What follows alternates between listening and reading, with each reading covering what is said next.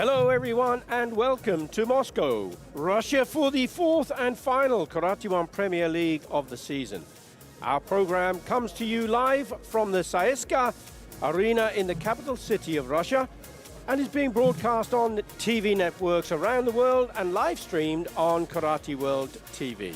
I'm Billy Brennan and I will be providing you with live commentary for all of the action, so stay tuned. And here is the lineup of bronze medal matches on the schedule, and we'll be starting with the female bronze medal match, and this will be a double header between two athletes from Japan, and this is hot on the heels of the last Karate1 Premier League in Cairo, Egypt, and of course that fantastic experience for the debut of the sport of karate in the Olympics.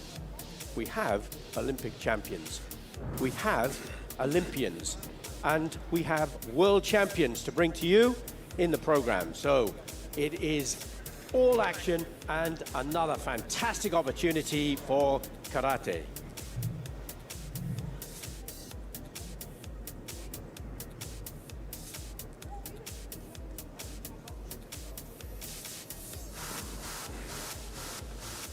Now, for those of you who are less familiar with the sport of karate, there are three key areas. One is the basics, that's the kicks and the punches and the strikes, and that is referred to as the kion. And in the discipline that we'll be seeing first on the tatami, which is the name of the area, the mat, that is the space used for the practice and competition of karate, we'll be watching kata, which is the second key element, and that is a pattern of movement. It's referred to as the embassy, the shape of the kata. And as we can see in the arena here, in the CSKA Arena, we have some members of the audience, some younger members of the audience, but we don't have a full house as we would normally have because of the dreadful coronavirus pandemic, and it's taking its toll around the world and no less so here in Russia. In kata, there are 102 choices for the athletes to perform. And I'll tell you more about that as we go through. Good morning, Moscow. Good morning, ladies and gentlemen. Welcome, everybody, to the CSKA Arena, and welcome to this new edition of the Karate1 Premier League by the World Karate Federation and the Russian Karate Federation. So let's go for it. This morning program begins with the bronze medal bouts. First category, as usual, female individual kata.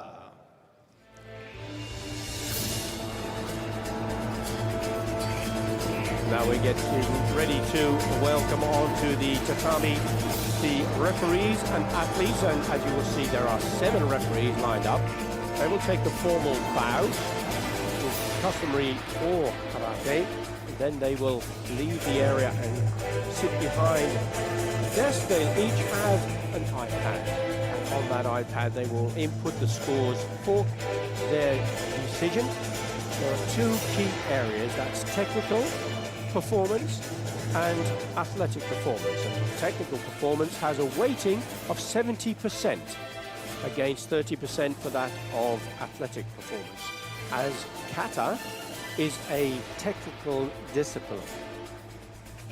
So here we go, introducing first Aka, wearing red, from Japan, Ono Maho. First onto the tatami, Ono Maho of Japan, 22 years of age, already performed Anan Tapuren Chatnyara Kushanku, her choice of kata in this bronze medal bout, Shibana no Kushanku.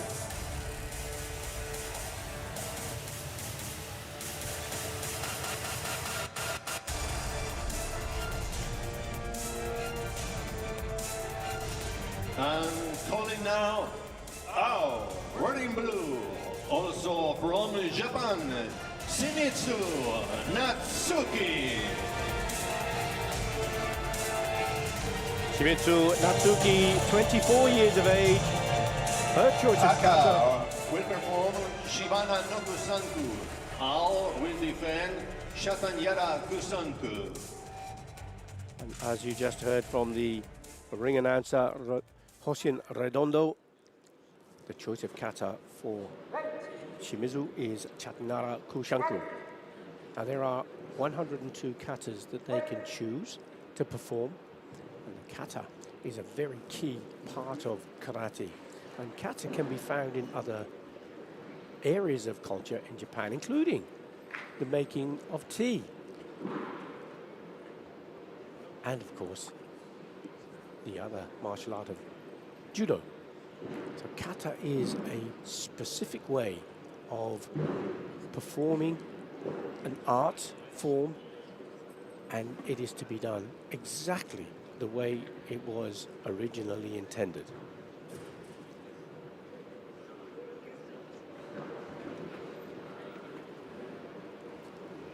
So as you can see on the graphic there, the name was Mahu Ono, but in some parts of the world, the introduction of the athletes would be with their family name first. That's why I refer to Ono Mahu.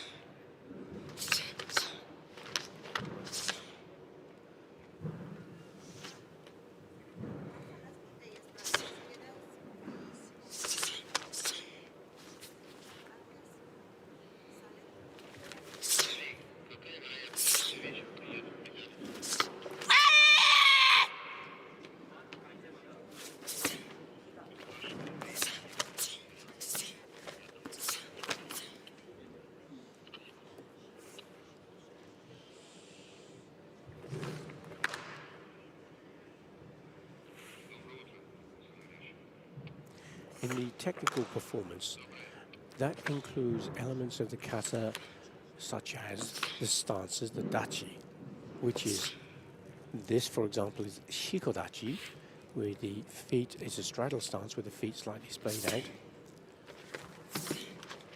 And there are kicks and strikes and blocks, all of which have a meaning in karate.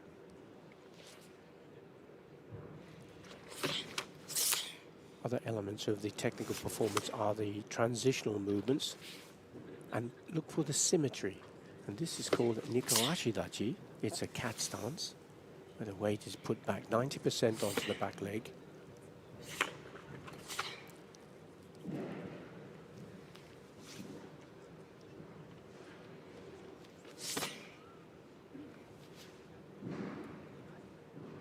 With kata, the athletes are allowed to make slight variation, but they couldn't make a significant change, for example, changing a kick to a punch. But slight hand positions may change. And that is the jumping front kick, the Mai Horigeri. And there we have a good example of the shikodachi, a straddle stance, as the athlete comes to the end, Ono completes her performance. And now it's just down to the judges to make their decisions and to input the scores.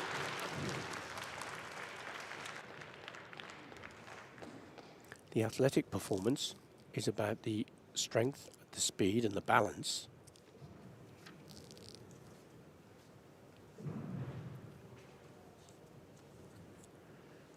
Now, Shimizu Natsuki, no relation to Shio Kamizu, who is the Olympic silver medalist and former double world champion.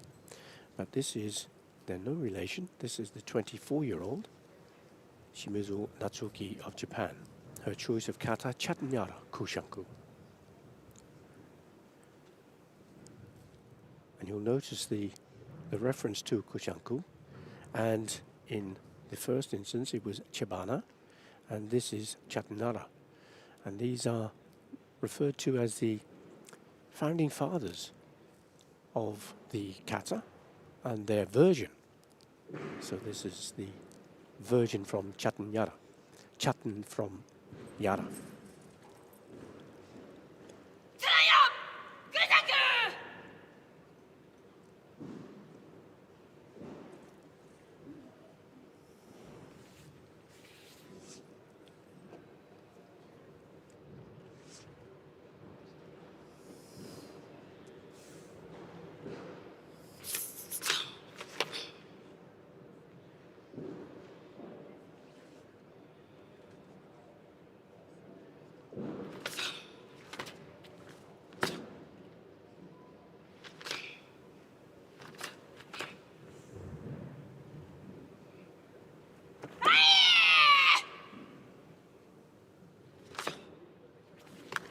The shout that you heard, the kiai.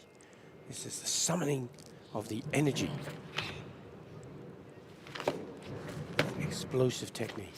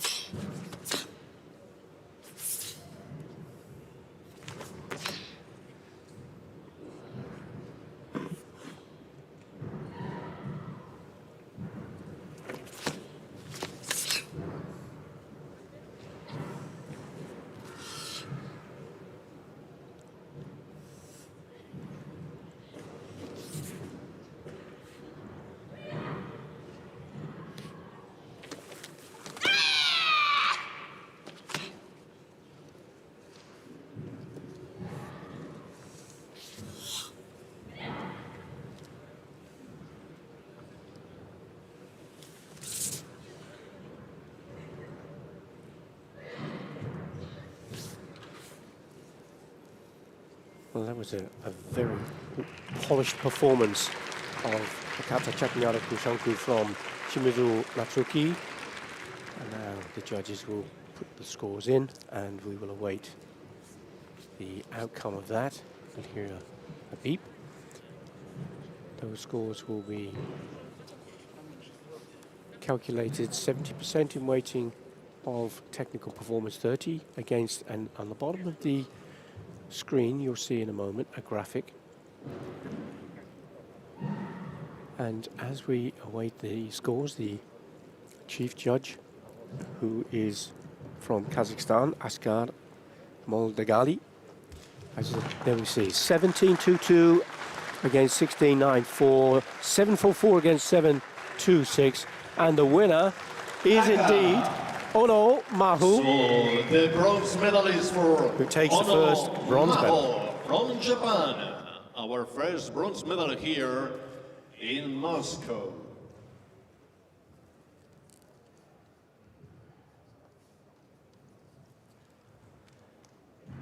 And once more the formal bow as the athletes leave the area, but it is a bronze medal that goes to Ono Mahu, 22-year-old.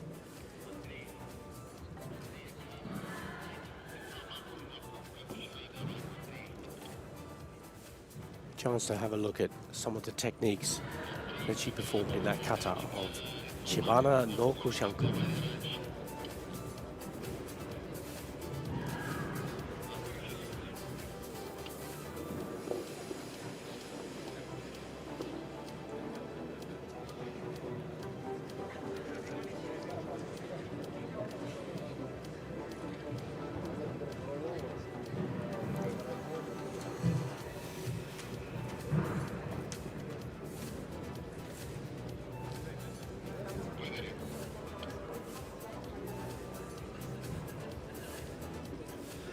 So we are ready for the next bout. This category, female individual kata, bout number 2. Introducing first, Aka, wearing red, coming from Italy, Adriana D'Onofrio.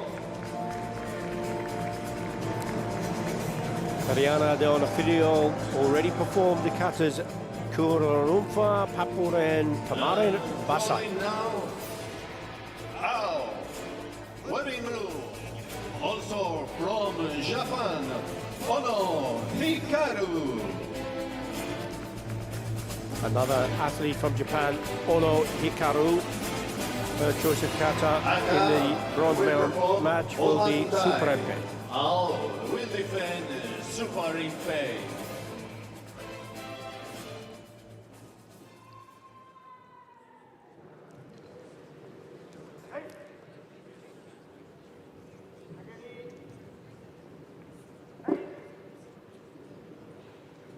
See the referee panel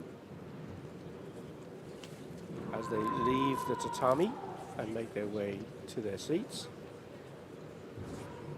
And it is Karate1 D'Onofrio who will gather her thoughts as she makes her way onto the mat.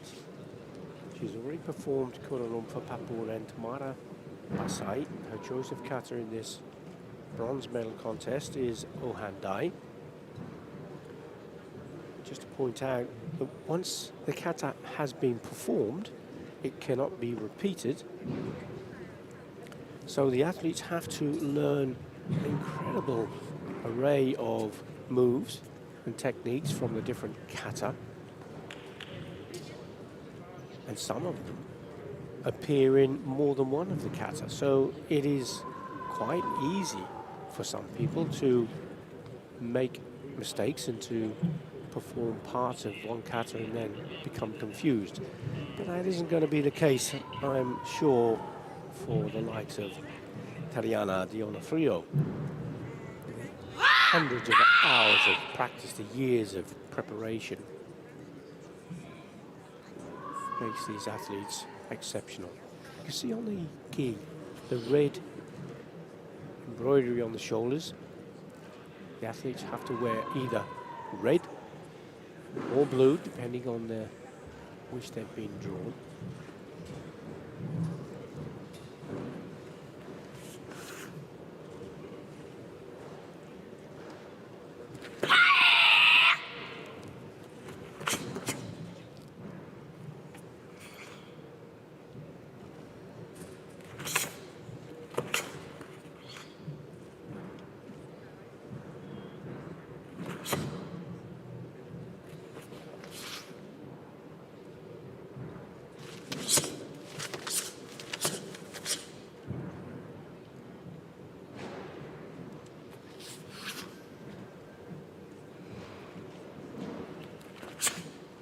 There are 4 major styles of karate: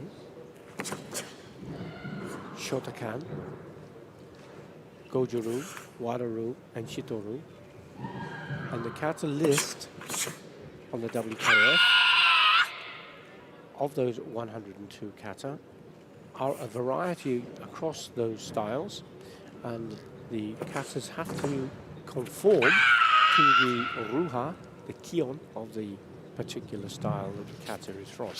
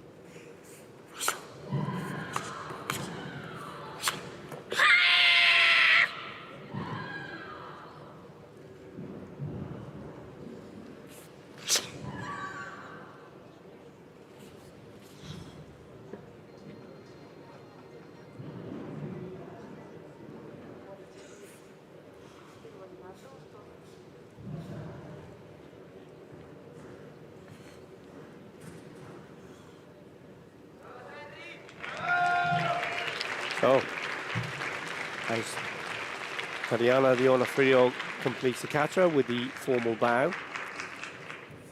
Those judges will be putting in the scores now. There are 7 judges, as I've said, and each have 2 scores to consider. That's 14 scores. The top 2 and the bottom 2 from each of the technical and athletic performance are taken away, and it's the balance of those results that form the overall score. And the judges are looking to make evaluation against the perfect kata. Now we have Ono Hikaru. She has already performed Kurarumfa, Anan, and Papuren. Her choice of kata in this bronze medal contest is Superempe.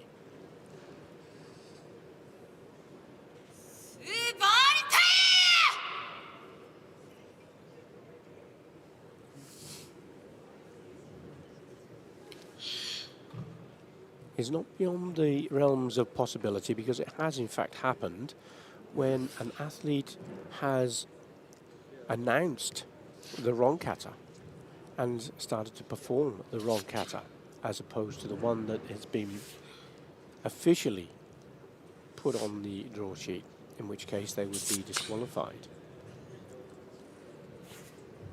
It is rare, of course, but it is possible.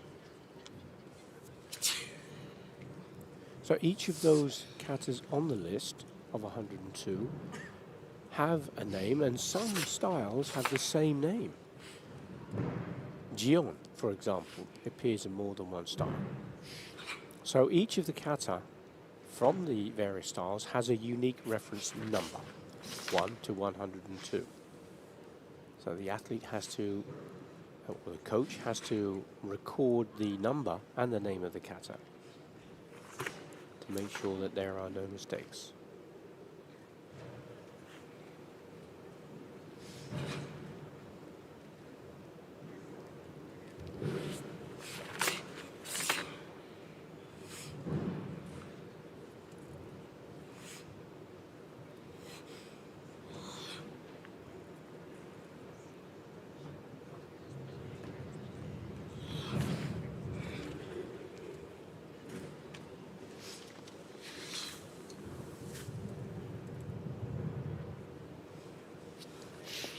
In addition to the emphasis, the shape of the kata, the symmetry between one side and the other, the shape of the stances, the length of the stances, the weight distribution, all of which is being considered by the referees and judges. You see the heel and the toes, that is the correct distance for shikodachi, but for sanchin-dachi. This is shikodachi.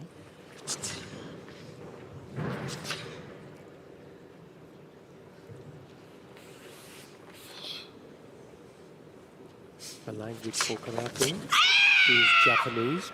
It's the international language of the sport. You don't have to be an expert in Japanese to appreciate the quality of what we see in the performance of kata. So try and look for any imbalance, loss of balance, differences in one side to the other of the stances. Whether the athlete is giving the illusion of power by slapping the sides of the gi. And that certainly is not the case here with this performance from Ono Hikaru.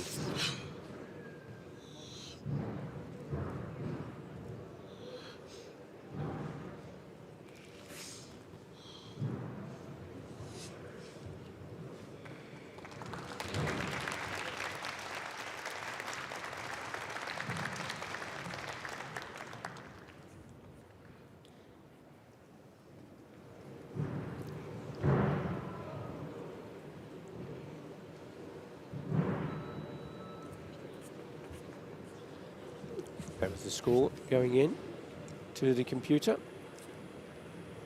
D'Onofrio joins Ono on the tatami, and the chief judge from Canada, Yaroslav Tarana, makes his way to the other side. There's his technical score for D'Onofrio, 17.78.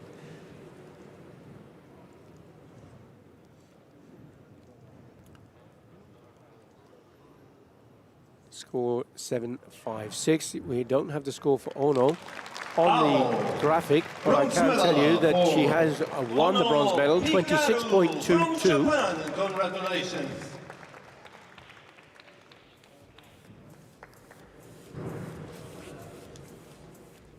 Quite a convincing win there for that performance of Superempe.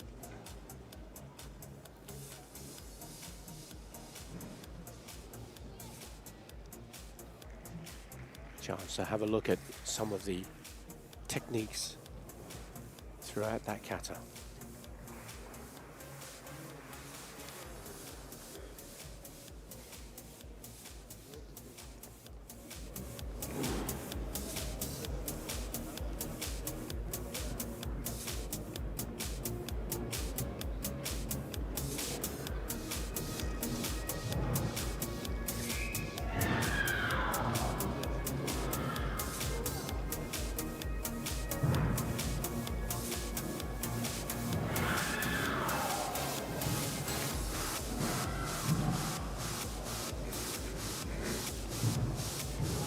So let's go with the boys.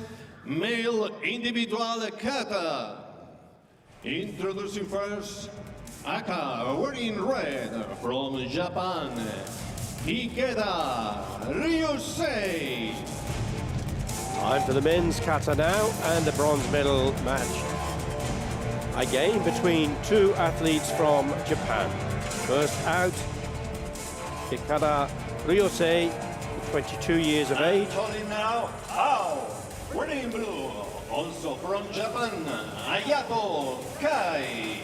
Ayato Kai, 24 years of age. Choices of kata for the Aka, Anan, contest. Go Yushiho Shodai. Yushiho Dai. Ikeda has chosen Anan.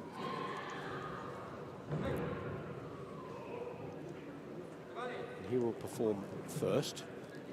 He's already chosen Anan Dai and Ohan Dai. As you can see there, two names, Ohan and Ohan Dai. There are similarities between the kata, but there are subtle differences. And it is important that the judges are aware of what is being looked for, and then they can make their judgments accordingly.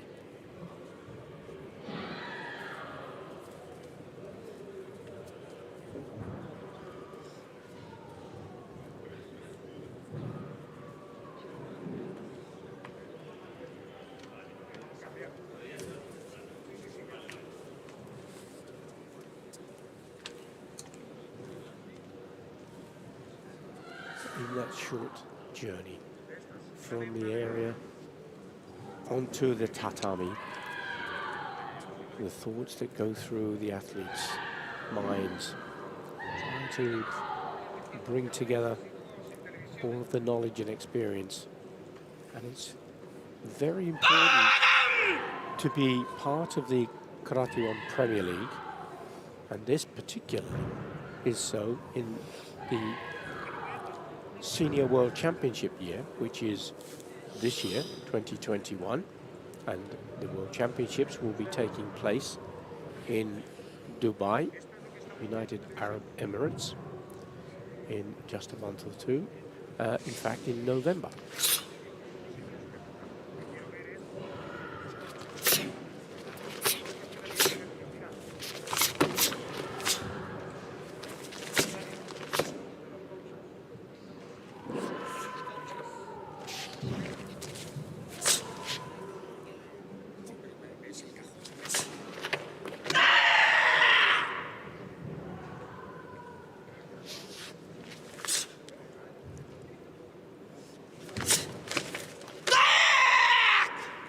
You can see the influence that Japan has on the world of kata in karate.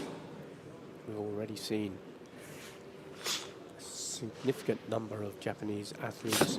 That shows the depth of strength in the National Federation for Japan. And the world champion in male kata is also from Japan. Kyuna Ryo, 3-time world champion and Olympic champion, the first ever Olympic champion in male kata. He's not performing here, but it does give opportunity for those other rising stars from Japan. And here is one right now, just 22 years of age. Ikeda Uesi completes the kata ara, and it was excellent.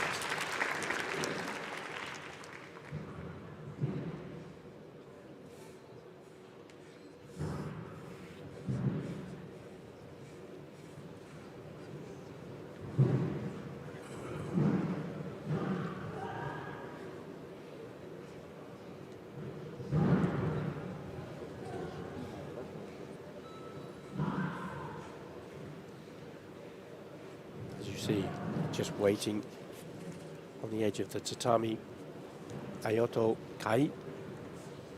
His choice of kata is from Shotokan, so different style. His choice is Goju Shiho Dai. He's already performed Soshin, Goju Shiho Sho, and Ansu.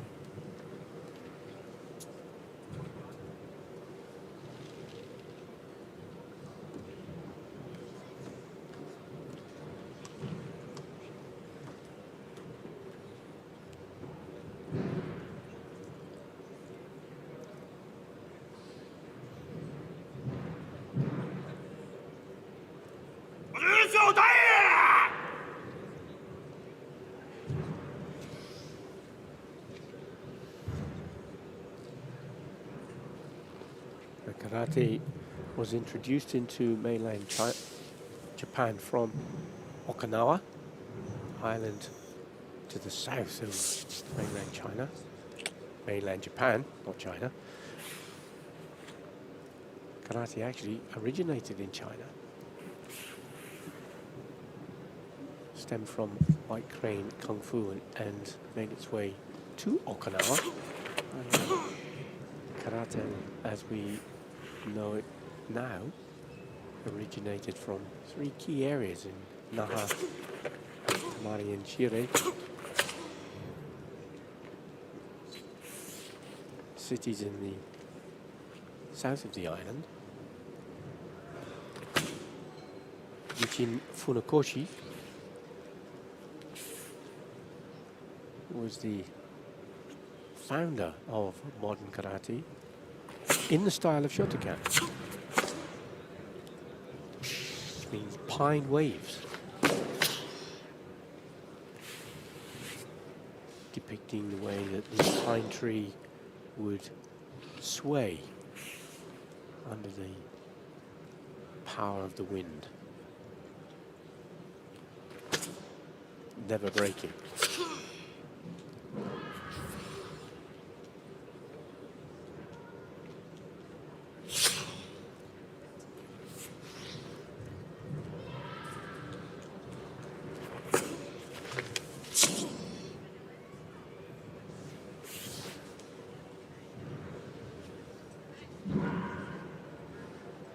Watch for the fast turns into the kibidachi. Kibidachi, again, that straddle stance, but the foot position is different from that of shikodachi.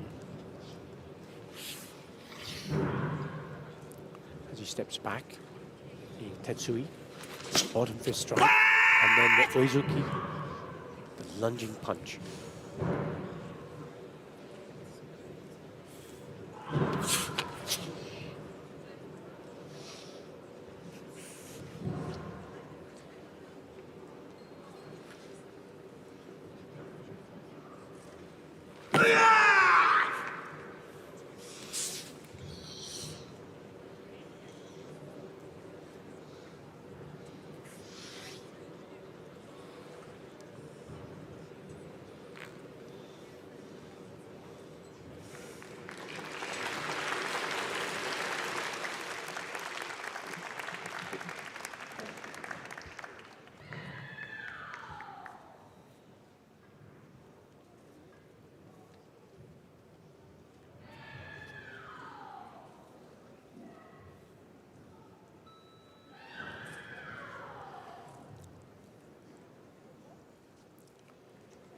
So now it's just down to the decision from the judges. Look at the scores in the graphic. 17-7-8 for Ikeda in technical performance.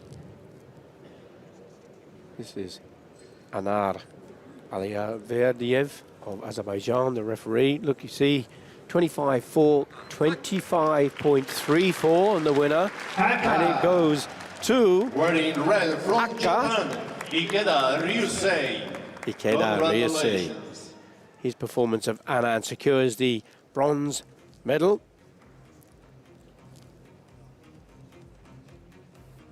25.34 against 25.4. That's how close, after all 7 judges have put in 2 scores each, and then the calculations are made. Just 3/10. And we are ready for the next bout at this difference. category. Male individual kata. Introducing first, Aka, wearing red from the United States of America, Ariel Torres, the Olympic bronze medalist. And calling now, wearing blue from Spain, the Olympic silver medalist, Damian Quintero. So what a treat we have in store here. 2 Olympians. Anan Ao Suparimpei. 2 Olympic medalists. The Olympic bronze medalist will go first. That is Ariel Torres Gutierrez from the United States. The 23-year-old will be performing the kata Anan. He is up against the fantastic Damien Quintero, 35 years of age. Quintero won the Olympic silver medal in Tokyo, the Tokyo 2020 Olympic Games. And that's a great moment for karate. And here is another great moment. This is the first contest between 2 Olympic medalists.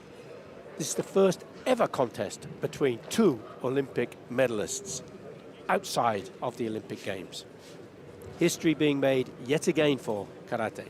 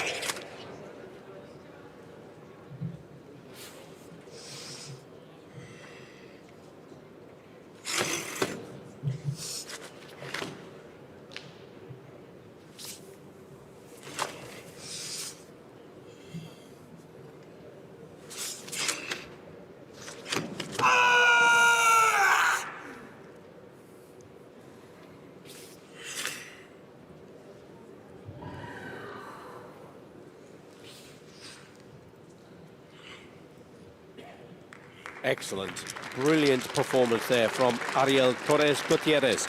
And sometimes it's not necessary to give any words because the actions of the athlete speaks volumes.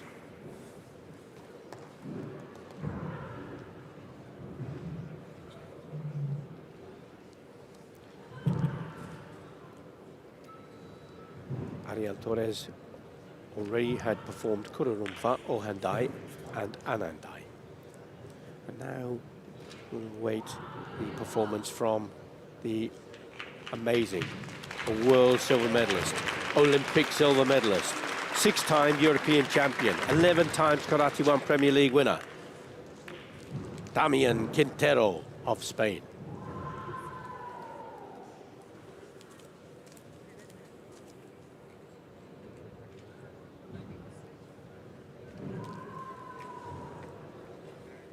Super Enpe, his choice of kata. Already performed Kururumfa for Ohandai and Anna.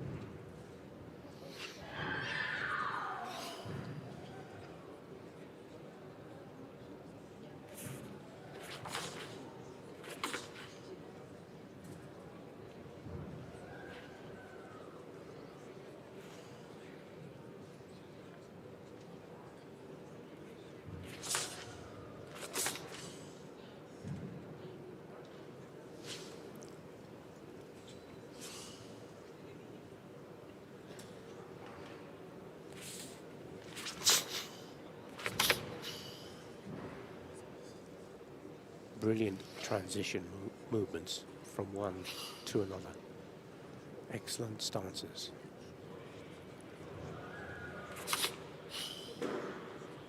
Perfect weight distribution.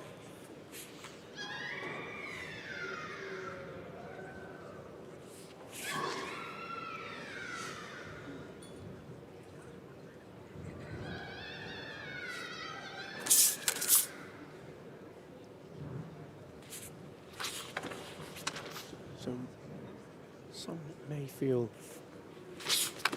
why is it that we have two Olympic champions here in the bronze and silver medalists going for a bronze medal in the Karate1 Premier League? Well, the answer is quite simple. You peak for the major events. The peak of their career was for the Olympics. You can't sustain that all of the time. And of course, there is the World Championships coming up in November.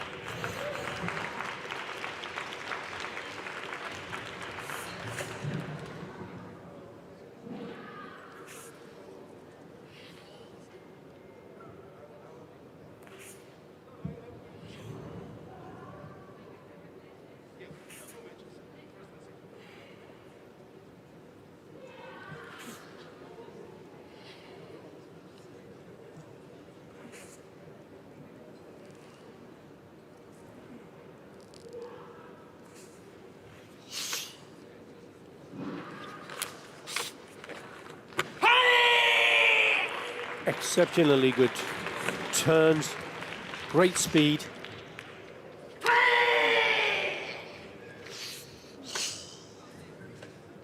Tremendous focus. Jakugan.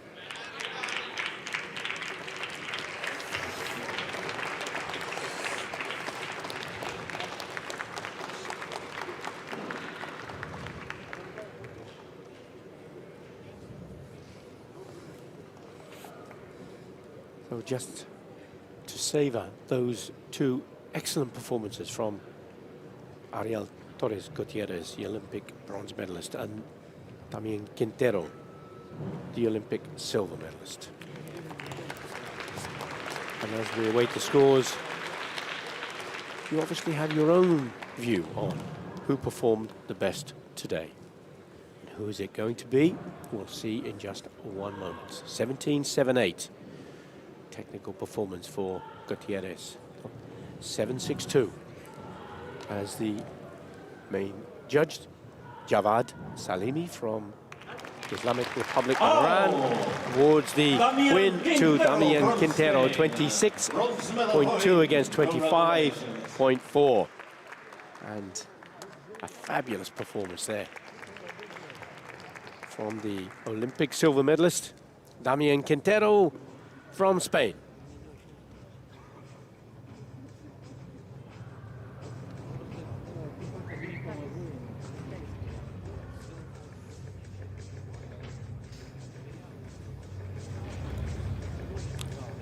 And now, ladies and gentlemen, we'll be having our tatami ready for some committee action in just a minute. And please, do remember that we'll be having our gold medal matches at 3 p.m. So as the mat is being changed now from kata to kumite, you can see the rectangles being produced here from the mats. They can simply be turned over. We do have the World Championships to be held in Dubai, middle November. Now it's just a chance to talk about kumite, which is that third element of karate, the kion, the kata, and the kumite. Kumite is where it all gets brought together. But here's a chance to have a look at some of the action so far in the program.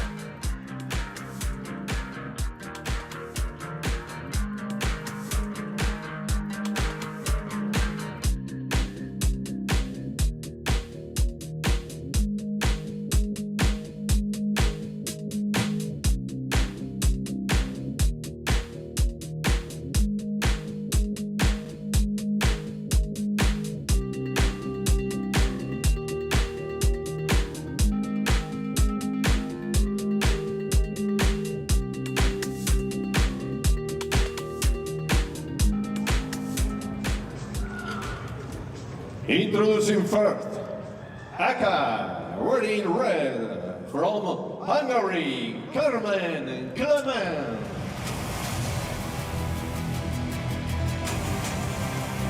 So as we now await the introductions, Carmen Clement of Hungary. Wearing blue from Croatia, Jelena Pehar. Angelina Pehar from Croatia make their way to the tatami. It gives me a chance to introduce to you a fantastic ambassador for the sport of karate and another Olympian. The first time I've had a chance to work with an Olympian in commentary for karate. And it is the twice world champion and member of the Athletes Commission from Brazil, Douglas Bruce. Welcome, Douglas. Thank you, Billy. It's very nice to be here again and watch this amazing sport that I love so much. Well, amazing sport it is indeed. And Douglas, we have to, I know we have the match going on and we need to concentrate on that, of course, but I want to get an indication from you about that wonderful experience of the Olympics in Tokyo 2020. So in a few moments when we get a chance, if we have a break, we will talk about that. I don't want to take anything away from these two athletes who are on the tatami, who would love to become an Olympian at some point in the future. We have in the red colors from Hungary, Carmen Clement, 22 years of age. She is up against Jelena Pehar of Croatia, just 21 years of age. Two young athletes. Yes, two young athletes, and they are perform very well in this competition. And it just shows that the conveyor belt of talent is rolling along with the World Karate Federation. Yes, and there are a very good generation coming on, and this is very important for our sports. This is very nice. They are coming very motivated, and this is also very good.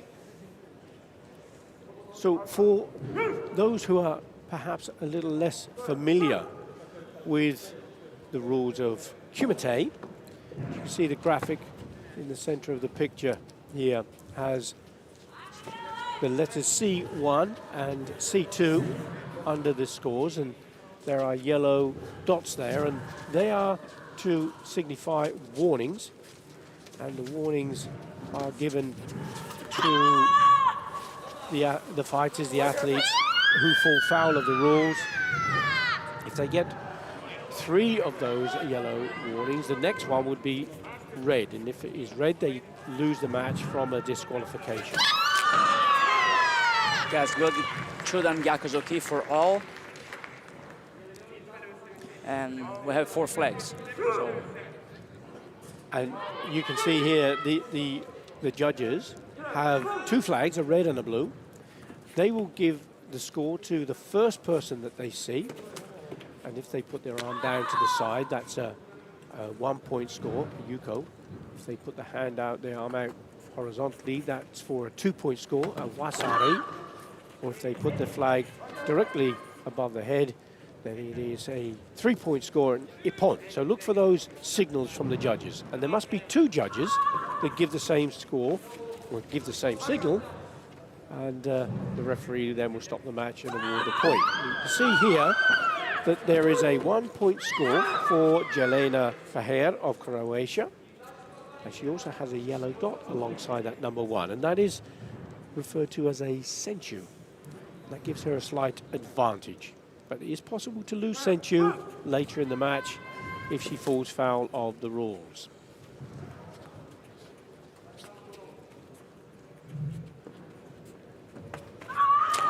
Very good, that shibarai. Yes, the shibarai in Gyakuzuki Jordan was perfect. Perfect timing, especially for the ashibarai. And the ashibarai, an explanation of the ashibarai, the foot sweep. That's it. And the objective is to unbalance. Unbalance or maybe throw your opponent. So I remember when they, I think it was in 2001, when they changed rules,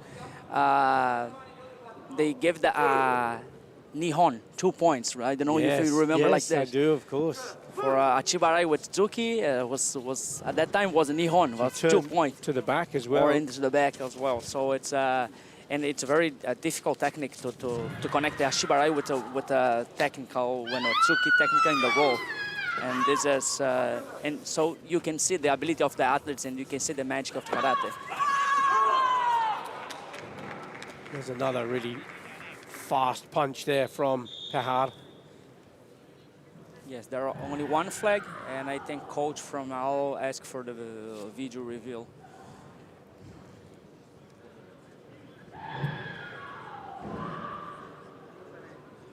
And a video review request here.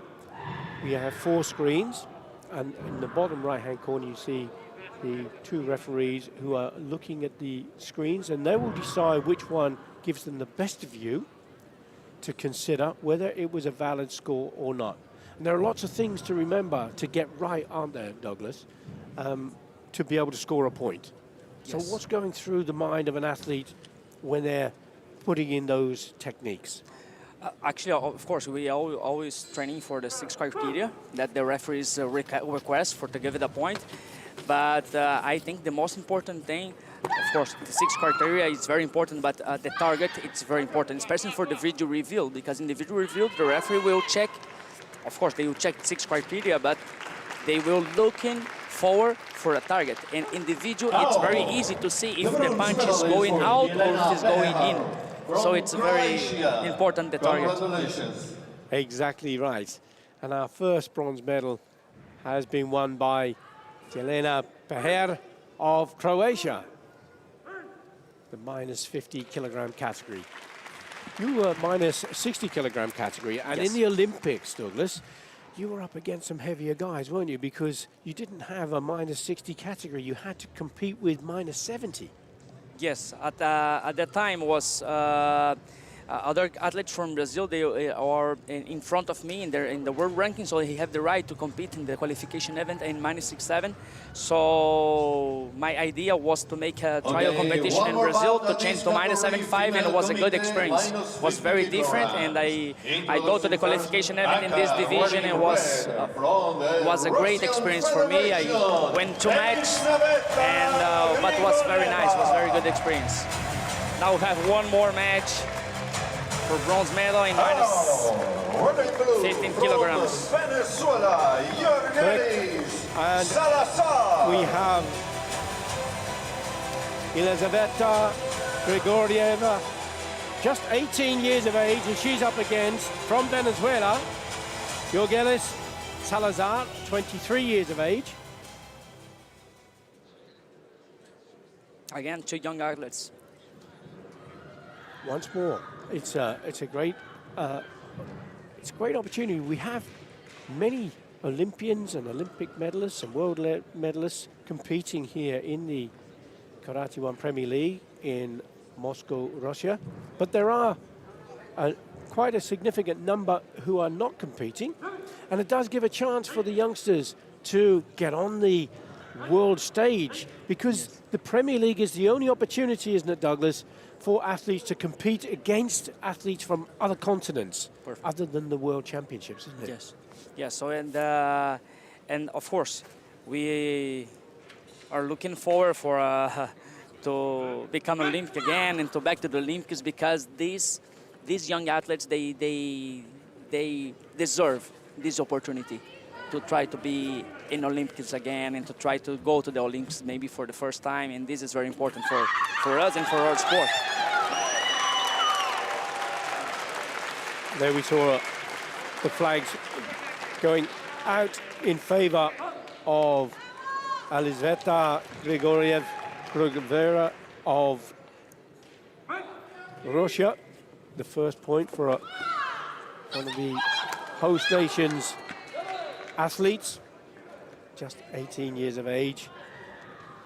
She's already on the scoreboard. She has the 1 point. Century lead is now 1 point each.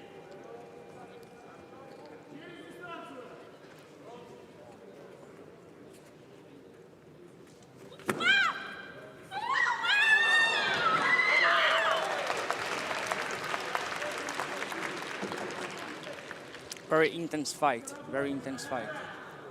Athletes are changing techniques all the time. So how important would you say, Douglas, having a game plan, a strategy against your opponent? Yes, I think that this is something that, of course, now we know athletes. It's too easy to know athletes because we have now YouTube and other ways to study athletes, and to have a good strategy before competing is very important, especially if you can have a different strategies for each athlete. So this can be an advantage for you. So if you have this strategy, and if you can do this in advance, for sure this can help you to win a match. Exactly. In the Olympics, for you were having to compete with people that you wouldn't normally compete with at different weights. How did you manage to prepare under those conditions? But especially for the qualification event, when I compete to try to get the spot, was I trying to watch all athletes in these divisions, and I try to check special techniques and the ways that they like to do these techniques. So I try to use this and take advantage of this to try to beat in the match. Yes. We see the score here now, 2 points to 1 in favor of Grigorieva from Russia. She's now extended that by a further Yuko. As you see the clock ticking down, 1 minute 20 seconds still remaining of the 3-minute bout. And every time the referee calls Yame, the bout stops. The referee Alessio Giraldi of Italy.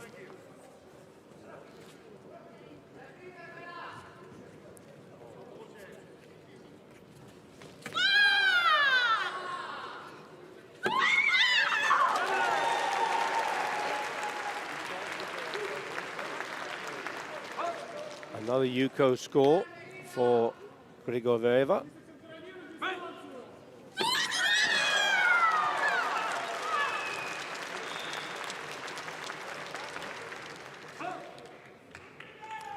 see the signal from the referee, that rectangle in the air shows that there's a video review request from the coach of Salazar. Believes that each fighter scored at the same time. Now, there were 3 judges that went with the score for Grigoreva, and one of the judges went for Salazar. And the judge's job is to give the first score that they see. So it's great, isn't it, Douglas, that the coach has that chance to use the card to level a score, isn't it? Yes, I think when they start with these rules, it's very important for our sport, because sometimes it's too fast. Sometimes referees is not a good view, so they cannot score this. And when you have this way, and that you can use the video, it's very important also for the athletes, because it's fair, because sometimes was a good point. Absolutely. And sometimes referees cannot see this, and I think this is very important for our sport to be fair. And here is a great example of Yes. that. Perfect timing. As we see a successful call from the coach of Jorgeles Salazar of Venezuela, who now just trails by those 2 points. There is still the Senchu held by Grigoreva. 5 points to 3 she leads. There's an attempted kick there from Salazar. So when you're trailing, if you will find yourself in a trailing position here, you have 2 points to go, how do you put pressure on your athlete?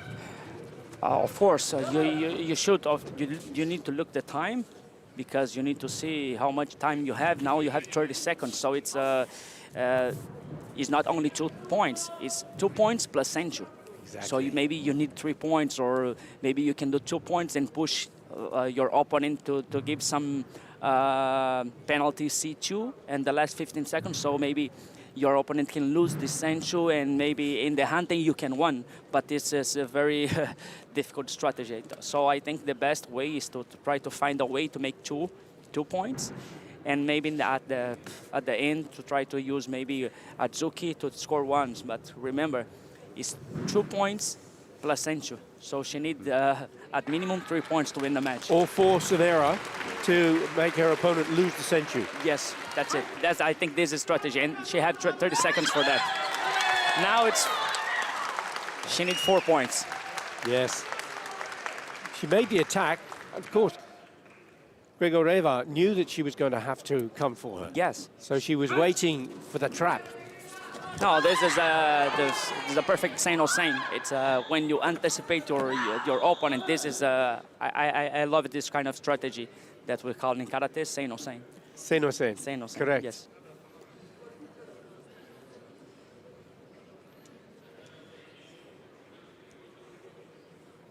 Now a video review request again from the coach of Jorgeles Salazar. Is the coach going to be successful again? Now the review team. You see the punches. Touch in the face, but after go out. But it passed, didn't Yes. it? It passed. So you can see that blue pad go through there. Yeah. Now it's not our job to say yes or no, but it is the job of those 2 people in the right-hand corner, and it is a big no, not a score. And it was for the reason that you said there, Douglas. The punch went in, but it passed, didn't it? Yes, that's it. And to see this in the video reveal, it's very easy. It's very easy to see this. Maybe in the normal match, maybe referees can score this point because it's too fast. But when you check this in the video reveal, you can see this. You see in slow motion, so you can see the details, and you can see the punch touch, but after pass, after hikate. So it's and the hikate is the pullback. Well, there we have a good kick from the Russian girl at the end of the match, and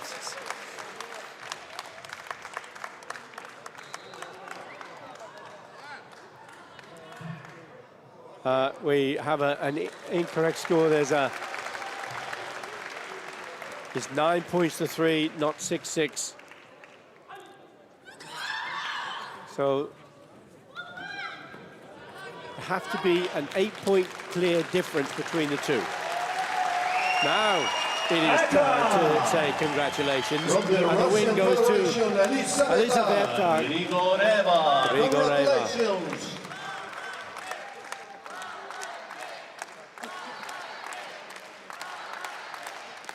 Well, that was a convincing win, wasn't it? What a super talent she is, just 18 years of age. Yes, very good. And you see there, she have a very good timing for punch and also for kicks. So it is sometimes not too easy to have this timing with this age. Sometimes you need much more years training or experience to have this very good timing. And you can see she have very good timing.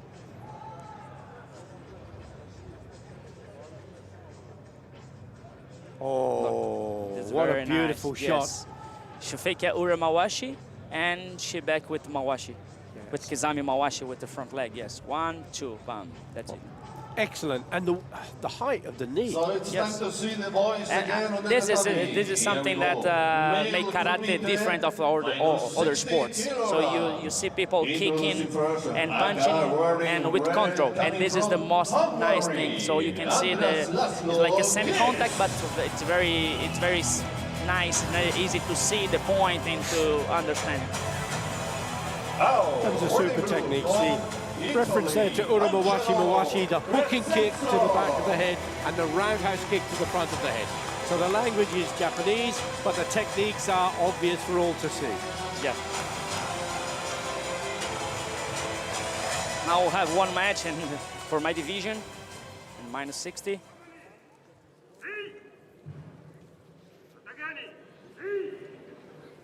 And we have a great match to come here as well, because we have a 22-year-old from Hungary, in Andreas Kiss.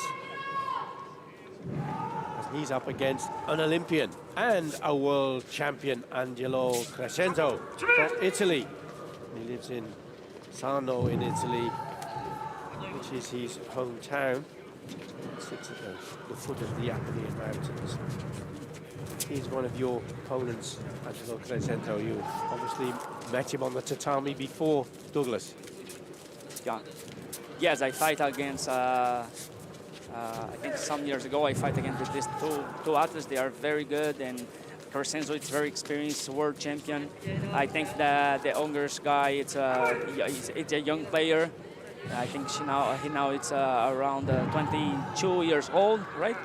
Yes. And so I think maybe it's the first medal match that he do in the Premier League. I think so. So it's one more time. You see the young generation coming out. Yes, he hasn't won as a Karate1 Premier League fighter before, but he has had a bronze medal in the under-21 European Championships. Yes, you see the good combination, Kizami Mawashi Chudan and Yakuzuki Jodan, very good combination. And that Kazami is that front hand punch, the jab that you might see in perhaps in boxing or something of that different sport. Yes, Angelo used this with the leg, so he push with this Kizami Mawashi with the kick Chudan. He pushed his opponent to going down with his guard, and after this he punched in the face. So it's a very good, like a fake. So he faking down and going up. So this is very good strategy.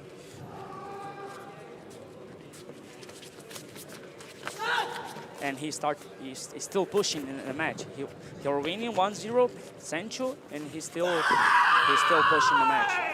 He wants to keep in control, doesn't he? He wants to maintain that pressure on his opponent here in Andreas Kiss. Yes, and this feeling, you know, during the match you can see how your opponent react when they are losing or they are winning, and you try to use this to still pushing, or maybe you can go in back just a little bit. This is strategy, and this is the. And at last, Andreas Kiss manages to escape that corner as he was being put under pressure from Crescenzo.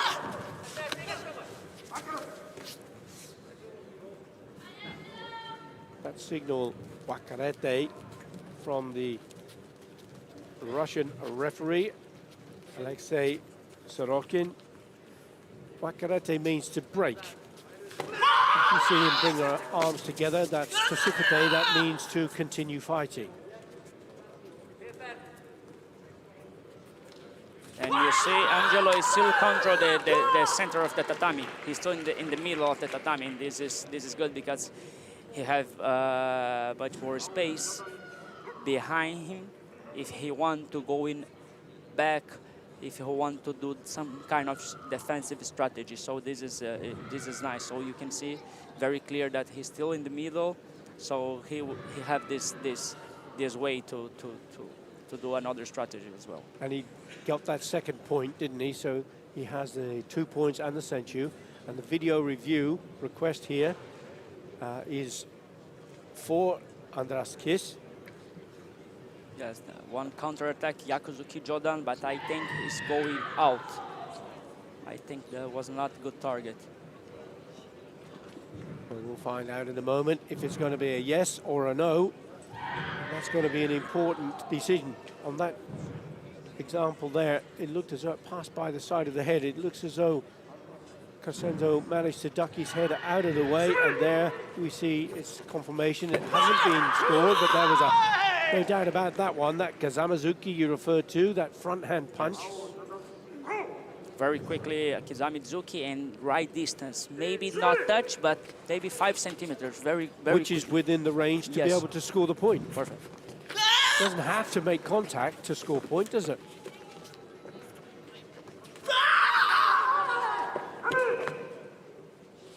Into the last 10 seconds we go, and it is a clear lead from the current world champion and the Olympian, Angelo Crescenzo.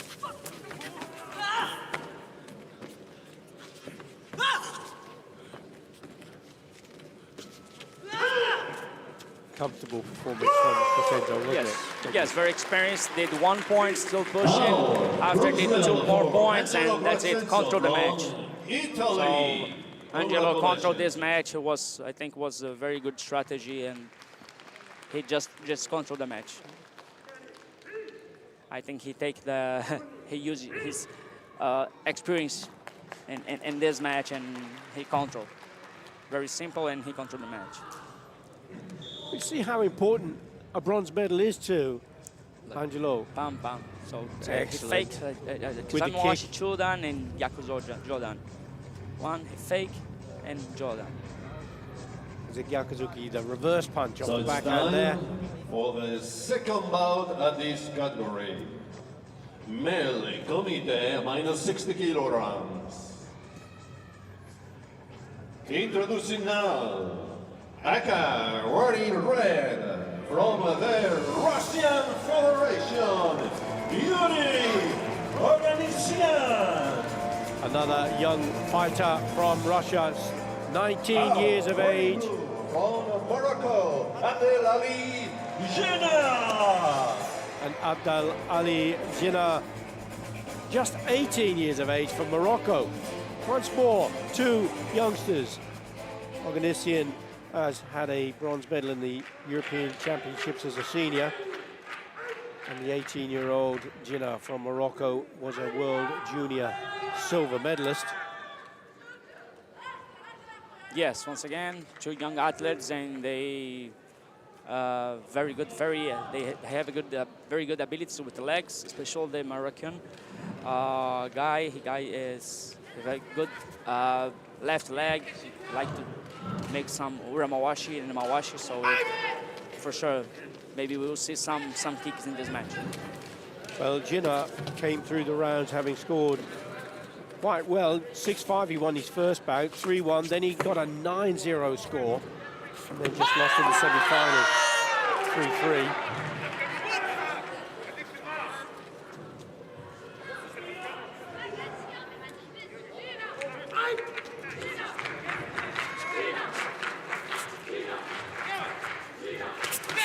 Referee for the bout, Ahmad Salah of Kuwait.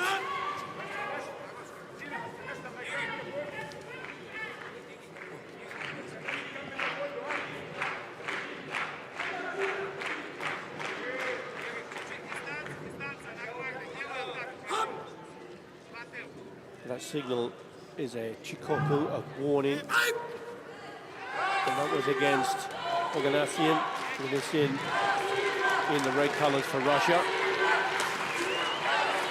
No scores yet. Just coming into the last 2 minutes, 15 seconds. Oganessian trying to put his opponent under pressure in the corner.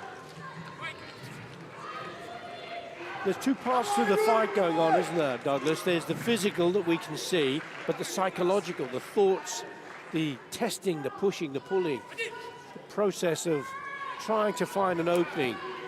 Yes, and when we do this, almost one Wiramawashi. So when you start to push athletes and put the athlete in the corner, for sure, it's not only the pressure, physical pressure. It's a pressure in your mind, because the rhythm of the match is still going up. So your mind starts to thinking 1,000 things at the same time. So this is something very complicated. Again, combination. Yes. There was that Chudan roundhouse kick, the Chudan Mawashi, and that punch at the same time. Good combination. Yes. Gets him the point.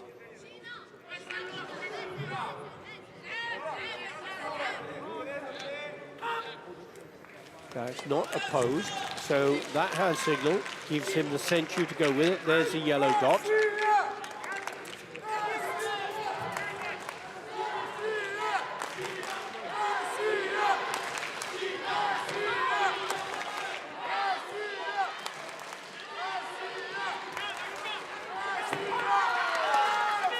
See there, Gina trying to come back.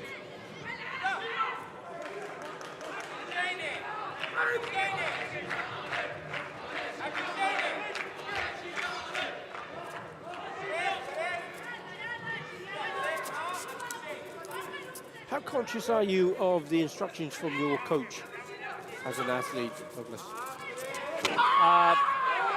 Many times it's about timing, many times it's about distance. So many times coaching, they just ask me to become, to check all this time, these specific things, timing, distance, and of course, when you go training, you're training as hard as you can, but when you go to the competition, sometimes you miss something, and coach should to be there to remember and to give some advice, and this is it's very important, because maybe this can change the match. And now with the video review, it's very important. So can I just ask your opinion on this, because we see the video review and it's been rejected. Sometimes to travel the other side of the world, as some people have come from the south of America to Russia, they can't always bring a coach with them. Yes. Is there a disadvantage then? Because the coach's job is to call for the video review and the athlete can't do that. Yes. Do you think it should be that the athlete should be able to call for the review as well? Maybe can be a good idea, but I understand that it is very hard to manage this, how athletes can ask for a video review during the match. Maybe this can be looking as because you cannot speak during the match. So Correct. maybe this can be, the referees can see this like a disrespect. And so I think it's hard to manage this, but you are right. When you travel the world, for example, for us from South America to go to Russia, we travel more than 36 hours. And sometimes we go alone, we come alone, there are no coach, there are nothing, so you need to find a way to fight and don't need the card or something, but maybe it can be a good advice, and maybe I can bring to my commission to try to improve this. Yes, well, why not? I mean, I only ask that because I've seen it happen, where athletes, had they had a coach, there would have been a call, and potentially they would have got a point, but they didn't, and they lost the bout. Yes. And that seems perhaps a little unfair. Yes. Now if you come to the competition, especially in the K1 that have the video review, and if you don't have a coach, maybe it's not a good thing. You should to have a coach to ask for this, because you can decide a match if you won or if you lose with a card. Exactly. We saw many times. We saw this happen in the World Championships. We saw this happen in the Olympics, that the card is very important now. Exactly, it is. And in some sport, like, for example, tennis, Yes. the player can call for a line judge Yes. to review. Yes. Perhaps there's a way. Maybe we can think in something like that because, yes, to be fair with the athletes. Yes. So we have a lead here, 2 points to 0, and this is in favor of Yurik Oganessian of Russia, the 19-year-old wearing the red colors. He's now losing the Senchu. It doesn't matter though, he wins the match and he takes the bronze medal.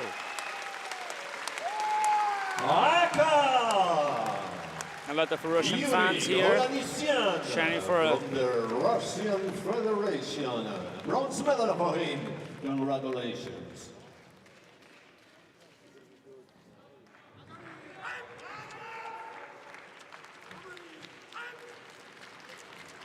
Another obviously popular win for the host nation, Russia.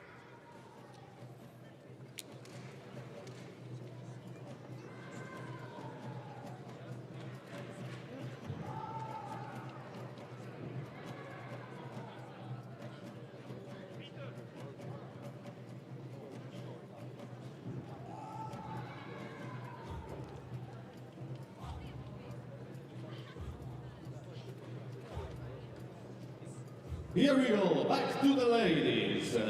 Female committee minus 55 kilograms. This is our new category on the tatami. Coming now, Aka wearing red from Brazil, Valeria Komitskaki.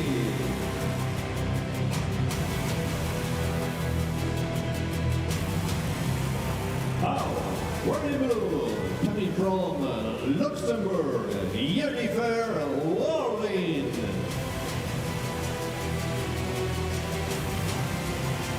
So we have an opportunity here once more. One of your athletes from Brazil, yes. Valeria Kumizaki. You obviously know Valeria very well. For sure. And so what can we be expected to see from She's a very experienced athlete. I think if she can score first, I think she can win this match because she's very experienced, and I think she fight with this girl, Jennifer from Luxembourg. I think sometimes, and for sure it will be a very interesting match. Well, Kumizaki has won on 7 occasions. She's been 7 times Karate1 Premier League winner, so she's very, very experienced. She's also been a world silver medalist on 2 occasions, and she's up against Jennifer Warling of Luxembourg. She too has won at world level a world bronze medal as a junior. She has had a win in the Karate1 Premier League. So it could be a close match. Yeah, sure. Trying to find the right distance, but Jennifer all time she's moving backwards, so she couldn't find the right distance to attack. You see Valeria are trying to make 2-3 techniques, and she cannot find the distance. The referee for the bout, Dmitry Asantsev of Russia.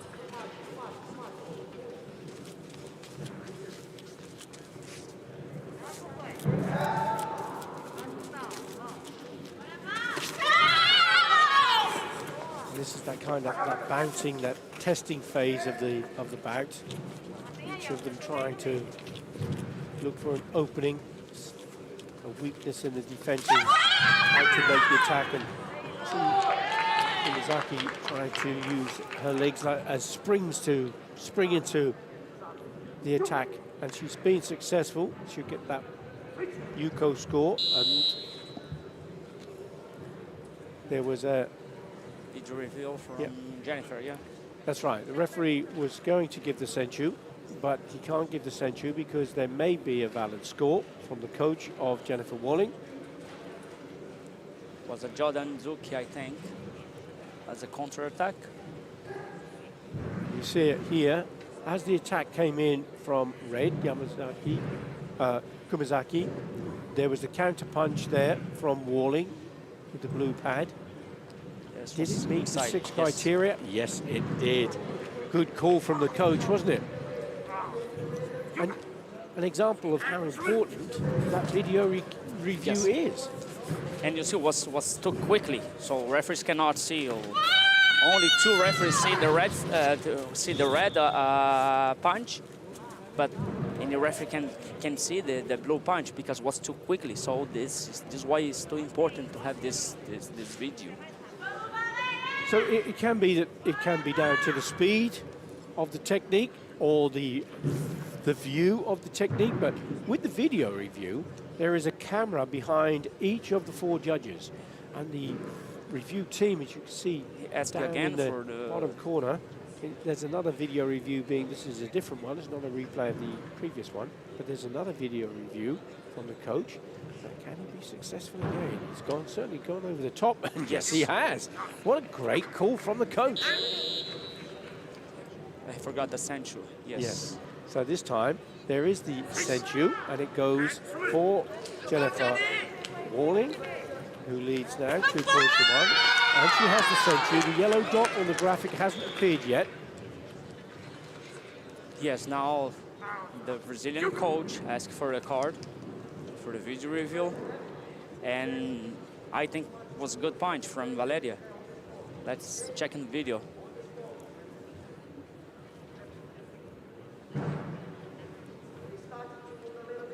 And there's the punch going in. The one that scored from blue, Warning. There's the punch from Warning, and the one over the top from Kumazaki is the one that's being considered by Jawad Salimi. The second one looking inside, looking the target, but we need to see what the referees. And again, yes. a great call from the coach. And here we have some really good examples of the technology that karate now enjoys. So we have a 3-2 score. There is a sensu advantage for Jennifer Walling, although the yellow dot is not on your graphic. It is indeed in play. So Kumazaki needs to score 4 points or to force an error in this last 15 seconds of in the last 15 seconds of the bout to force that.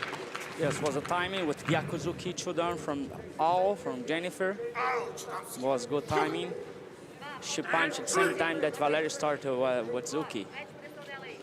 So Ao is the reference to blue in Japanese, and red is Aka, so they're the 2 technical names for the colors.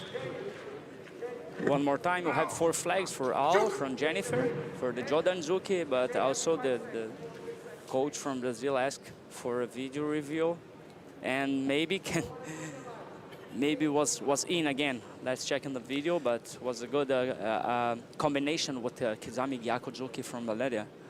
Now here's an opportunity to just think about the 4 judges all saw blue. They all went for blue. Their job is to give the score that they see first. They may actually have seen both, but they only can score the one they see first. Yes.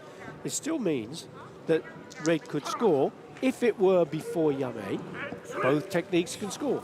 But in this occasion, it hasn't been accepted. And now the coach for Valeria Kumazaki has lost the card. No more challenges, no more opportunities for a video review call.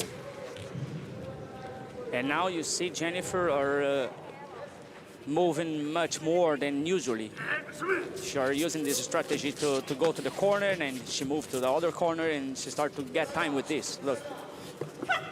Now I've seen a certain Douglas Bruce in the corner like that, and instead of stepping off the tatami, he delivered the most amazing Tobi Yoshiro Uramawashi, or the jumping, spinning reverse kick. And it was sensational, wasn't it? And you were the man who did that. It's out there on YouTube if anybody wants to watch it. It is spectacular. Yeah, many people ask me about this kick, and I trained this kick a lot, and that opportunity was I couldn't apply this in a very good time, and it was inside, and it was a nice kick. It was a very nice kick. It was an exceptionally nice kick, wasn't it?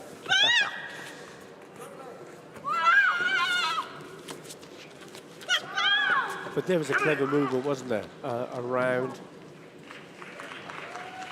And it was, in fact, the attack from Kumazaki that forced her to go off the tatami instead. You see Jennifer using a very, for sure, Jennifer and she's called, I study a lot Valeria, and they use that very right strategy because she's a very good athlete and she's very experienced, and for sure, they study and they use a right strategy. So when you refer to strategy, depending on whether you're winning or whether you're losing, how you then decide to move that around that whole area, the tatami, that's an 8-meter square, isn't it? And I guess as part of your training, you put yourselves in those scenarios? Yes, all the time, we try to change the scenarios, to try to repeat the same that maybe will happen here in the competition, and especially the moments and the way to attack. I think this is something very important, the timing. And we know timing is one of the criteria to score. So it's not only about timing, it's the timing and distance. There are two criteria that are very connected. So this is something that athletes should be training every day. Timing, distance, is something very important. When you say everyday training, how many hours?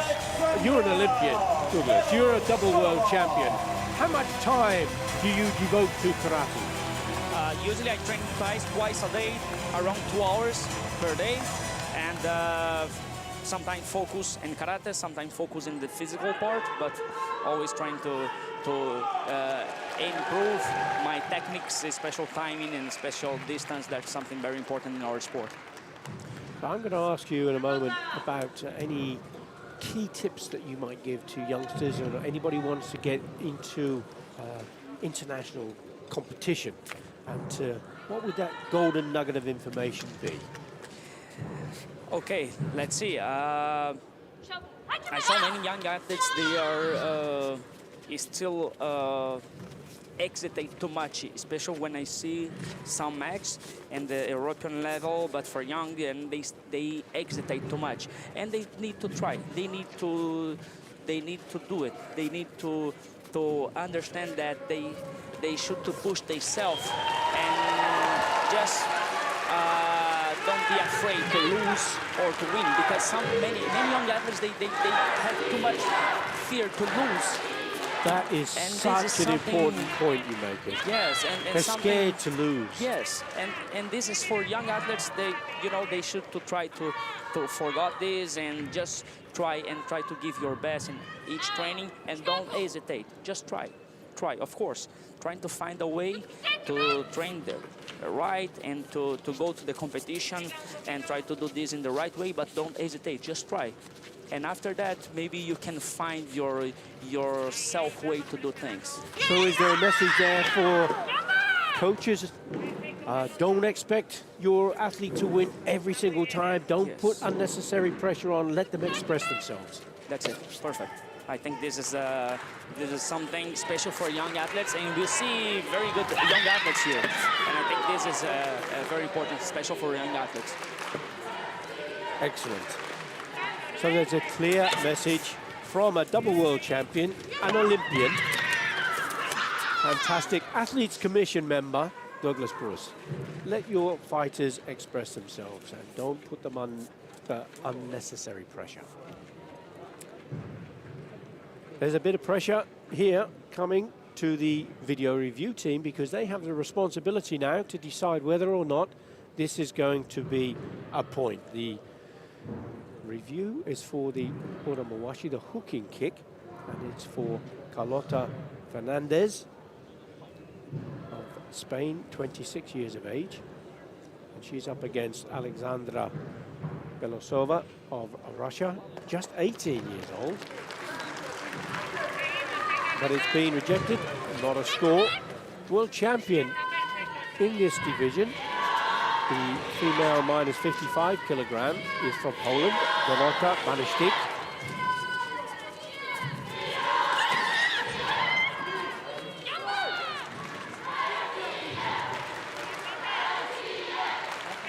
you see when the athletes, they know each other, they anticipate some movement. So you see the Russian girl up in his arm before the Spanish girl started with Ramawashi. So for sure she know that she liked this kind of technique. So she anticipates the block. So this is something very funny in our sport, because you see that they study each other. Yes, you saw there the attack from Fernandez. He went in low with that reverse punch to the body, and the punch over the top there from Lorseva was the successful one. But of course, Fernandez, her coach, has now lost the card because she had that earlier challenge from the earlier video review. And now it is a video review request from the coach of Alexandra Belosova.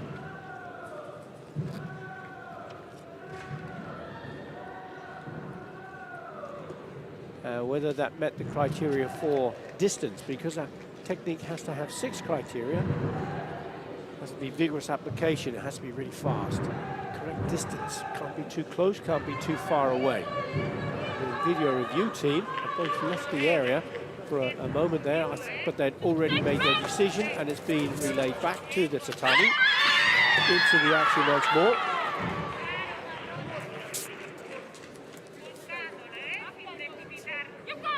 That was good timing for Yakuzuki, reverse punch, Trudan, the body from the Spanish girl.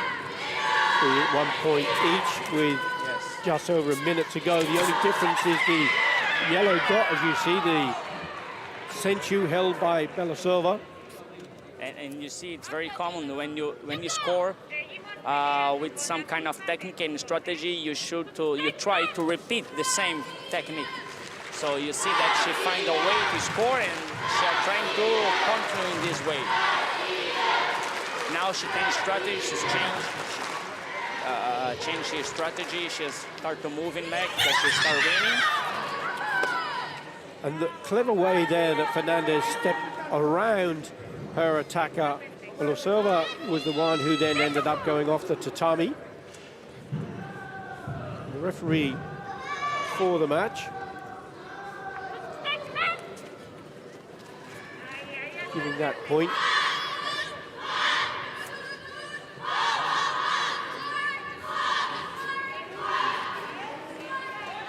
The referee for the match is Tamara Salua from Georgia.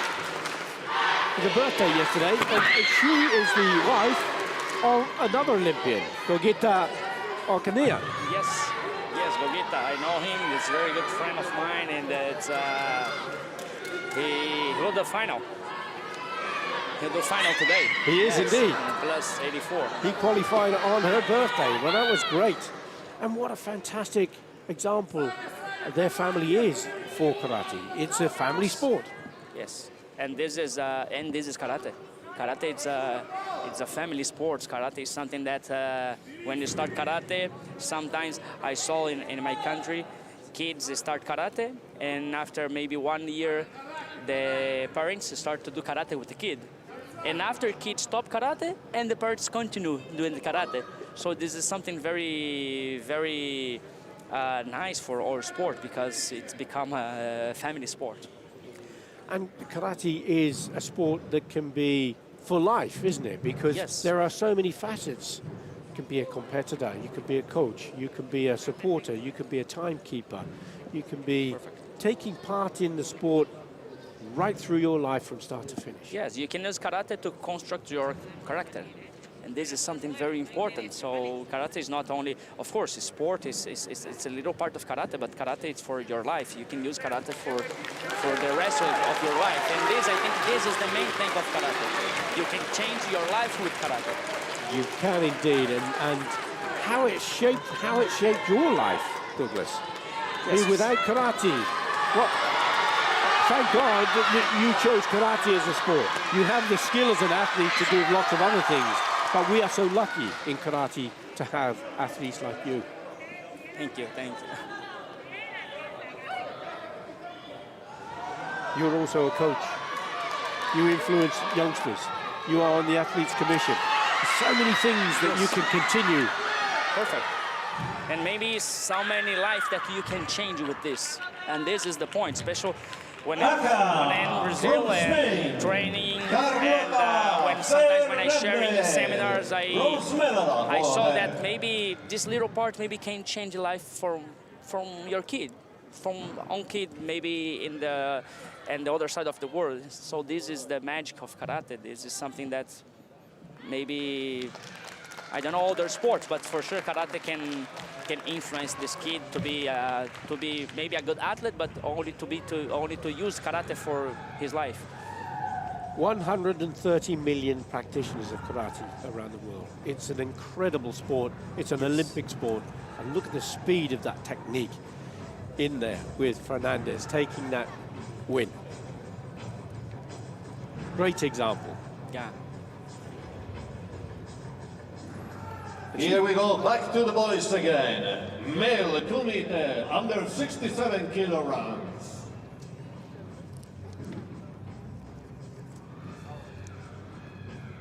Male minus 67 kilogram category. Introducing first, Aka, wearing red from the Russian Federation, Danila Mikhailichenko. Danila Mikhailichenko, 28 years of age.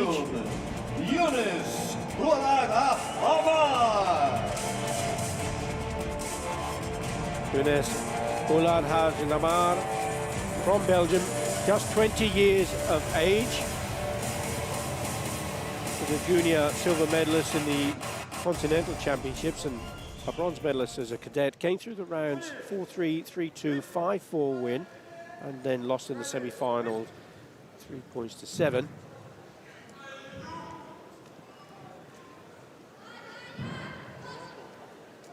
Kalichenko, his way into this bronze medal match was a 3-0. Lost in the second round, but then came back in the repechage, 3-1, and then a 0-0 Hante decision. The referee for the bout is Vugar Karamov of Azerbaijan.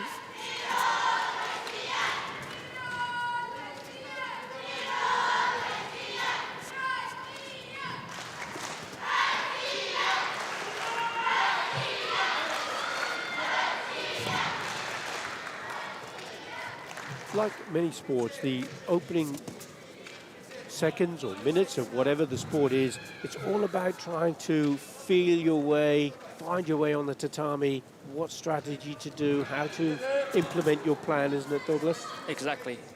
This first seconds, 15, 20 seconds, you use to check your opponent, to test your opponent. You make some fakes. As you can see, they touch with the shibarai, with the front leg. They touch 2 or 3 times just to check what kind of reaction your opponent has when you do this kind of fake. So maybe with this information, you can choose your best technique. You can choose the best strategy to use. Now we saw here both of the athletes have received a warning, first category. Now they did go off for quite some time without the action, and the referee's job is to try to get them to engage, isn't he? And sometimes that can take too long, and then can lead to a penalty. And you saw it was a good kick from Russian guy in the clinch. And it was after one combination of Zukis, they are stay chest, and they just going out too quickly and kick. So we see Mikhailichenko of Russia in the red colors with that 3-point score for the Ippon for that kick. He also has the Senchu advantage, that yellow dot alongside the score. And this is a good beginner. He's a good beginner. 3 points and Senchu. Very strong, isn't it? Very good beginner. Entering the halfway stage of the bout.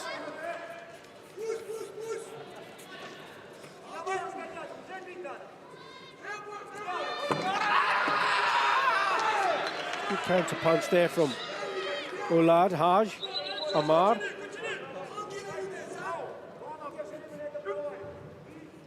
Gets one of those points back.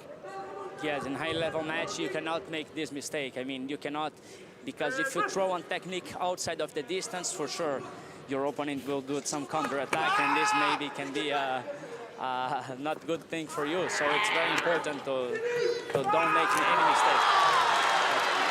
But then you can see again where Mikhailchenko had perhaps switched off a fraction after that 3-point score, and then he's got back on track again and implementing that plan. Perfect. You know, he moving back, and the Belgian guy start to moving forward, and he find the right time to get this bawashi chuda. It's 5 points to 1. Mikhailchenko of Russia leads. Ulad Hajmar gets another warning. He's on 2 of those yellow cards now.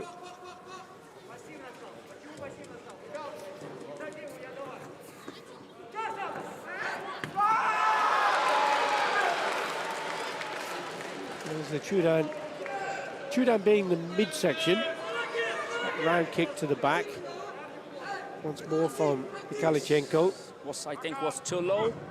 They hit the hip, I think, didn't Yes. it? So, and that's an area. There is the key areas for attack can be the face, the chest, the side, the back.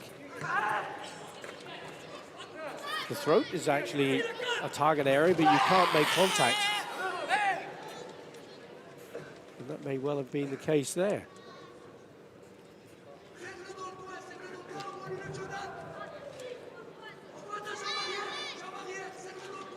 Yes, maybe it's the too strong punch in the neck.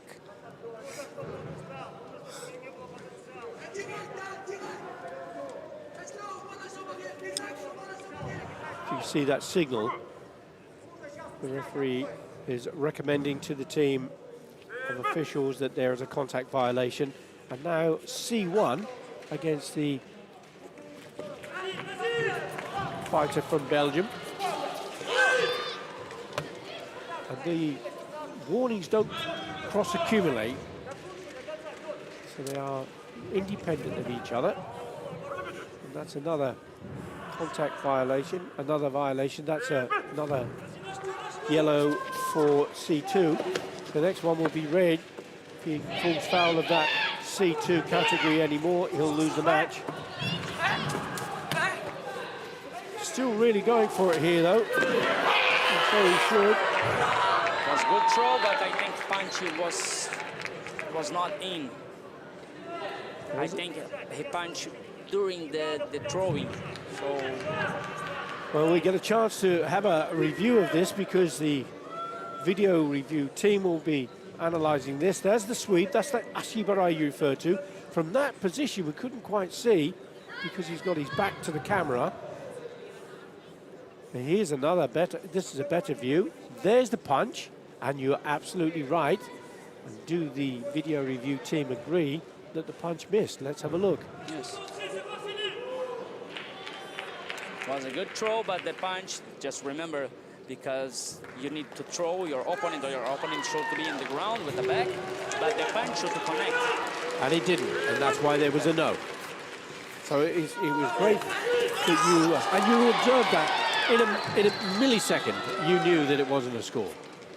Yeah, I think my eyes are training for that, because as you know, because we see karate all the time, and we train karate, so it's very, for us, it's sometimes it's very simple thing to see. But of course, not any people who's not training karate and who's not do karate every day can see this. Because it happens so quickly, doesn't it? And there was another video review request. But you see, this video review was only for stop the match. It was tactical. It was tactical, was not for, because it was very clear that kick is out, but the coach asked for this video review just to stop the match. Because the Belgian guy are pushing too much. The Russian guy, and that's why the Russian coach asked for this card. So sometimes not only for request a point, but also you can use as a tactical thing. Now here's an interesting consideration, because earlier we were talking about, can the athlete call for a coach? Wouldn't it be a good idea? In this situation, perhaps it wouldn't, because he would have used it as a tactical position to stop the pressure coming against him. So that's a reason maybe that they shouldn't have the video review record. How to manage, how athletes manage this? Well, you know, asking for the stop the match, because now with the video review, the coach can ask for any punch, any technique, and independent of so point here or we not go, point, one more bout of this judgment category. is Male for the referees. minus 67 But he kilograms. can ask for this, and when he asks for this, the referee should stop the match. Exactly. And this is, you know, so this can be a good stop. They use too much this in the volleyball, and this is something very important to stop the match and sometimes the right timing. Running move from Azerbaijan, Dural, Agalarusade.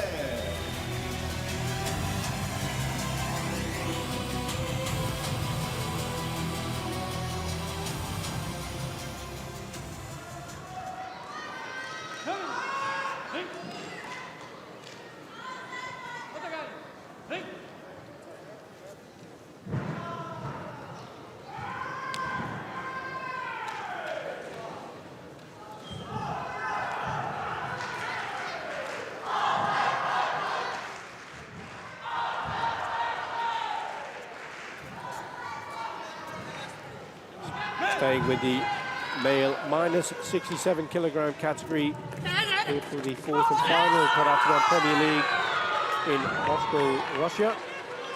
And it is a bout between Austria and Azerbaijan. Austria's Stefan Porconi. He's up against Taral Algazari of Azerbaijan. Yes, 7 seconds, and we'll have 2 scores, 1 for each. And here we were talking about maybe the first 15, 20 seconds could be testing, or you can get an explosive start Yes, and like that. completely change things around. So it's difficult for an athlete to know which way your opponent's going to play this. Is he going to be just move around nice and easy, or should we bang, make the attack? Yeah, you should be ready for everything. And I like this kind of strategy that you have 3-4 seconds to study and just go. Don't hesitate too much, because you can surprise your opponent, because your opponent maybe are thinking to study for 5, 10 seconds, 15 seconds, and you just surprise him with some technique or some combination. And I think also this make the referees looking to see, to look into you as you know, he are looking for a match, he are looking for a point. Yes. So I think a referee start to look in you more than your opponent. Of course, they're looking at everything, but when you start to do techniques, I think it's automatically the referee start to look in you. There's almost your techniques. an expectation. Of course, because you are showing something, so they want to see what you show. Yes, yes. And I think the eyes of the referee start to go for you. So that's an interesting area that you're touching on here, is how you as an athlete can change the mindset of the referee, or attempt to change the mindset of the referees and judges, with building their confidence in you as an athlete. And because we're not robots, we are human beings, and we are subject to emotion, and emotion can be, you can train as much as you like, but you can't change the fact that you're people. Yes, and sometimes it's negative, your instinct. Because when you see something move too fast, it's very common that you look there. So when I start some technique, it's very probably that the referee is looking to me, looking to my technique. They will not look at the other guy that stopped it. He will look what I will show to him. So it's because why I was talking about the young people. Don't hesitate. Just try. Just go. Just try to change this mindset and just go, because probably when you start with your attack, you have much more probability to score than if you wait for a counter-attack or for something. Now, were there a score or a counter-attack here? Because both of these have been put into a video review request from red and for blue, and both punches going in at the same time. Now, did both of them score? One of them score? What do you think? Have a look at that. Maybe, yes. I think they hit in the hand because when you do the hikete, you do the straight punch, and the other hand goes close to the chest, and maybe they punch the hand of each other. Correct. So it didn't meet the target. Yes. Didn't meet the criteria, and therefore didn't score. This one did, though. It's going to be a point for Azerbaijan's Aglazadeh.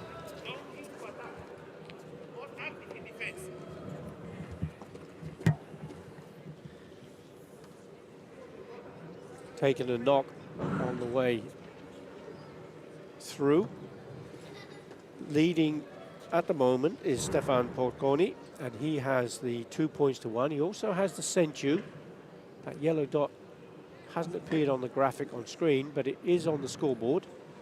And you can see on the scoreboard at the back there, there's a yellow ring, a red ring next to the number 2. That's the Senchu.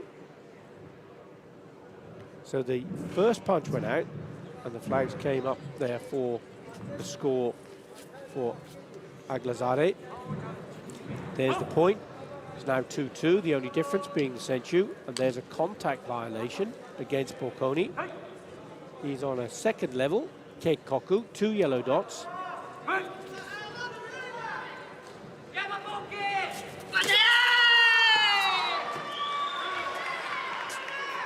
Fast reverse punch once more from Aglazadeh in blue.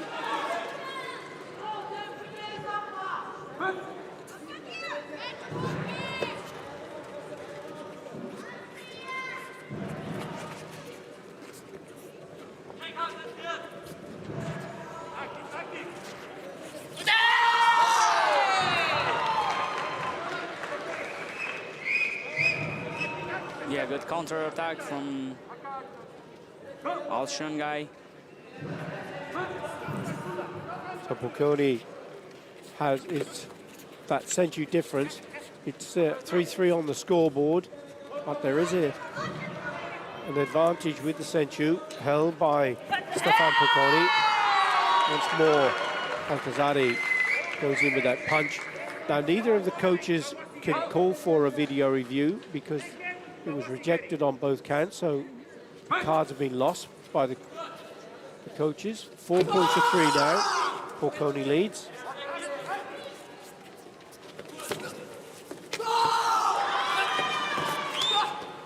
Yes, now Porconi start to close the distance. So the Azerbaijan guy don't have the good distance to make a point. So this is some kind of the strategy. Sometimes to make a defensive strategy, you not only need to go in moving back, you can move forward also in our sports, because if you cut the good distance, if you cut the 1 or 2 criteria, it's not point. This is the one way to block. Yes, and you see sometimes fighters will throw in a fast zuki, a fast punch, and then follow their body in to stop the counter punch. That's it. And this is a strategy of all sports, that you can block some kind of techniques. Not necessarily like a Gono saying to use your power to block like a regular Ageoke, Gedambarai, not only like this, but you can close the distance. Even if you punch touching you, but you close the distance, not a good distance, so the referee will not score. Correct. So the block is actually using your body to put it in a position that stops them as an opponent being able to meet the criteria to score. Yes. Clever tactics. Yeah, you fight with you fight with the rules, and this is something very important for high-level athletes. This is something very important for coaches, isn't it? To really understand the rules and the complexity of the sport, if it is complex, to make sure that your opponent, your athlete has the best opportunity to utilize those rules to win. That's it. Female committee, minus 61 kilograms.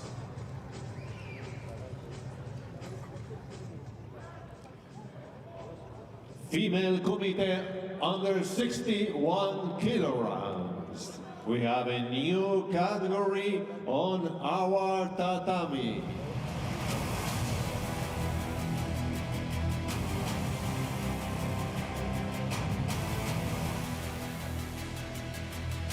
Here we have our referees in charge.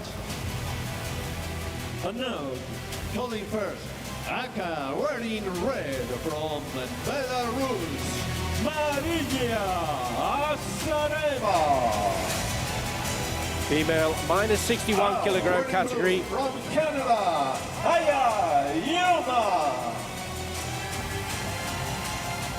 Aya Yuma from Canada, wearing the blue colors.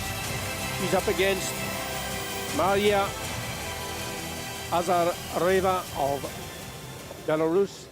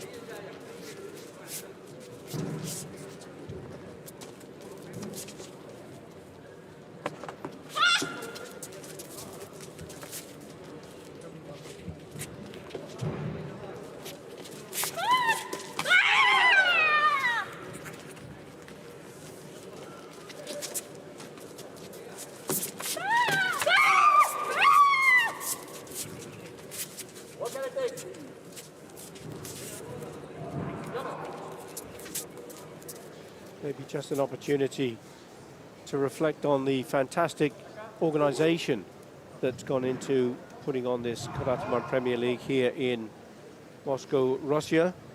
This is the second time the Karate1 Premier League has been here in Russia, and what a fantastic job the Russian Federation does. Yes, you should congratulate the Russian Federation because it's a very nice organization. Especially with the protocols for COVID and for everything. So I think everything was perfect. And also congratulate the work at the federation for this. It's something show that our sports are professional, and this is something is important. Some people show to see this, and we can do something very very professional. And it's great to see the adaptability of sport in general, isn't it? How sport around the world has been able to continue despite this pandemic of COVID. Yes. And the way that the officials and the athletes and the coaches have been able to apply different strategies to get around the problem and to be able to deliver safe sport. Yes, perfect.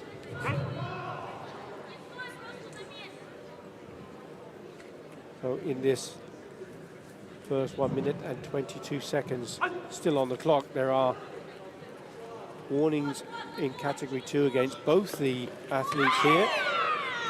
Azareva wearing the red colors for Belarus, and Yuma Haya of Canada. No scores.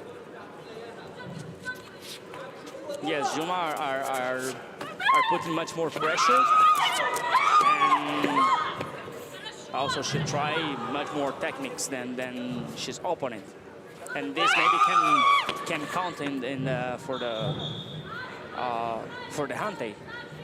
So this is something it's important for athletes to show this volume, to try to don't hesitate, because this is one of the criteria also for when the referees judge about the Hante. You give this volume, you give this volume of tactics, of punches, of kicks, of techniques. So if you're not quite sure what Hante is, it is, should the score at the end of the match be the same? For example, here 0-0. If it were 0-0 at the end, the referee would then call Hante, and the judges would make a decision, either red or blue. And the majority of the 5 judges, say 3 go for blue or 3 go for red, then that athlete would win. And the criteria that you're referring to, Douglas, obviously is the vigorous application, the way that the fighting spirit, the strength and fighting spirit of the athletes, the one who's adopted the majority of the action. These are the things that the judges are considering throughout the bout, aren't they, from start to finish? Yes, and as you can see, Juma dominates the tatami all the time. She or in the middle. I think for 2 minutes, 3 minutes, she are in the middle, and she tried the most part of the technique. She tried. I think for sure she won, in my opinion. Of course, we need to wait for the referees, but I think she gave them much more volume in this match. And she has the fighting spirit to go with it. And you can see here all 5 judges going, the referee and the 4 judges, all going in favour of Juma Haya, and for the reasons that you explained so eloquently there, Douglas. Our first day decision here on this morning program.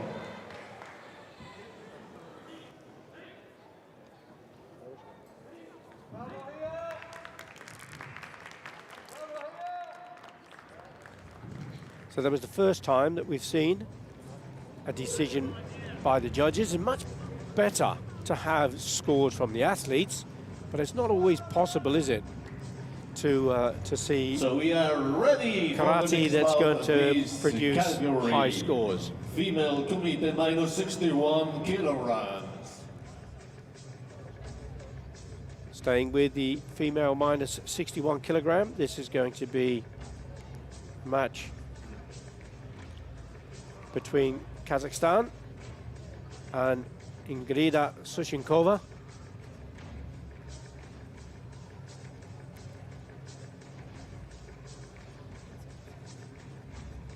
And that's a fantastic view here we go. of the stadium. Here the minus 61 kilograms Sieska bronze medal bout Arena #2. here in Moscow, Russia. Yes, and this is the last Premier League before the World Championship. Introducing first, Aka, wearing red from Kazakhstan, Asel Kanai. Asel Kanai from Kazakhstan, wearing the red colours. And Kazakhstan are a nation now that are producing such fantastic fighters, aren't they? Yes, they I think 4, 5 or 6 years ago they start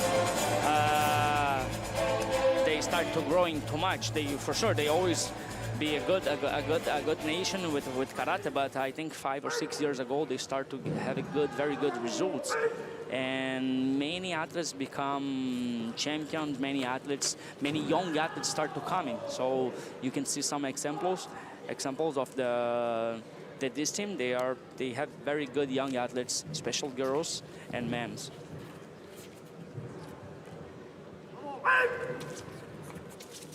So, and they have almost the same way of fight, and this is something nice when you see athletes from different nations fighting.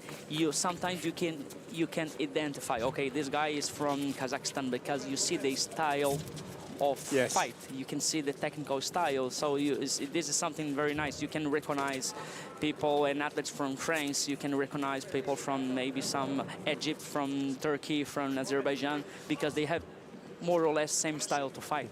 So can you give an example of some of those styles?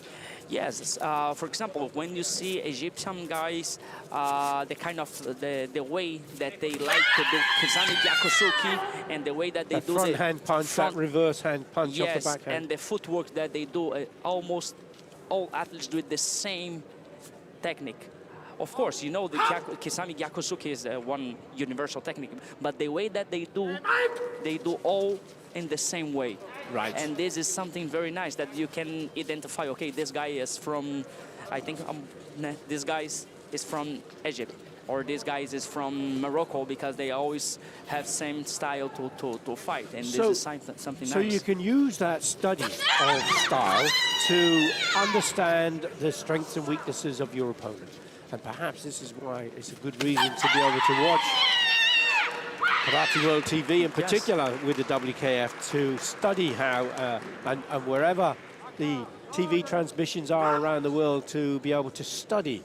Yes. You can see, for example, other example that we have was the Japanese guys. When they fight, they always fight almost in the same style. you can see the way of the guard, the way of their stance. So it's almost same style. So you can recognize some details, and you can recognize, and you can see. Of course, there are no better way or always Just yes. different approaches, different So ways. yes, only different ways to do the same thing, and this is something. This is the magic of the sport, because it's the way, it's different ways to do the same thing. Yeah, exactly, exactly. And to camouflage and to hide as much of the attacks and to spring surprises and find something different and something new. Yes. And that's another area, actually, innovation. In your time as an athlete and your illustrious career, Douglas, how do you develop a new idea? Have you trained a particular technique? I'm going to try to do this and to see how it works. Can you give any example of where you've done this? I try to train in special. It's too much hard to train different techniques, because all sports, of course, you will know karate. There are thousands of techniques, but when you go to the competition, they reduce this kind of techniques for maybe front hand punch, back hand punch. So you cannot use, for example, we have in karate Mawashi-zuki and Oda-zuki that we can see, special Oda-zuki or Age-zuki that we can see in kata. So just for people who are not familiar, it's like a hook in boxing, is a Yes. Mawashi-zuki, or a Oda-zuki, like an uppercut or something. You That's can't it. use techniques like. They have to be, to meet that criteria, that 6 criteria to score, they have to be recognized karate technique. Yes, so we have this technique in karate, but in sport karate, it's not usually you use this kind of technique. So, of course, we reduce, when we go to the sport karate, it's maybe less techniques. So I think one thing that we can change is the timing to make this technique, to surprise your opponent, because the most part of the athletes, they do always the same technique: front hand punch, back hand punch, it's Kizami-zuki, Gyako-zuki, maybe one Mawashi, Ura Mawashi was 2 different kicks, sometimes one Ushidura Mawashi, one Yokogeri, and there are no more. In times before, you would see Maigeri, front kick, but That's you don't see that so much now. Not so much. There are some athletes, they still do it, and because it's when they do, it's a surprise. It's a big surprise. Sometimes not only for their opponent, but also for referees. Referees sometimes are surprised. Okay, one Maigeri, so I should give point or not, because it's the different, it's a not common technique. Let's say like that.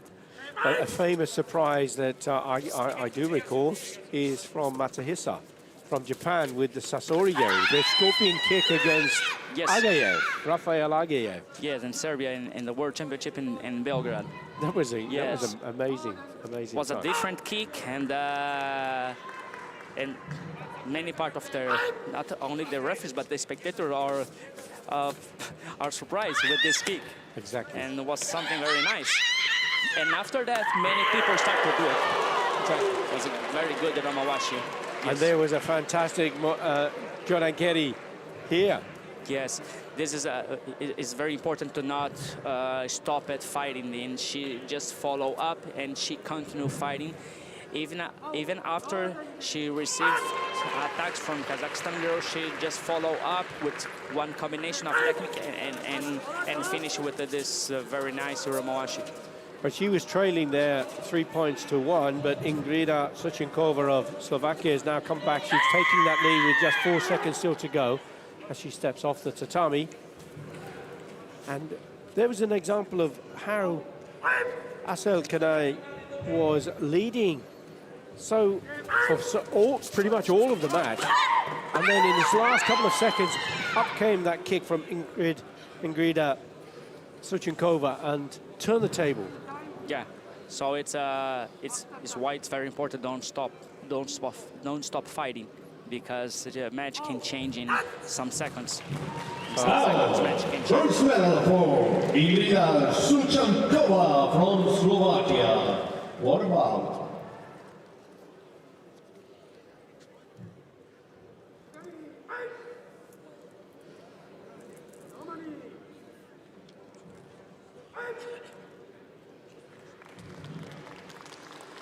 Congratulations for her.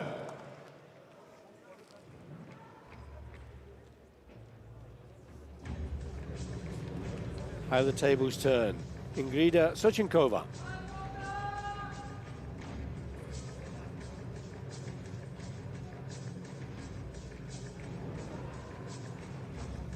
There's the technique. Great shot there. Brilliant technique. She follow up with a combination of dukis and finish with Next very category, good male Uramalashi. committed, minus 75 kilograms.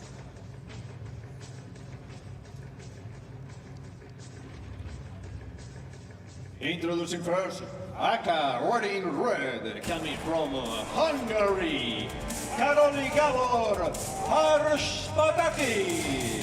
Karoli Haspataki, Gabor, 25 years of age, Olympic bronze medalist. From Belgium, Quentin Molen.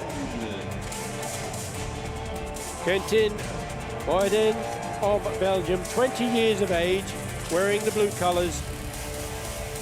He was a bronze medalist in the under-21 European Championships recently in Tampere, in Finland. And also, I think the guy from Belgium finished in the Youth Olympic Games in Argentina in, I think, was 2019. I think he Buenos Aires. Yes, he finished in, I think, silver medalist, I think. So it's two Olympians.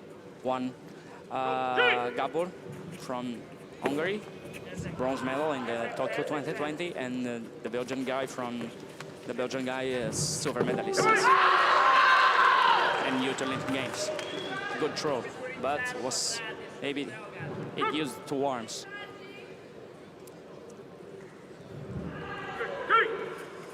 Haspataki was a bronze medalist in the Olympics in Tokyo, but the way he got into that round robin for the medals was spectacular. In the last second, he was up against Ken Nishimura, Nishimura Ken of Japan, who stepped off the tatami, dropped his hands, and Haspataki caught him with a Jonan roundhouse kick to secure his place and a guaranteed bronze medal. What a fantastic moment that was. Yes.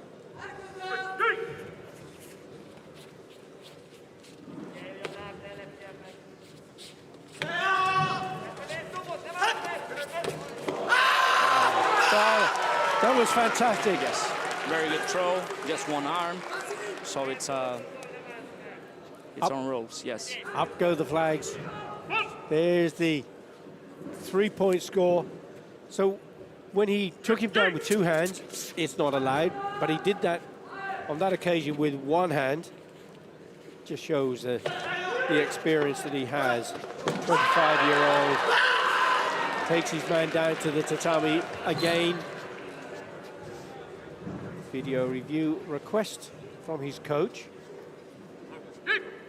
He find a way to throw, so probably he'll try to do this again. Yeah, but the video review did not go ahead because the referee decided to invoke a warning.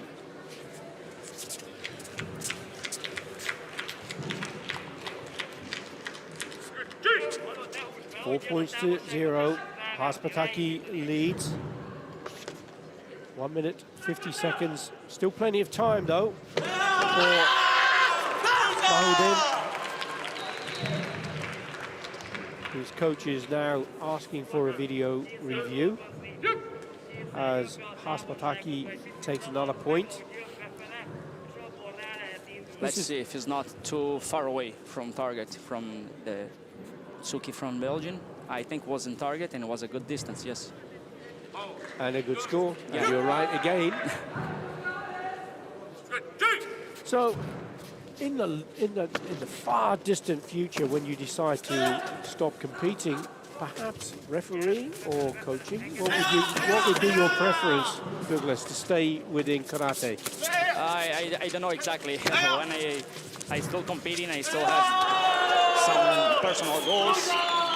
in my career as athlete, but maybe for sure I want to be inside of karate, for sure. Yes. This is something that I will not open hand of this. I want to be inside of karate and help karate and also help the karate in my country. For sure, I will be inside of karate. Excellent. Karate changed my life, so I will try to share this because maybe karate can change other lives around the world. Fantastic. Well, I wish you the best of luck. But before then, you've got a great deal more to offer karate, and particularly the World Championships coming up in Dubai, and no doubt you will be there. Yes, for sure. And this is one of my goals. I have 4 medals in the World Championship, 2 golds, 1 bronze, and 1 silver. And I want 1 more medal. Of course, I want gold, but I want to 1 more medal, and I'm looking forward for this. I'm training very hard for this because this is one of my personal goals to get my 5 medals and at the World Championship. There's something that like a record, because not many people has 5 medals in the World Championship. Very, very few indeed. So, very few. This is one of my personal goals. Well, I would love to not to have to ask you to commentate with me, because if that were the case... Me too. I like you, really, but I don't want to stay with you at the World Championship. No. And these 2 athletes will also be looking to go to the World Championships, and Haspataki is looking very strong in this last 55 seconds. He leads 5 points to 1 against Maudin of Belgium. Yes, good trolling. You said the Belgian athletes are not too strong in this kind of position, in the clinch position. So for sure, the Hungary guy, I take advantage of this. 8 points to 1 now he leads. If he scores another, it will create an 8-point differential, and there he will take the match.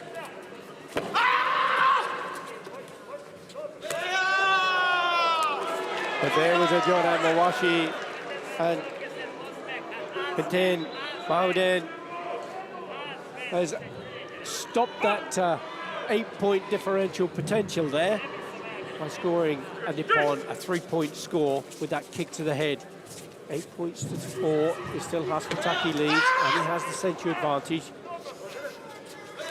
Still 22 seconds on the clock. Another one of those 3-point scores will make it really interesting if Mahoden is able to deliver that. Yes, 1 yoke already. Side kick, but I think it was too close. So it was not a good distance. There's the heel kick, and there was 1 flag. Only 1 flag, yes. But no opportunity for the coach to call for a video review because he's lost the card. That would be a good one to call.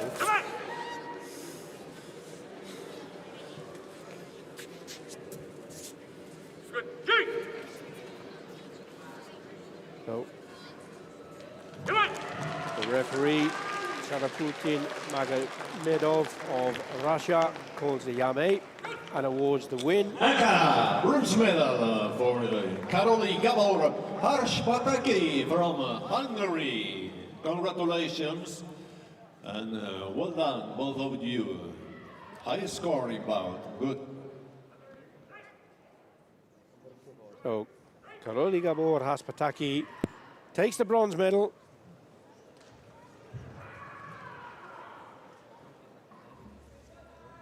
Some really strong takedowns there. Now you can see the throwing techniques. 1 hand only, and Tsuki. It's very nice. The Osotogari. Yes, and the punch is on the target, yes.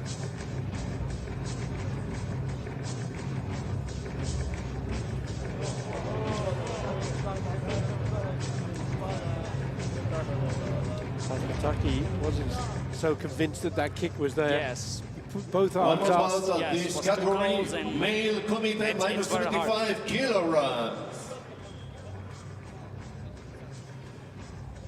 Introducing now, Aka riding in red from the Russian Federation, Asiman Mamedov. Asinan Mamedov, 21 years of age, continental bronze medalist as under 21. From Slovakia, David Oskran. David Oskran of Slovakia, also 21 years of age, and also a bronze medalist, but as a cadet in the 2015 European Championships.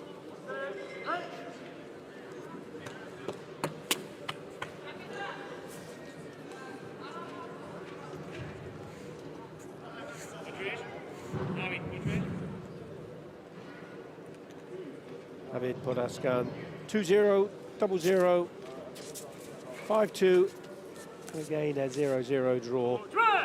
Getting into the bronze medal bout as the referee, Jahangir Babiev of Azerbaijan, gets them underway.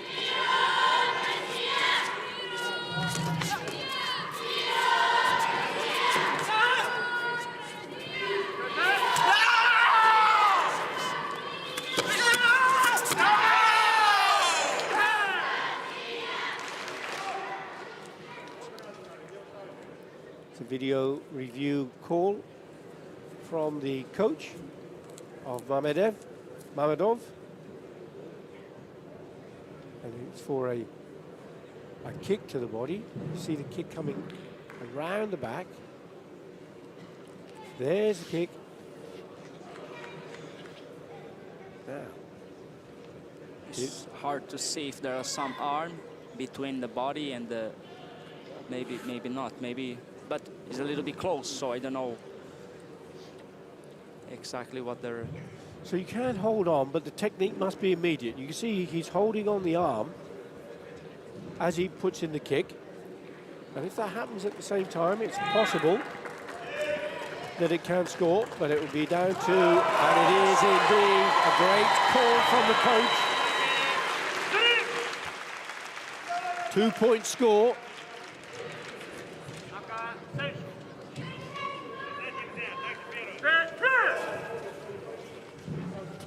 And he also gets the century because it was unopposed, so there'd only be the yellow dot on the graphic.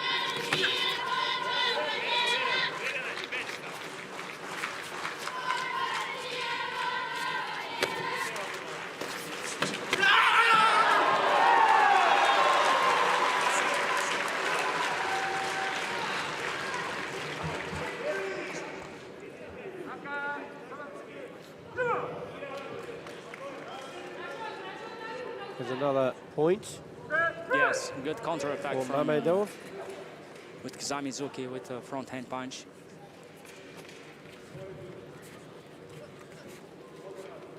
There you see the yellow dot, the senchu.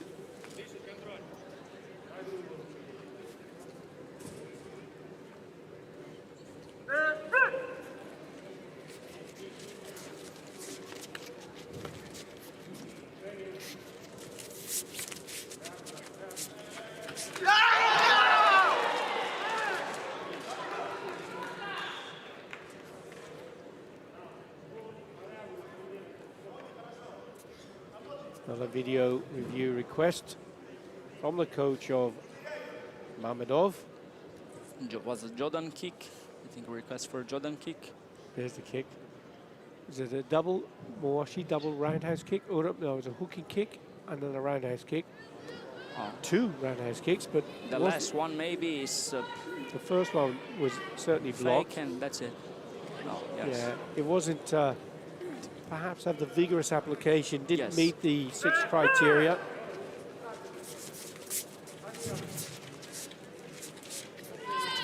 So no more video review requests can be put in from the coach of Asiman Mamedov. One more time, she hit shift back, the hit block, and Gyakuzuki Chudan in counter with Kizami Jordan. It's a very nice way to counter. And the second point, in the same way. Second point in the same way.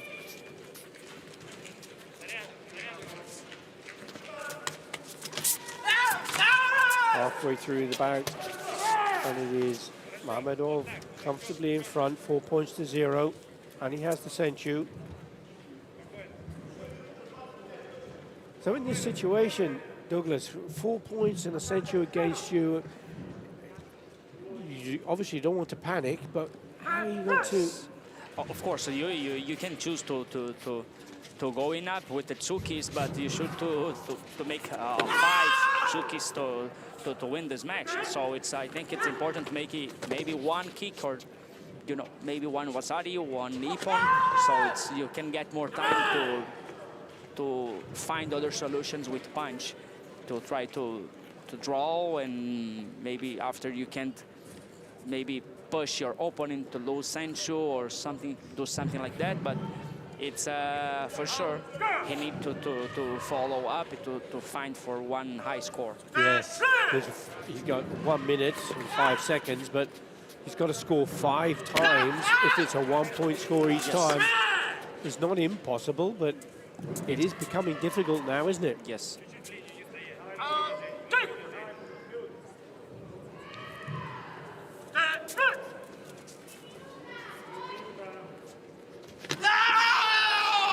It's a roundhouse kick to the back again there from Mamedov.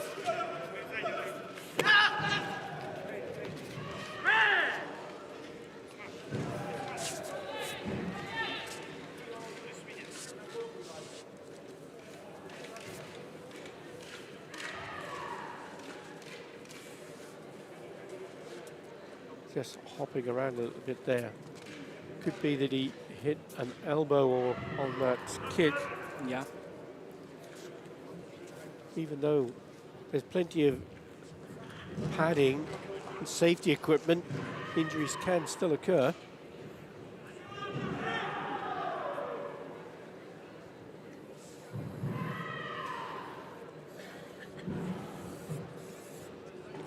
Yes.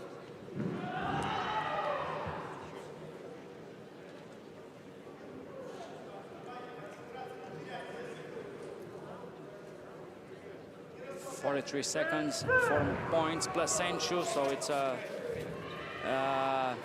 Slovakian guy is in a very hard situation. For sure, he needs to throw one high score technique, as Jordan Getty, something like that. And Mamedov will obviously be aware of that.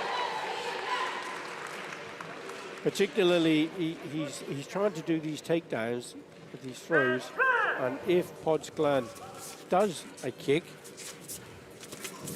it is possible to catch it, and then he can use 2 hands to catch if it is a kick. Podsklan goes for the punch. Yes, was a good request. I think was in. Let's check on the video. 7 seconds still on the clock. It is for a 1 point score, but all points happen. Add to the purpose of if he can get a Yuko score here, then 1 kick and force the error, he's back in the game.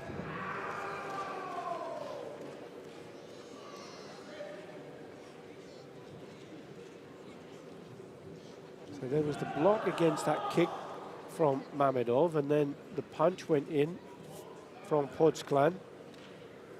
On this camera, I think it will be better to check. Yeah. And here's the punch there.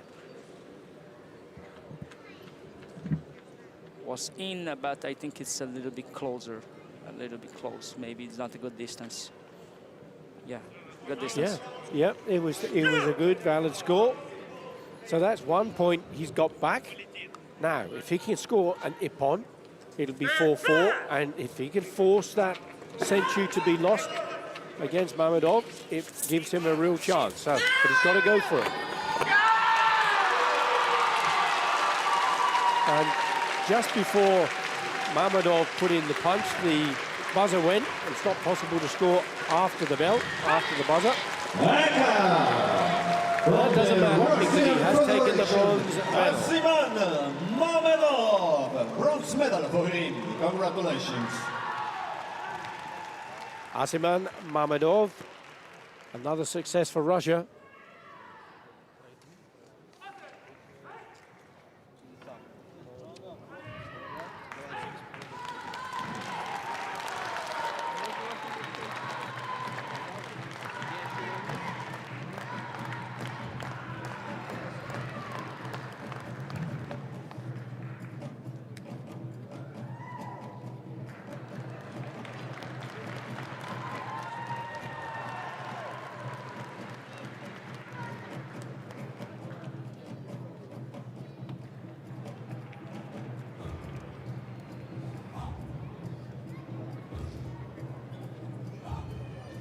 So we have a new category on the way. Female committee minus 68 kilograms.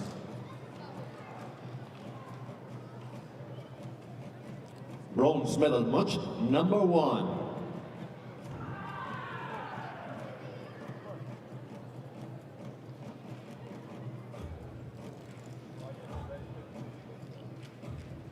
Introducing first, Aka, wearing red, coming from Belarus, Maria Alexeyeva.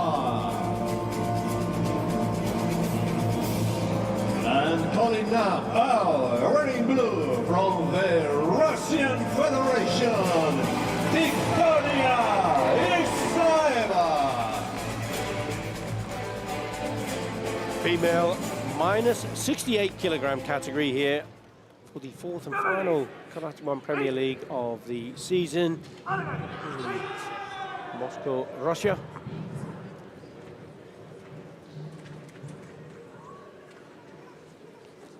Alexeyeva from Belarus is up against another fighter from Russia, Victoria Isaeva.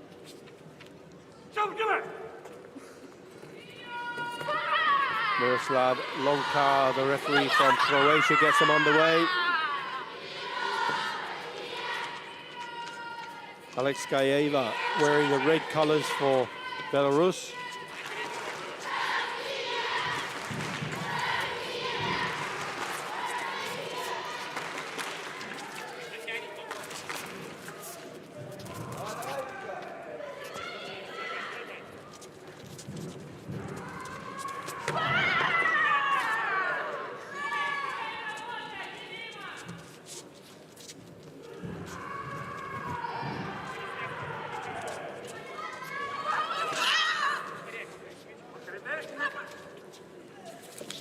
Karate, the signal to separate.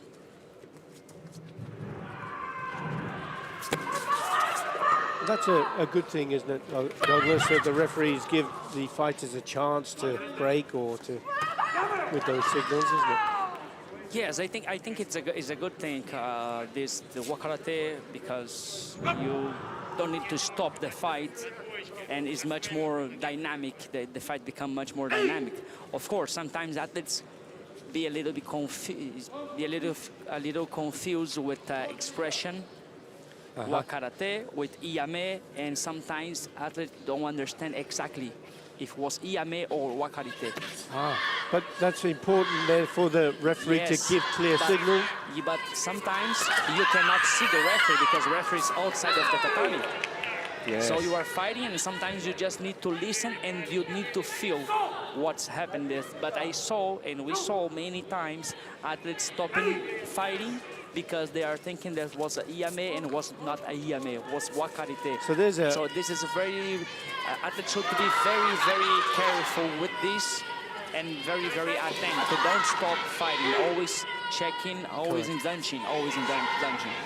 And a message also for referees there, isn't there? To make sure that you're in good vision when the referee gives Wakarete, so that the athletes can see clearly what's happening. Yes, and of course, you are careful of your opponent as well. So because you will know that the Wakarete is to separate, but sometimes in the Wakarete, athletes they just separate, they just shift back and start one technique. So you should be very careful with this. Yes, which they can do. Yes, absolutely. So it's something. It's very for athletes is something they should put a lot of attention in this moment. Yes. Because Wakarate is separate, but it isn't stop fighting. That's it.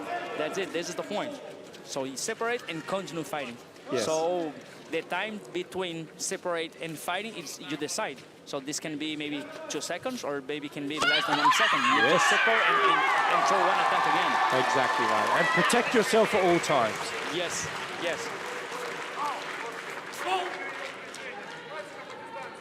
You see the score is starting to unfold now in favor of Russia's Victoria Isaeva. 3 points to 1, she leads. The Senchu is being held by Alexeyeva.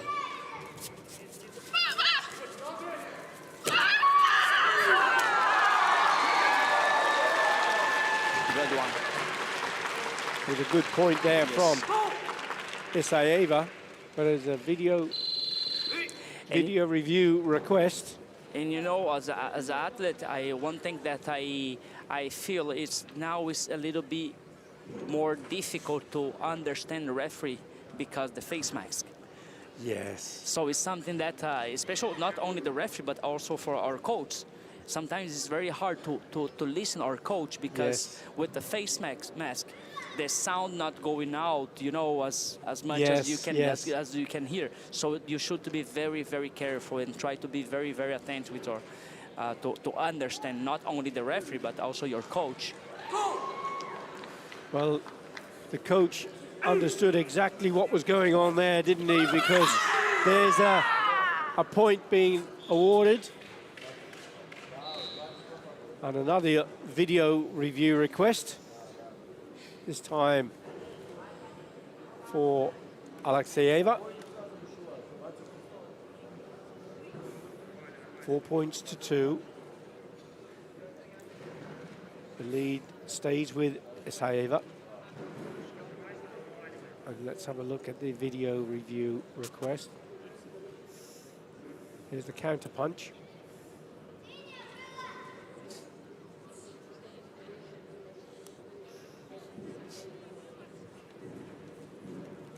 There's the punch now. Did it pass? Does it look as though it went past, in your opinion? At home or wherever you're watching the program from, would you give it a score? Yes. Or wouldn't you? No. You see the punch, the red pad went past. So there were 2 video review requests. One was for red and the other for blue. The one for red, Alexeyeva, was rejected. But the one for Victoria Isaeva was awarded. Yeah, the blue Zuki was inside and good target, good timing. And the red one was very clear, was this side of the head.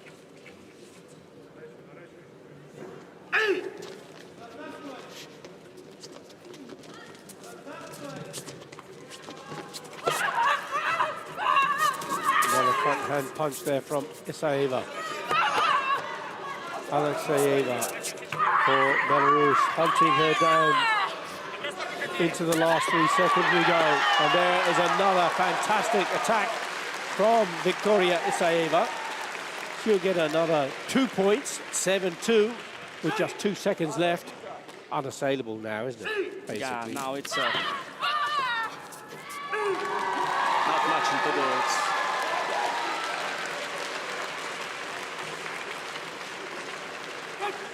Foul from the Russian Federation, Victoria Isaeva.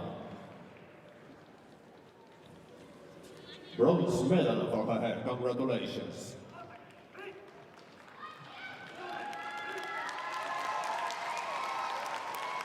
The Russian Federation are certainly turning out some fantastic fighters. Here's another example of one of them. Yes, I think they do around 7 bronze medal match, so it's a lot. I mean, it's dominating, isn't it? And good quality right through the squad. Yes. And for sure, they are in their country, so they are much more motivated. And Female commitment, minus 68 kilograms, bronze medal bout number 2. I remember the World Championships in 1998. In Rio. Yes, I was a kid, but I was there. It was fantastic. We now have a chance to watch another Olympic medalist, Olympic silver medalist, and a current world champion. Coming from Azerbaijan. And here she is. Welcome, the silver medalist at the Olympic Games, Irina Zaretska. Irina Zaretska. What a magnificent fighter she is for Azerbaijan.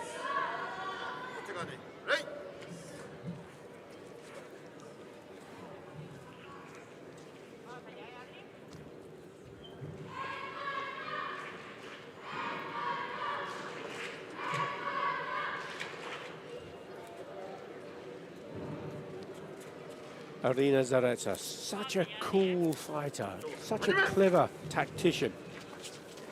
Knows exactly what to do and when to do it. Yeah, is one of the strongest fighters in this division, for sure. Referee for the match is Javad Salimi from the Islamic Republic of Iran.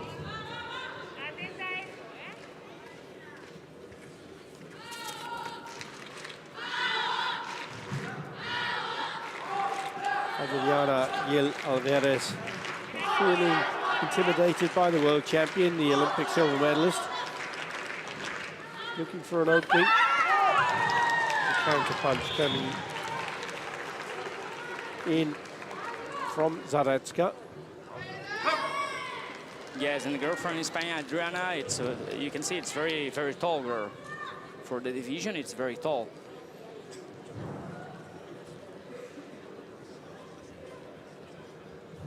Is it a tall order here? Or is it going to be a score from Adriana Gilaveres? Oh, in this camera, it will be more easy if you pass or not, or if inside. Maybe it's in. Let me check. There's the punch that's being called there. Look inside.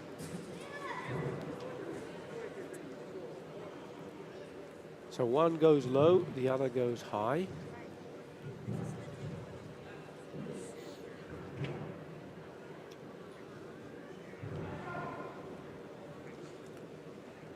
So if you are a judge, wherever you're watching this, would you give that a point or not?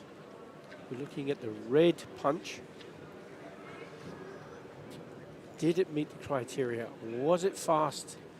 Was it on target? Did it have the correct distance? Did it have Zanchin? An important part of it, which is awareness. Did Adriana Gil Alvarez have all the intention to score a point? If you're convinced, would you give the score? I was. Yes. And so were you. Douglas? Yes, was in. It was a good score, wasn't it? One. Yes, good call for a coach. So that's 1-1. Because the important thing in this, of course, is the point, but there are no censure for anybody, so this is also, it's very important. No censure advantage, so it's... Everything equal at the moment, 1 point each.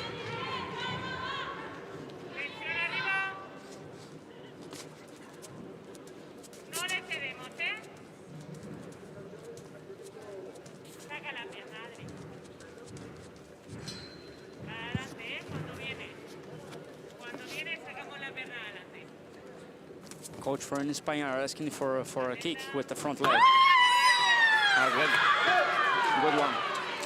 Good Kizamizuki from Adriana, and was perfect timing, 2 flags, and it scored. So he's a consideration that, as you say, the coach was calling for a kick, but the athlete did a punch. Yes. Could that be part of a code? Of course.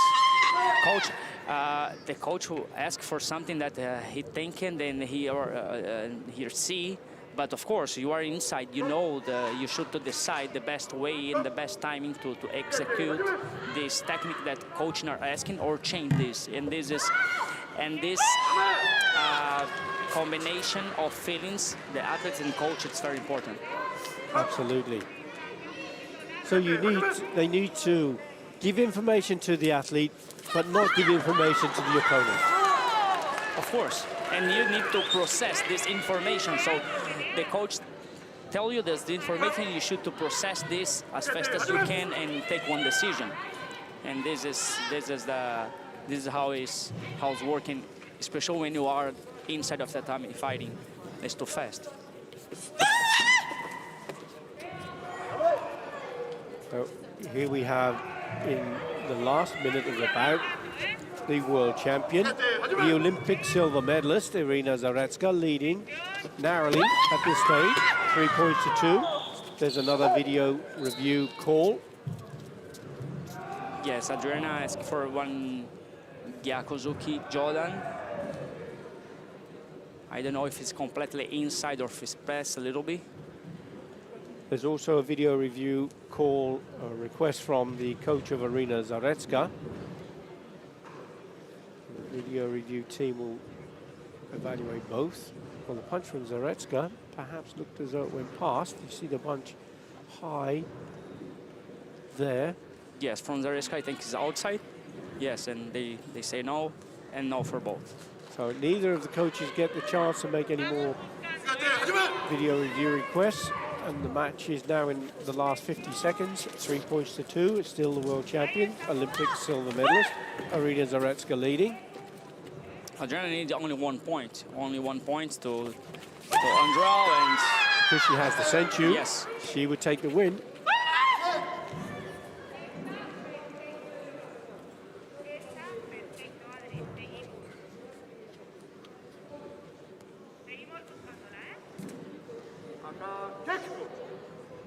yes, coach from Spain are asking to just continue, just follow up because you're doing a very good work.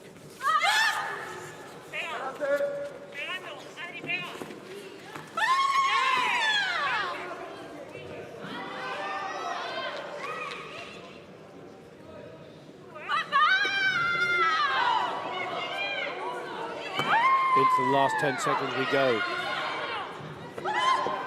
Gilaveras desperately needs another point. If she can score one Yuko, she will win. She's forced Irina Zaretska off the tatami. She'll get a Hansoku Chui, but that won't mean anything because she's going to take the bronze medal. Clever tactics from Zaretska one that Douglas. Yes, especially in the last minute, she did a very good work. She worked with the tatami. She moved to almost in the 4 corners, so she get time with this. So when you move to one corner to another corner, you get time. And if you are winning, this is a very important thing because you are fighting against the athlete, but also against the clock. So if you can get time in moving and using this kind of strategy, it's perfect.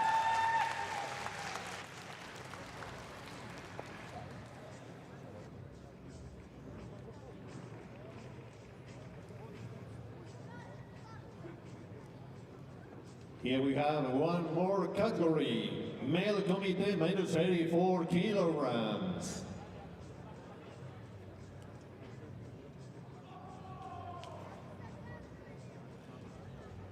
Introducing first, Aka wearing red from Belarus, Anton Isakov.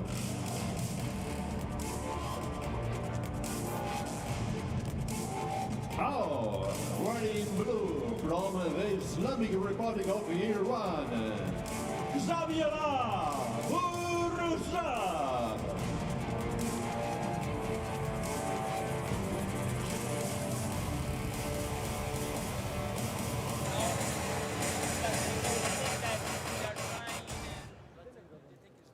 Men's minus 84 kilogram category between Belarus, another athlete from Belarus, Anton Asaku. silver medalist in the European Championships. And he is up against the fantastic Zabola Porshab. Porshab narrowly missing out on an opportunity to go to the Olympics because only one athlete per country can go. Yes. And it was the Olympic champion, Yes. Ganzare. Yes, and he was the second in his division in the Olympic category. He was in the second one in the ranking, in the standing. And Sajad was the first one, so it's because why Sajad come to the Olympics and Zabi cannot have this possibility. And it was an emerging of the two categories, minus 84 kilogram and plus 84 kilogram, Yes. which was such a pity because to have seen Yes. Zabola Porshab in the Olympics would have been wonderful.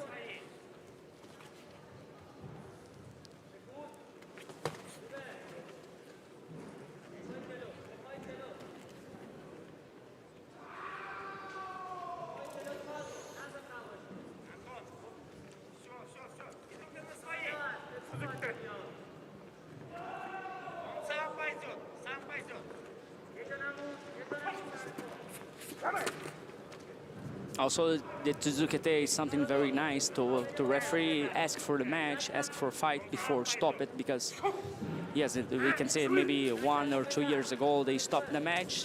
And you end up with penalties Yes, and warnings. so it's not some. Now it's much more dynamic. They just request, okay, let's go, guys, let's fight. And Yes. this is much more dynamic for our sport, and I think was a good implementation of this award and this asking. There's a good example of that from the referee from the Russian Federation, Dmitry Asantev.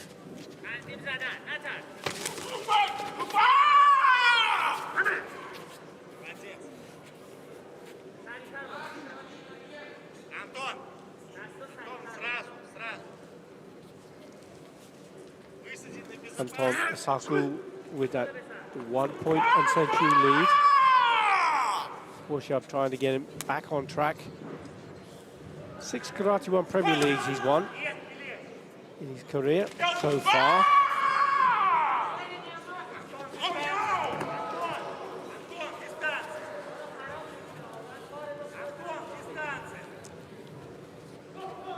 Yes, they cannot find the good distance. Now he finds, yes, perfect timing for Yakuzuki Chudan. The backhand punch to the body. Yes, there are one video review request for the Aka, I think was from Uraken. And Uraken is a back fist strike. So these technical terms, there you see the backhand strike. We need to see if it's in, or because he moved his back to down, so maybe it's not so clear the target.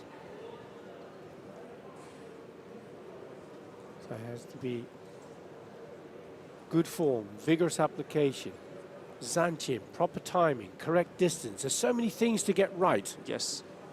to score a point. And this time he got all of that right. Good one. Good call. And a very valuable point on the scoreboard.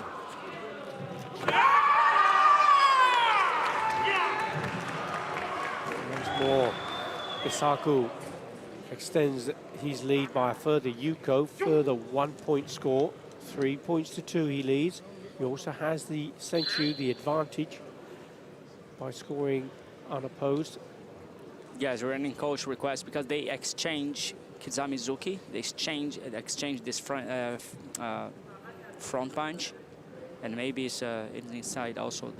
No, it's pass. I think it's pass. I think it's outside. Touch, and after going out. Yes. There we are, and there's confirmation with a no.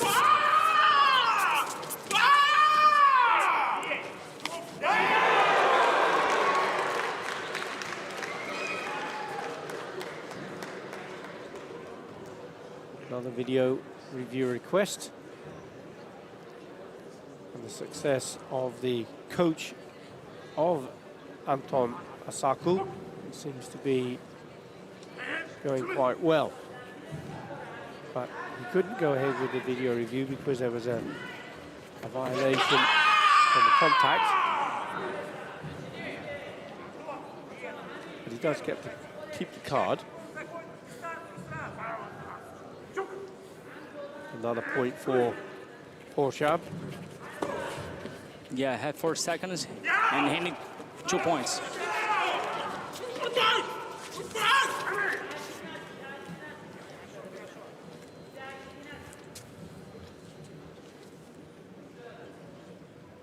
And of course, now 34 seconds on the clock, and you become a little bit, start becoming a little bit tired.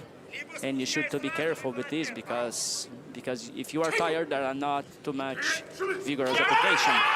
There are not too much correct timing. There are not too much correct distance. So it's something that you should be very, very prepared.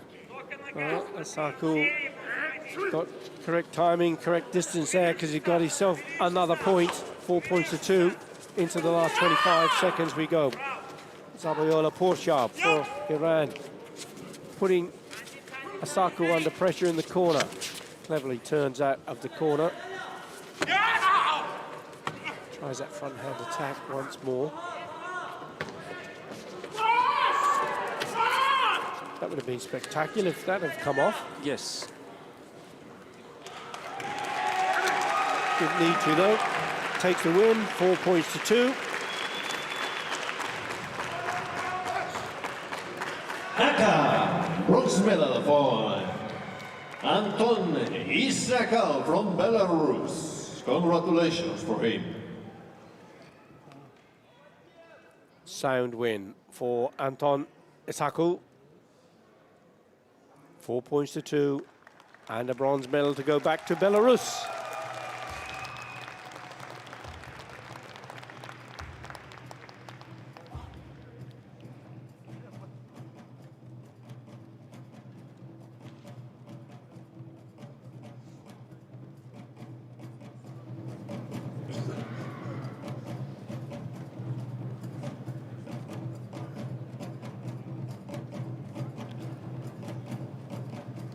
And there is another bout at this category, male committee minus 84 kilograms.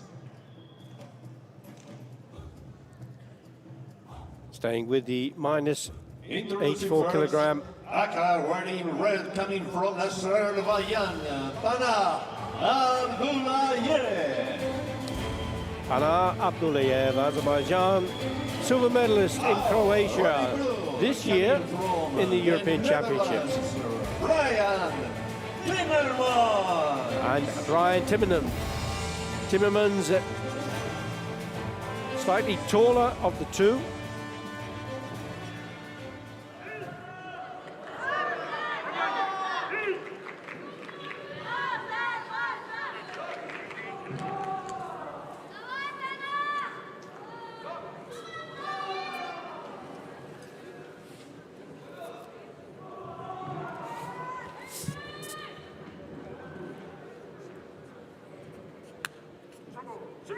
Referee Alexei Sorokin of the Russian Federation gets them underway. Abdullayev for Azerbaijan wearing the red colours.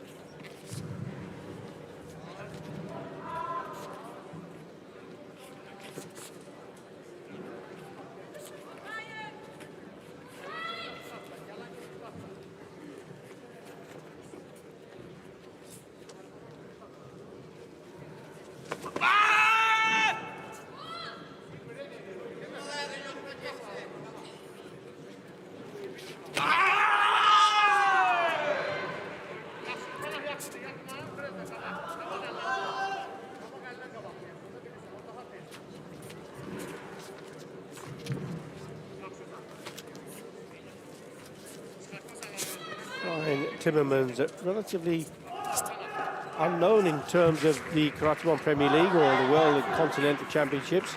Hasn't had any medal successes just yet, but that could all change. Remember the spectacular Olympic qualification performance from Khalid Hamidi of the Kingdom of Saudi Arabia.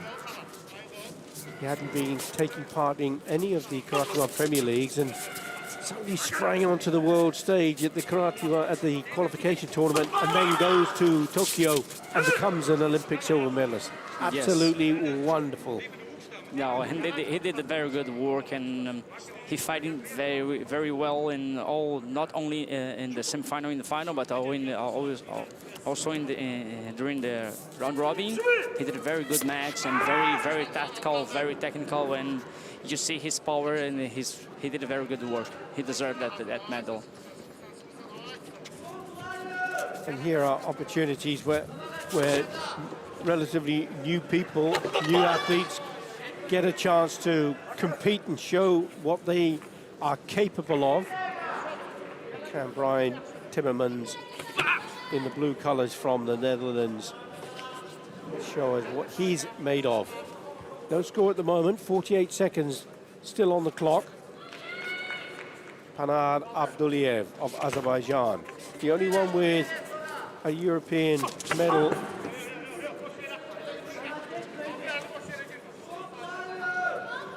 Yes, 30 seconds, and nobody can find some good timing for attack. Was too high Ashibarai, and this is penalty. Contact violation there. Too close to the knee. Well, just 25 seconds. There hasn't been a great deal of action between the two, so the judges will have a bit of a task on their hands to decide who should win this at the end. Yes, and it's it will be a very difficult. It will be a very difficult hunter because both athletes are working during the match. What's very balanced, very balanced. From a physical point of view, there was not a great deal between them. Psychologically, they may have been working hard. Timmermans trying now to do something to draw the support from the judges, but how will it go? And it's gone in favor of Panah Abduliev of Azerbaijan. All five going So it's to red. From Azerbaijan, Panah Abduliev. Congratulations, bronze medal for him. That's the only the second Hante decision of the program so far, and it's gone to Panah Abduliev of Azerbaijan.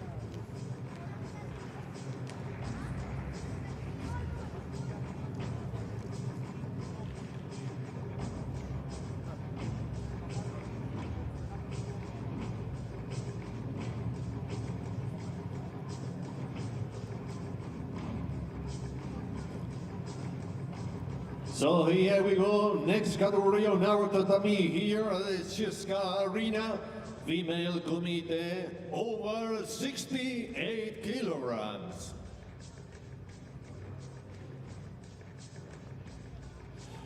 Introducing first, Aka wearing red from Egypt, Sahila Abu Ismail.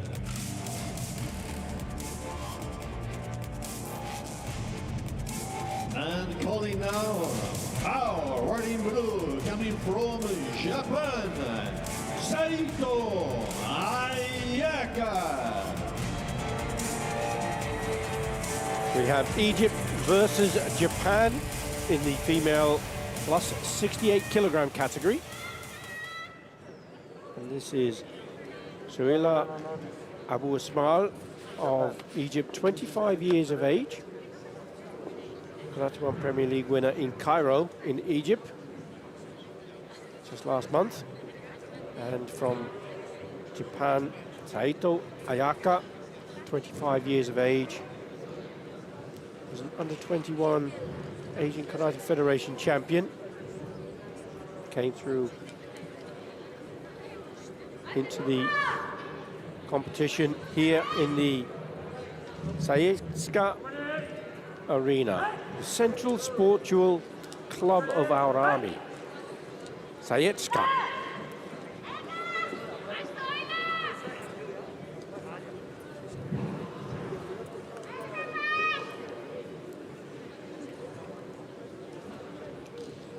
Jahangir Babayev is the referee for the match. 3 minutes. Every time the referee calls halt in proceedings, the clock stops.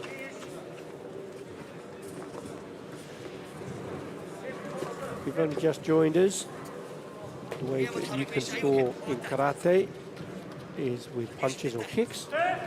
1 point for a punch, 2 points for a kick to the body, 3 points for a kick to the head. All techniques must be controlled. The area is the tatami, this red square, 8 meters square. And that red area is this, gives the fighters an indication of where they may be stepping off the area, as we see here.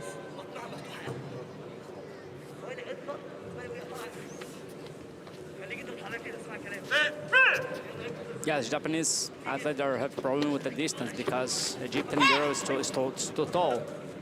So it's very hard to find distance and to go close it for attack.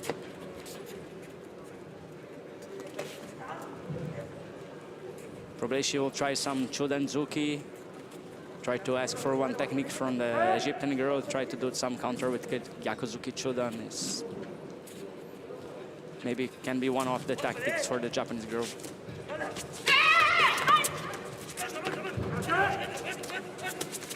One of the top fighters for Japan, Miyahara Miho, often scores with a punch to the body. She goes in with her hand held high on her defending hand and then puts in that punch to the body. That's how she gets round the longer reach of her opponents.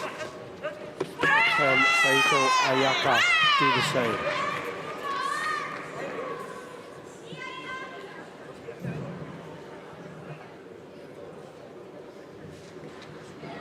Ismail put in that head punch. Did she make too much contact, or is the referee satisfied? He seems to be. He's going to give her the point. There's a video review call from the coach of Saito. Yes, it was a combination of Chuzukis from the Japanese girl.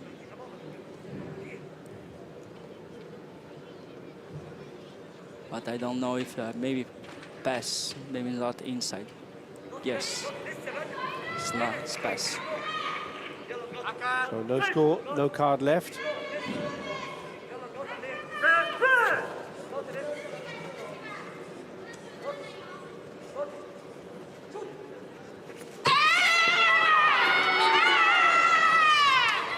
Fast kick there. Yes. From the Egyptian fighter. And long kick. Yes, this is one of the problems because it's very long leg, and so it's she can stay far away and kick, and is still in a good distance. You see the flags going out to the side, indicating a 2-point score from the judges.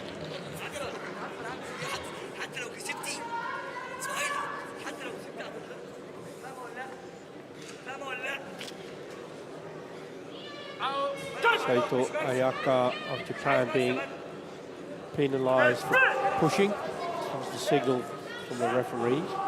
Into the last minute we go. It is still Sohaila Al-Ismail of Egypt leading 3 points to 0. She also has the safety advantage.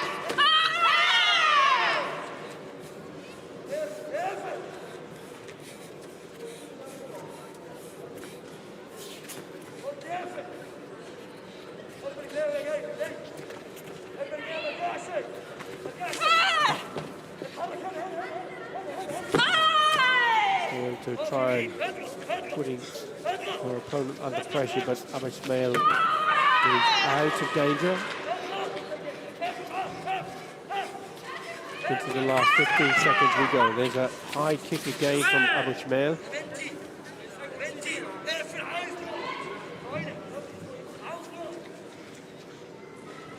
Referee just telling the coach to quieten down. He has to be seated in his area at the side.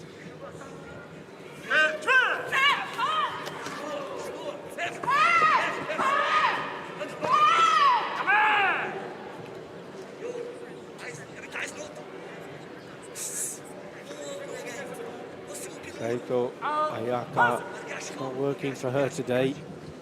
Got another warning.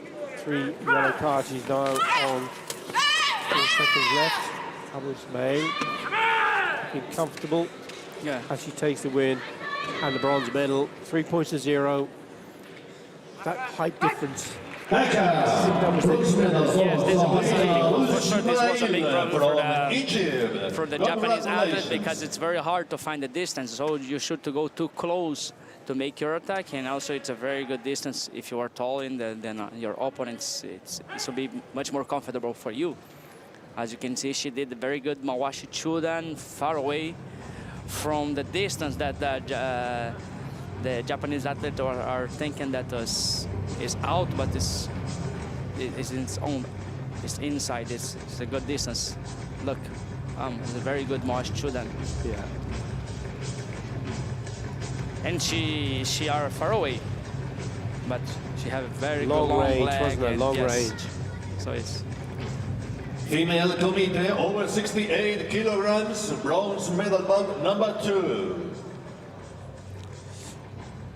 Introducing first, Aka wearing red coming from Egypt, Mina Shaban Okina.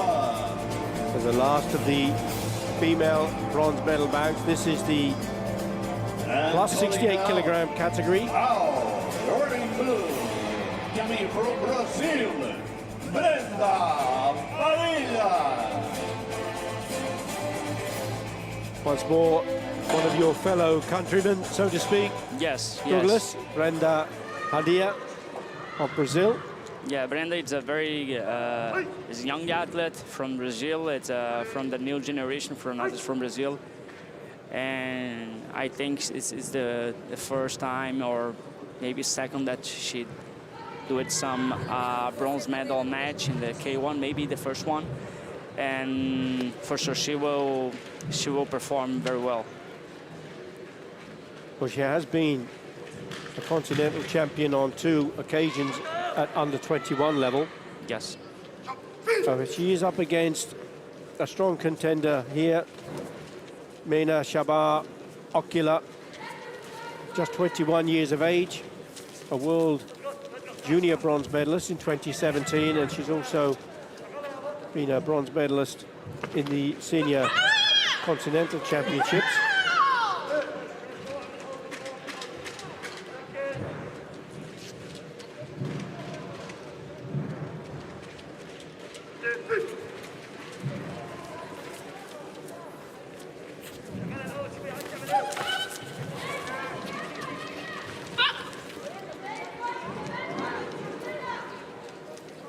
Referee from the United Arab Emirates, Jabbar Al-Zabi.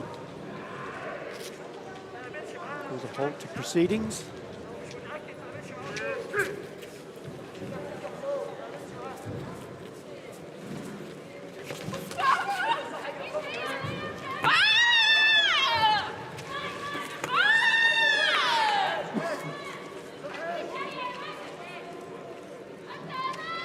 Good example of the referee calling wakarete and the fight is breaking off and not falling foul once more. Yes, both athletes are avoid from the techniques and going down and avoid all the time. So they couldn't find a right timing and good distance for a score. So at that time you should have more patience and try to find the right way and the right timing. because for athletes it's normal when you try 1, 2, 3, you start to become more anxious and you start to throw more techniques than usual, and this can be sometimes it's not a good thing because it almost becomes sparring rather than fighting. yes.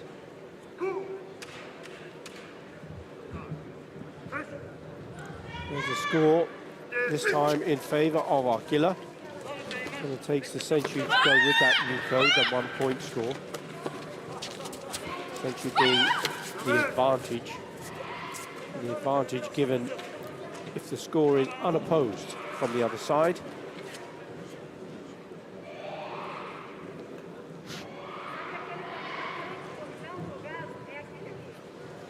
This is the last of the bronze medal bouts for the female categories.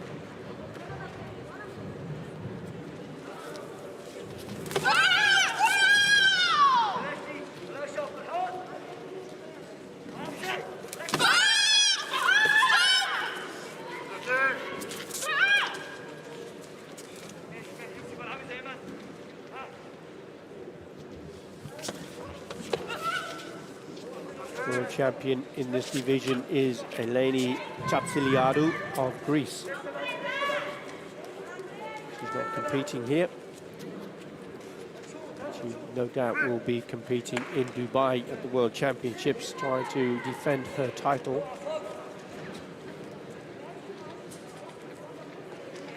But just a chance here to have a quick reflection on the safety equipment and the gi. You see the red markings depending on whether you're drawn red or blue. In the Karate1 Premier League, the athletes have to wear a gi with the appropriate colours in the appropriate places, and they have their hand pads, their shin pads, their gum shield, chest protectors, all making the sport of karate very safe, Douglas. Yes, this is something important for our sports because it's like a contact. Our sports like a contact sport, so to have this kind of equipment with this quality, it's very important for our safe. And just that opportunity in that break when she was going along, fixing her gi, it gave her a chance to think about what's my next move, and up came that 3-point score, wasn't it? Yes. And sometimes in this time, you use this time to breathe and to try to refresh your mind to what like a kind of a reset. Yes, exactly like this. And what I can do next. This is this kind of break. Sometimes you can use, if you know how to use in the right way. This is it's perfect for you. Well, exactly the right way and exactly the right time for Nena Shabar Okila, who takes the bronze medal with that convincing win.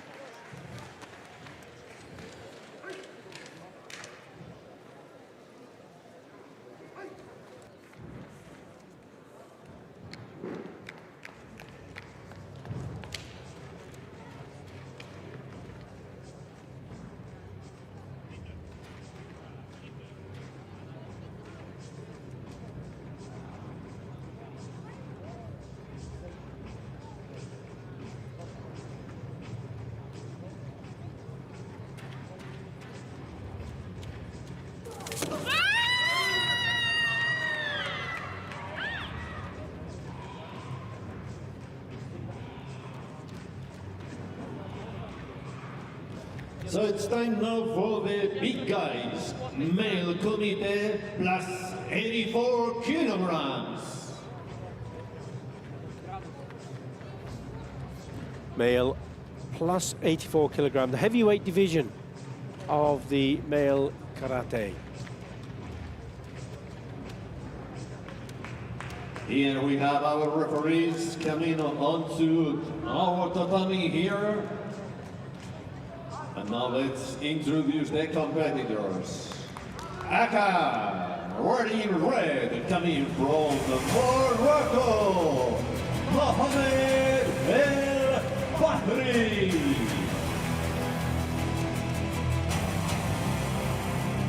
Calling now, wearing blue, coming from Azerbaijan, Asiman Urbanli. Asliman Gurbanli, 29 years of age from Azerbaijan. He was a Karate1 Premier League winner in 2016. He was a under-21 continental champion. He's up against Morocco's Mohamed El Bahri, 20 years of age. Another youngster, Douglas, just 20 years of age.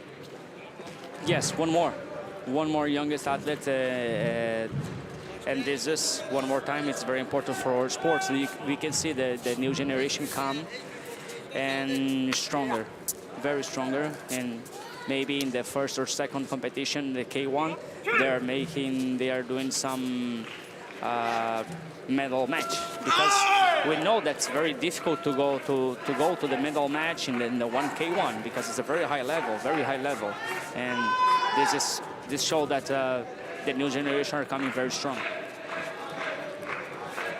And they are coming stronger and stronger with every competition we see now, as we are back on the tatami in karate.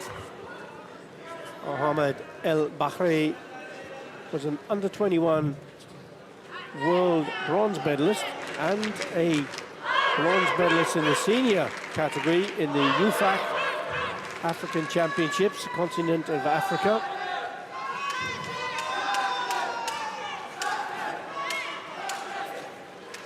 The older Asliman Gurbanli of Azerbaijan, wearing the blue colours, under the watchful eye of the referee from Serbia, Milan Kovacevic.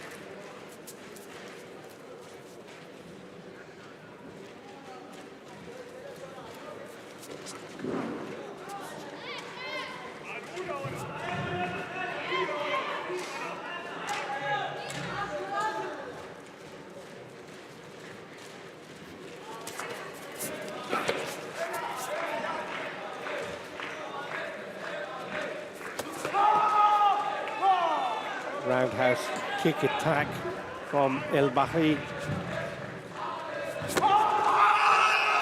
Good counter punch there from Gurbanli, though. That was an example of great timing. Yes. An example that you cannot make any mistake. But let's see if this front hand technique from Moroccan athlete was in. It's Kizamizuki.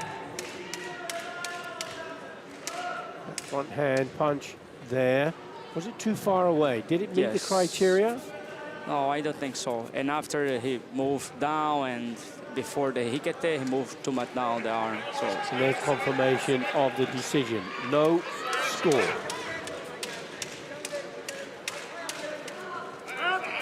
There's a senchu to be awarded to go with that 1 point score.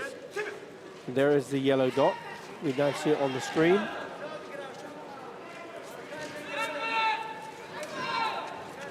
Yeah, I have 1 minute, 15 seconds to change this. Can't quite get that range properly, can he? He's a little bit out of distance. Yeah. So the arm is straight.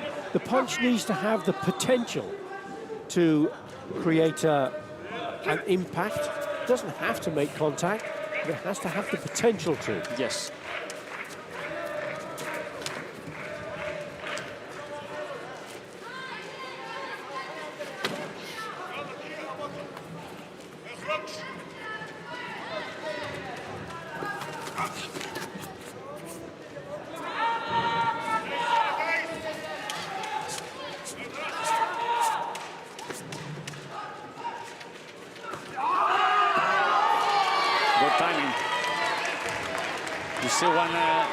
Moroccan athlete fake. She used this timing to anticipate with Jordan Zuki. It was good. Asliman Gurbanli extends his lead by another Yuko score, another 1 point score, using that great timing that you referred to. It's a roundhouse kick to the back, though. Yes, now the fight will change, because it's draw 2-2, but of course, Azerbaijan athletes still having the senchu, but now we just need 1 point. So El Bahri firmly back in contention here for this bronze medal bout in the plus 84 kilogram Karate1 Premier League in Moscow, Russia. Just 12 seconds left on the clock.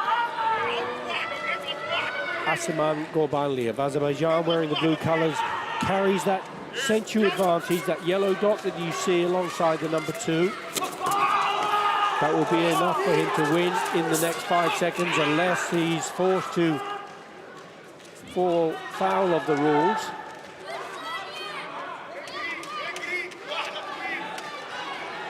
If that were the case, he'd lose the Senchu, and then it would be a 2-2 draw, and the referees would make a decision. But that isn't going to be necessary, because the Senchu, the difference, gives him the bronze medal. Bronze medal for And he marches on towards the World Championships from Azerbaijan. in good form. Just by the sensu advantage.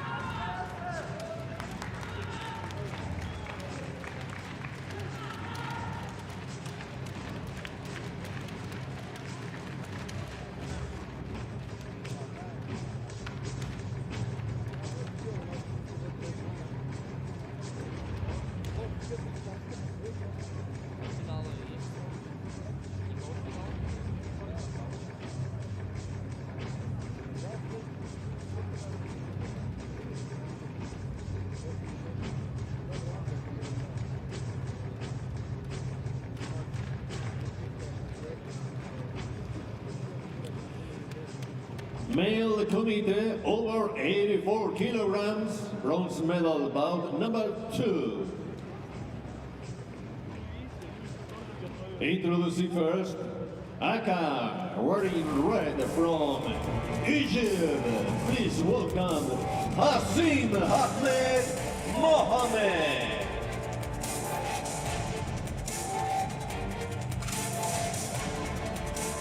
And introducing now, wearing blue from Curacao, Rob Timmerman.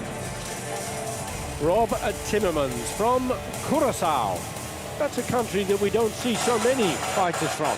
Yes, that's, I remember maybe 15 years ago when I was a kid, there was very good athletes from there, because there are many athletes from Netherlands that moved to Curacao because it's Netherlands Antilles. So they have some agreement for citizen. And so sometimes you can see many athletes from Netherlands fighting in Curacao, in Netherlands Antilles. So it's, I remember this. This is a young guy. I don't know exactly if he were born in Curacao or if he's from Netherlands, but fighting, relocated. Yes, by Curacao. Yes, but for sure he will be in the Pan American Championship this year. It's very tall. It's a very tall guy and also very technical. Well, he's up against someone who won't be in the Pan American Games because he comes from a completely different part of the world, from Egypt. Hassim Ahmed Mohamed, just 19 years of age, slightly shorter than Timmermans, but he has been a world junior champion and twice a junior continental champion, even though he's just 19 years of age. But it is Timmermans who's putting the Egyptian under pressure.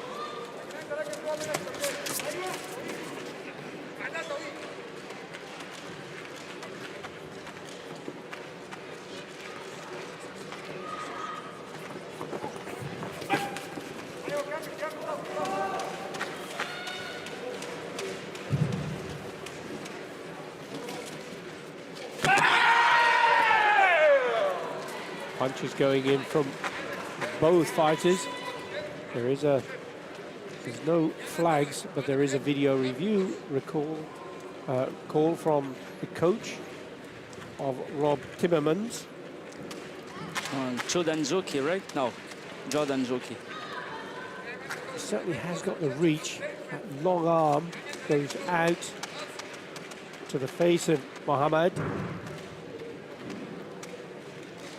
Mohammed tries to go low with his reverse punch. Maybe can make score. Was in the middle of the chest. The chest is a scoring area. If it was strong enough, Yes, this is the point. Maybe. if it were good enough, Yes. it will score. If not, it will remain all level. And he would have lost the card.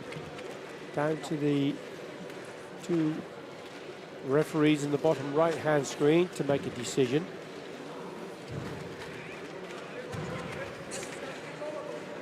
The timing looked pretty good. Whether the range was correct, there are 6 criteria, after all, to be met for any of the techniques to score.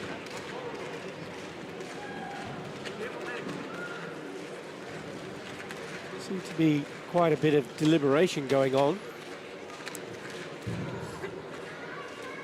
Perhaps they were looking for a different angle. Here we are. There's the punch. Has to be vigorous application, correct distance, correct timing, good form. Zanchin. Now, this is the signal that the referee gave here with his hands up to his eyes, was saying that they weren't in a position through the cameras to be able to see if it was a clear point or not. Yes. So that is Mienai. Mienai, yes. And with a Mienai, the coach gets the card back. So no point and no loss of card. Yeah, that was not possible to see very clear the technique. I understand it's very hard because they exchange technique and they pull the Egyptian guy. They pull the pull back the arm when they did the Gyakuzuki, and so it's very hard to see exactly. If it met the criteria. Yes. It wasn't as hard to make a decision on that technique because the judges went with the score. So Mohammed gets the point and he gets the senchu.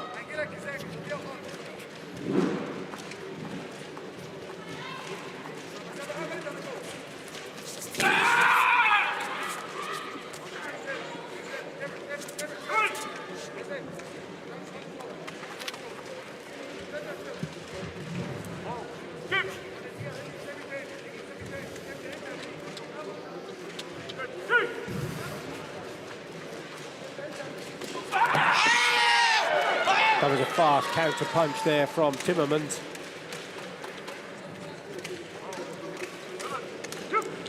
If you see the Egyptian guy, they asked the coach to the card, and the coach signalized with the head, no, I think it was not good one to request the card. So you can see this communication between athlete and coach. Yes.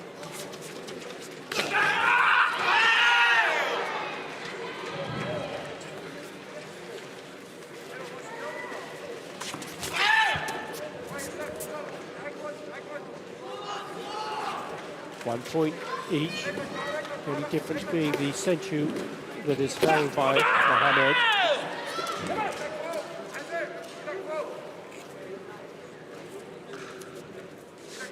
Referee just signalling that Timmermans stepped off the tatami.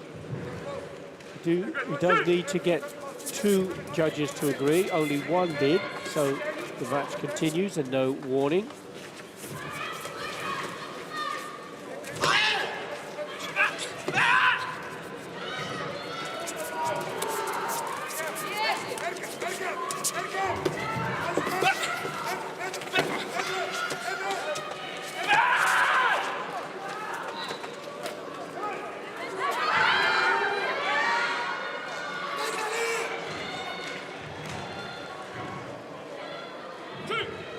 There's the Hansoka Chui, and there is the senchu disappearing. It is now 1-1, and there is a 0.1 of a second left, and a video review call. Now this will be really interesting, won't it? Yes.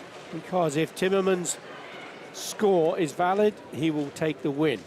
If it isn't, it will be a ante decision. Yes, it was a big mistake from the Egyptian athlete they didn't had any reason to move him back and to lose the sensu because he was inside the match, so.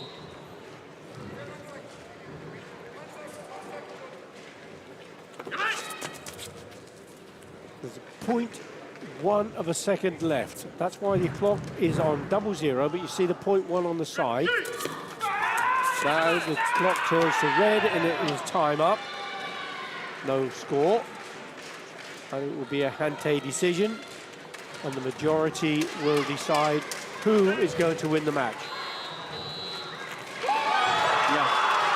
And the flags have gone, and the referee, all in favour of Timmermans. And that was a classic of how to give away a bronze medal. That's it. Timmermans from And without Curaçao. reason, because he dominated the match, he was in sensu advantage. There are no reason to move back.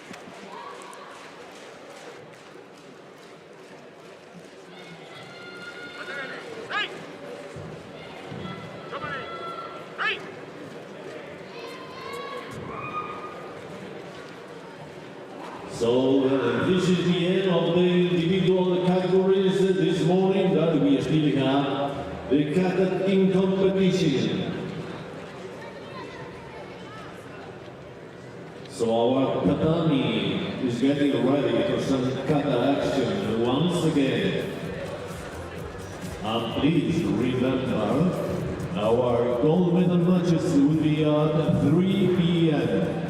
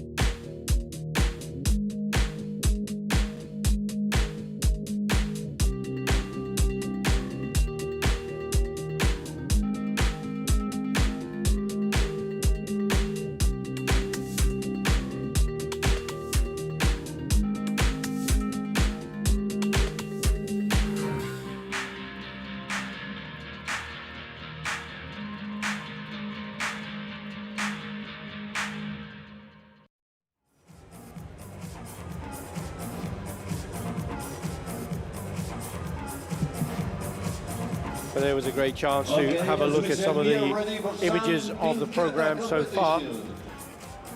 This is our first category on our tatami here. Female Team Kata bronze medal match number 1.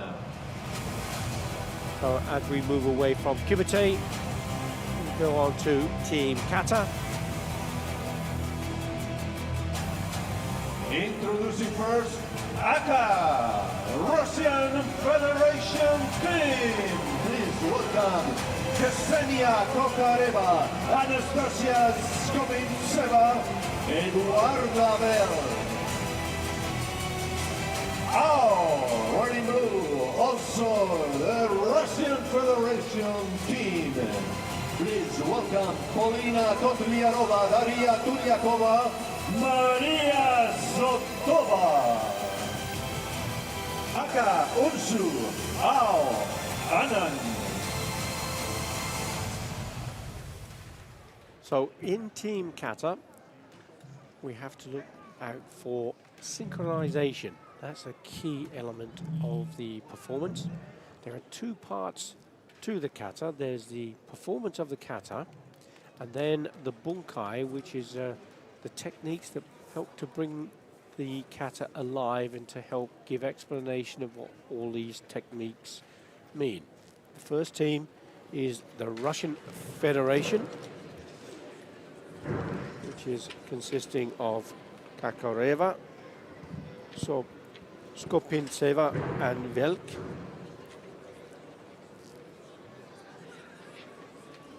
The teams have 5 minutes in which to perform both elements of the kata. And the choice of kata from the Shotokan system, Shotokan style, is onsu.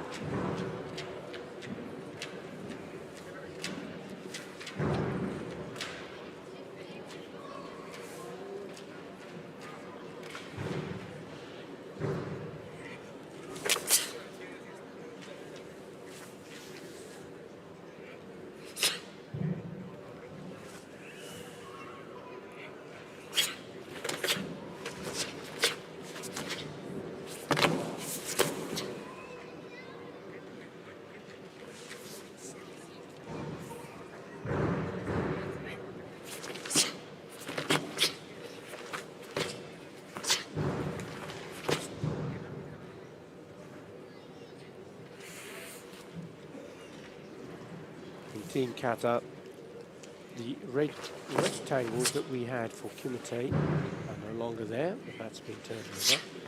That red square generally is only for kumite, gives an indication of where the kata should start and finish, but if the team were to step off the area, it doesn't make any difference to the evaluation.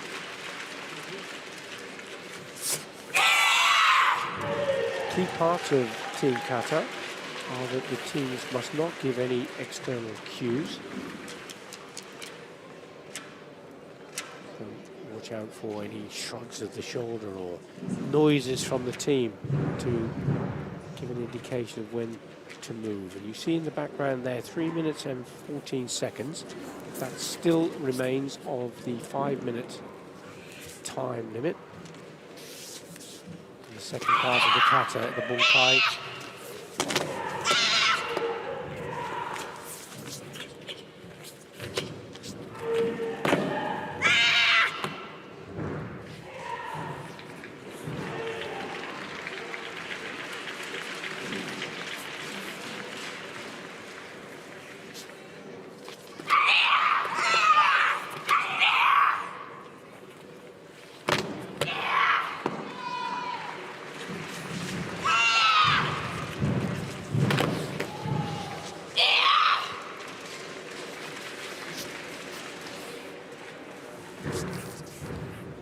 Teams get an opportunity to create the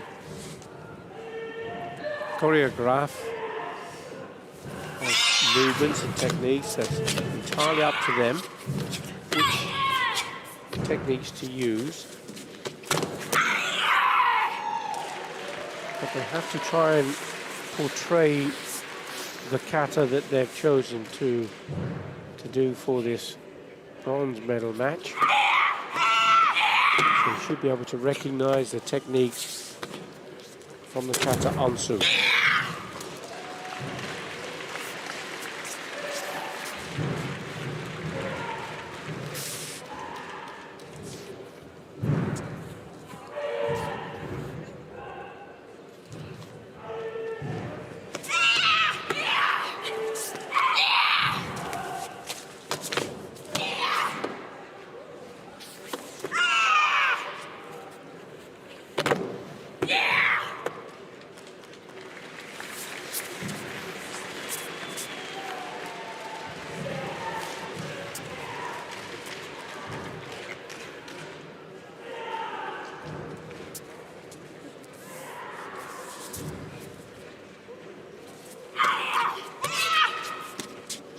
Into the last minute of the time allocation, and if the team were to go over that 5 minutes, then they would be disqualified.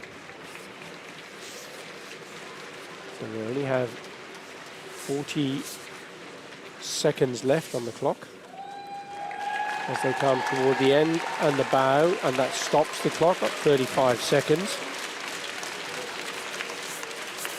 The judges will give their scores, put them into the computer.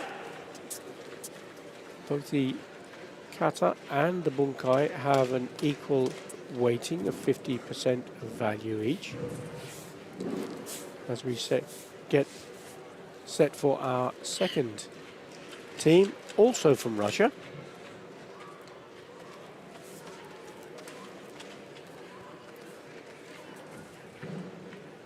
Kotlyarova, Tolyakova and Zotova make up the second Russian Federation team. Their choice of kata is Anan from Shitobu, one of the four major stars of karate.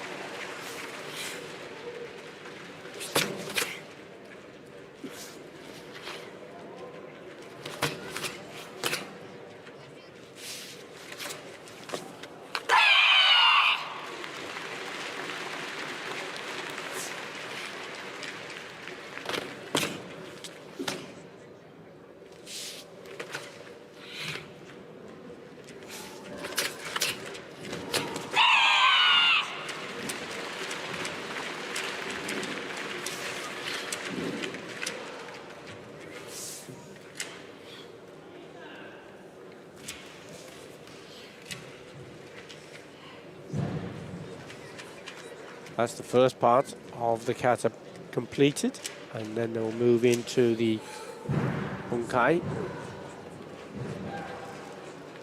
The demonstration of techniques, the explanation of what you just saw, or their interpretation of those techniques in the kata.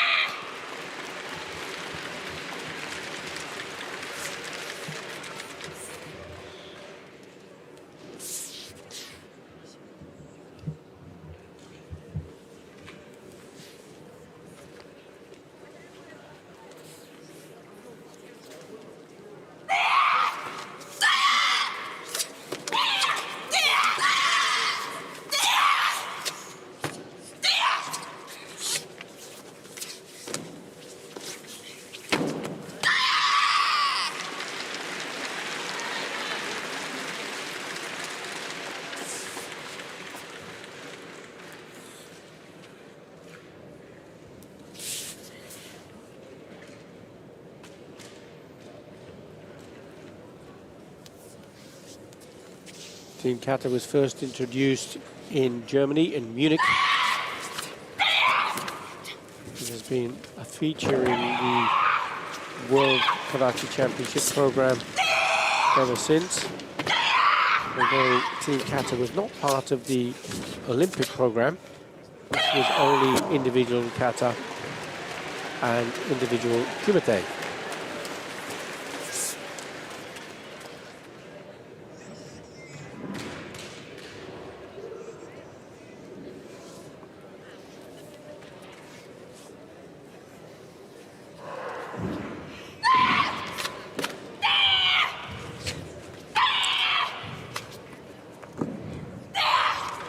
Into the last minute.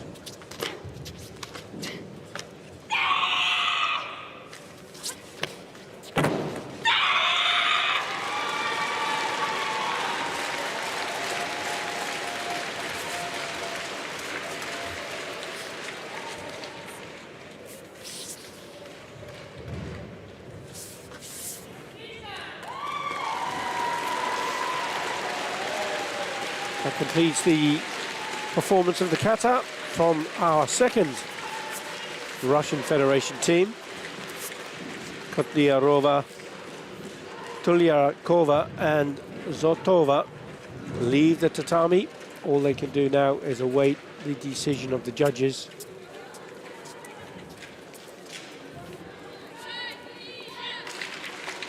And here is the graphic looking for the technical scores. You can see the team in blue leading at that stage as the referee will make the decision. And this is Yaroslav Tarana from Canada. The Russian team. Puts up the Congratulations to Polina left arm, and the win goes to Maria Sotova. Bronze medal for them. Team Blue, let's call them, as opposed to Team Red from Russia, as both of them the Russian Federation. So congratulations. Kotlyarova, Tulyakova and Zotova from Russia.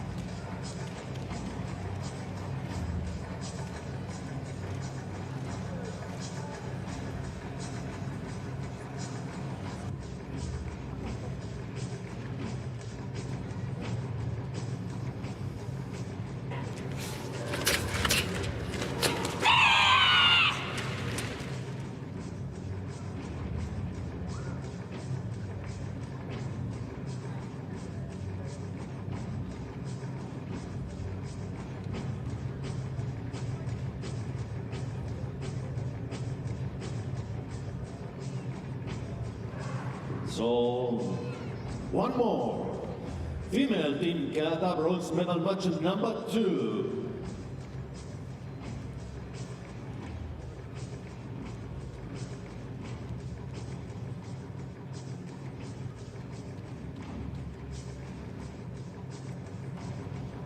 So here we have our judges. And now let's introduce the competitors. Introducing first Aka wearing red, Team Morocco. And the second female team kata bronze medal bout between this time Morocco and Slovakia. And calling now, wearing blue, Team Slovakia. Please welcome Ludmila Machikova, Nikoleta Terashitska, Wanda Planova, Aka Gankadu Ao Anand.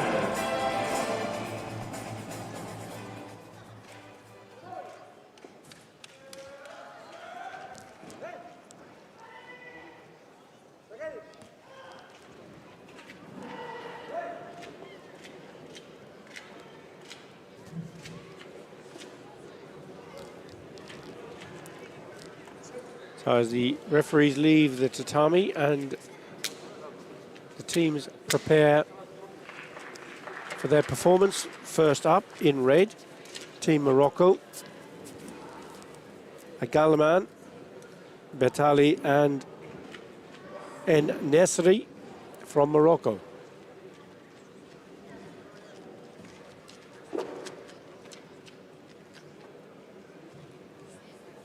Their choice of kata is Gankaku.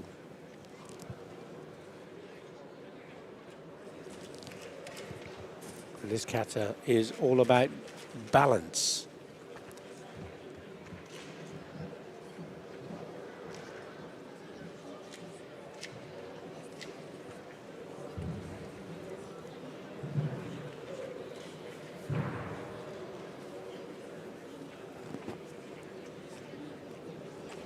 The reason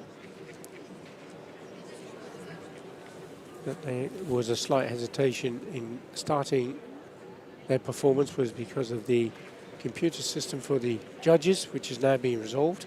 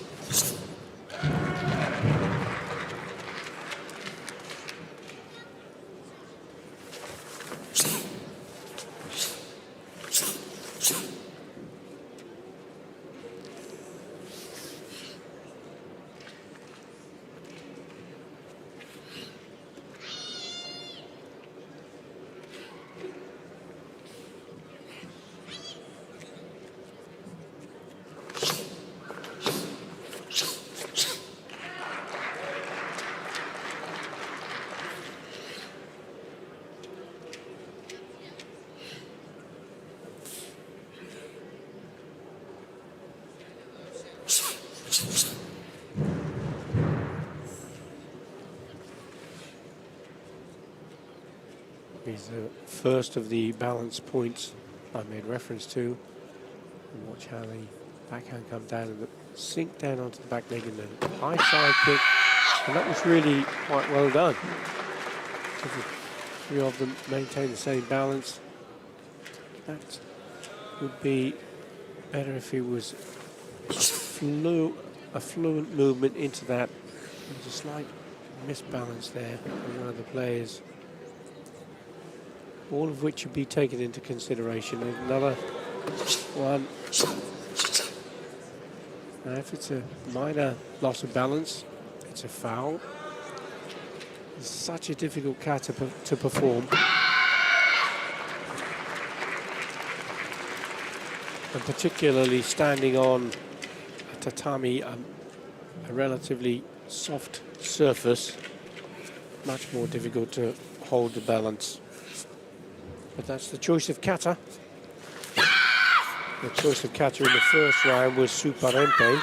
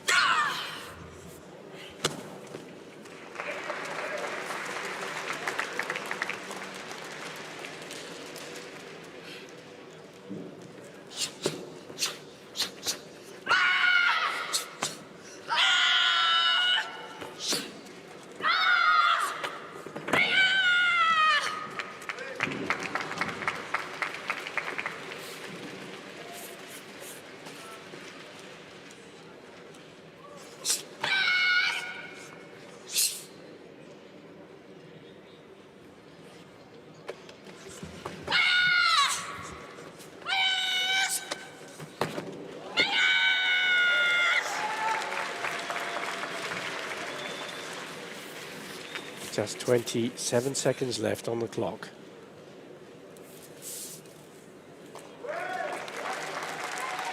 And that completes the kata gankaku from Team Morocco. There were a few areas that could have been performed better, particularly in relation to balance. We'll have to see how Team Slovakia fare when they come onto the tatami. Pachikova, Merasichka and Vanova preparing to perform the kata anan. They've already performed goji shihodai.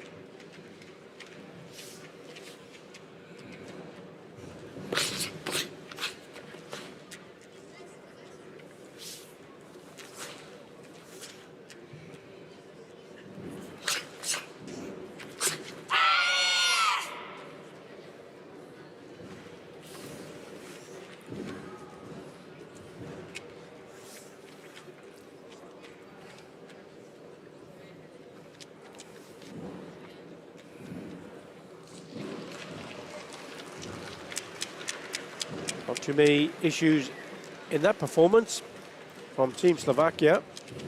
We'll obviously be using this as training and preparation for the World Championships.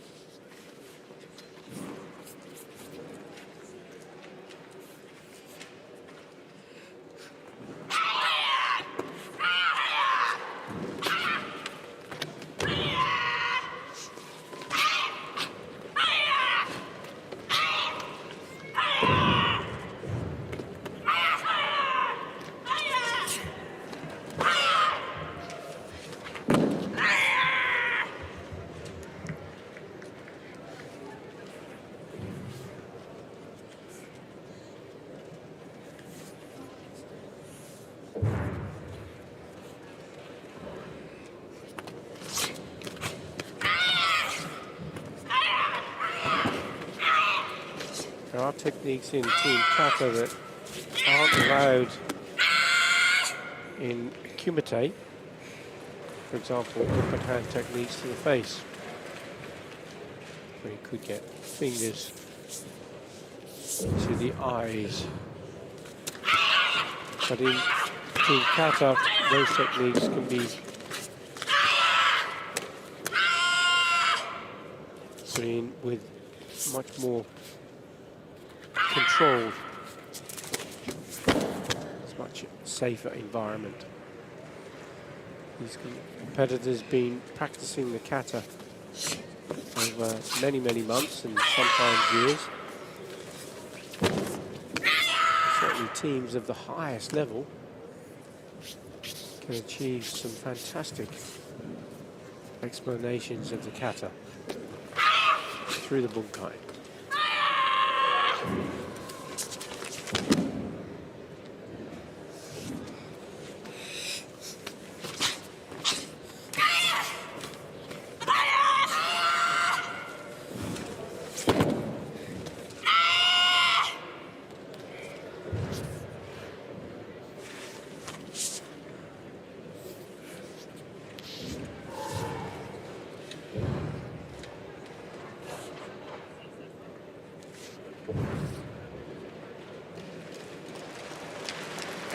Just 37 seconds left on the clock. Team Slovakia come to a conclusion. We just await the scores from the judges.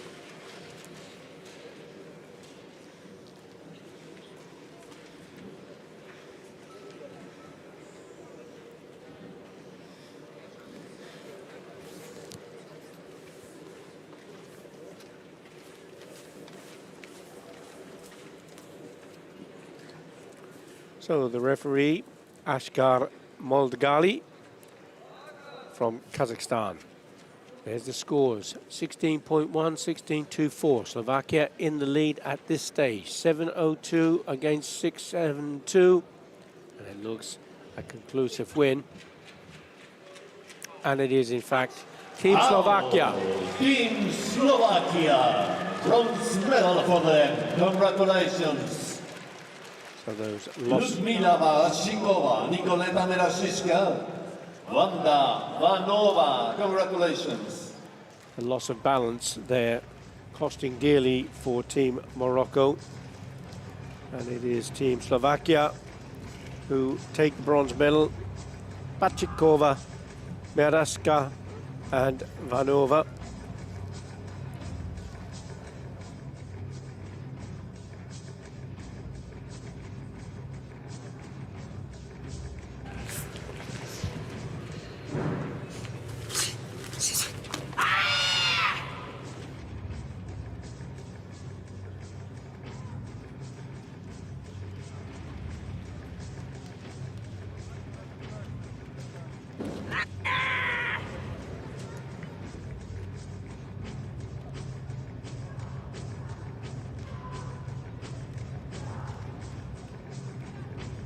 So we have another Russian affair coming up. Male Team Kata bronze medal match number 1.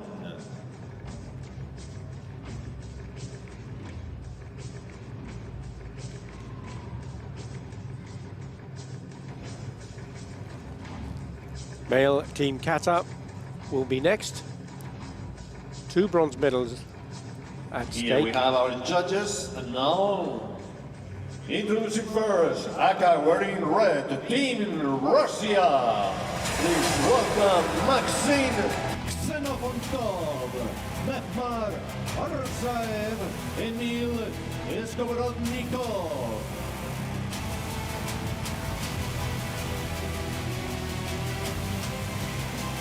And calling now our wearing blue, Team Russia.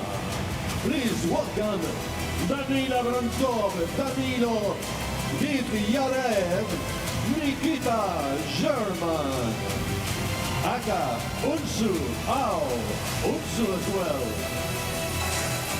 Once more, two teams from Russia, both from the Shotokan style.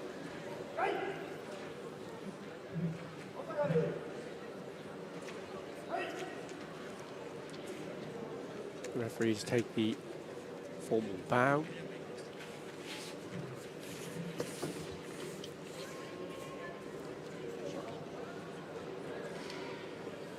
As the red team from Russia make their way to the starting position.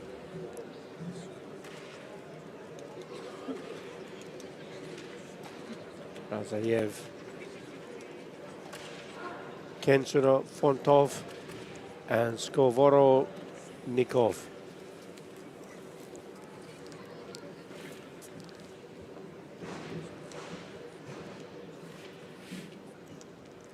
By choice of kata, Onsu. They performed Goju Shiho Sho in the first round.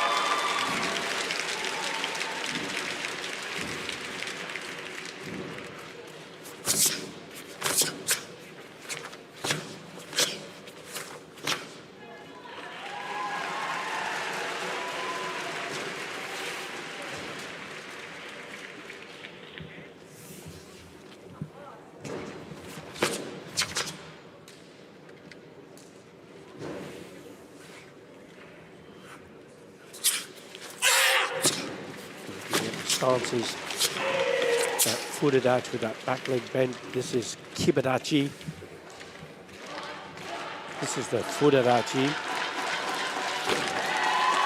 All of the stances have to be performed in the correct manner. Sanchin dachi and shikodachi.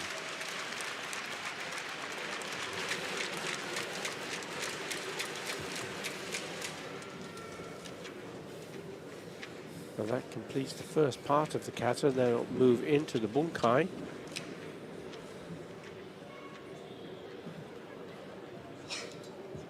They've been relatively pleased with their performance so far.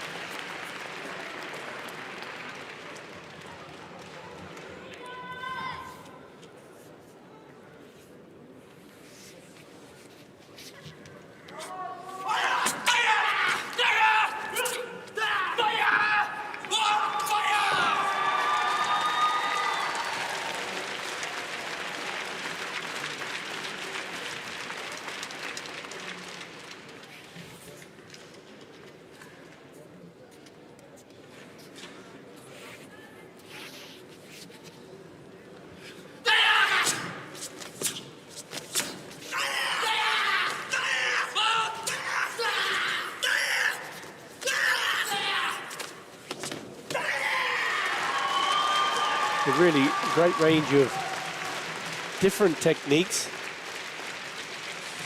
through that particular sequence.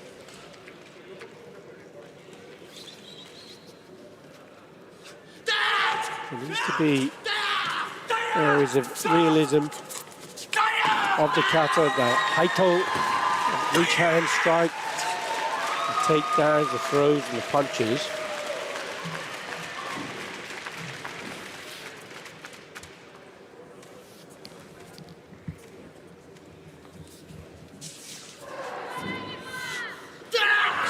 Moving into the last minute.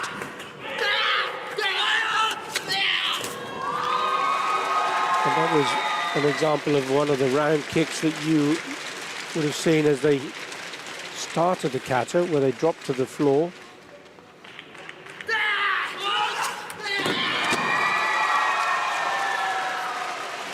We don't have a full house. We have plenty of support here in the Setski Arena in Moscow, Russia, for the fourth and final Karate1 Premier League of the season, as the first of the two Russian teams finish. And a good performance there from Razaev, Skovorodnikov and Katseno Fontov. Our second Russian team now, Brantov, Degiraev and German make their way to the starting position, and their choice of kata is also Onsu. So an opportunity for you to make a direct comparison of the katas between both of these Russian teams, but also to make a comparison between any differences in the bunkai and their interpretation of Onsu.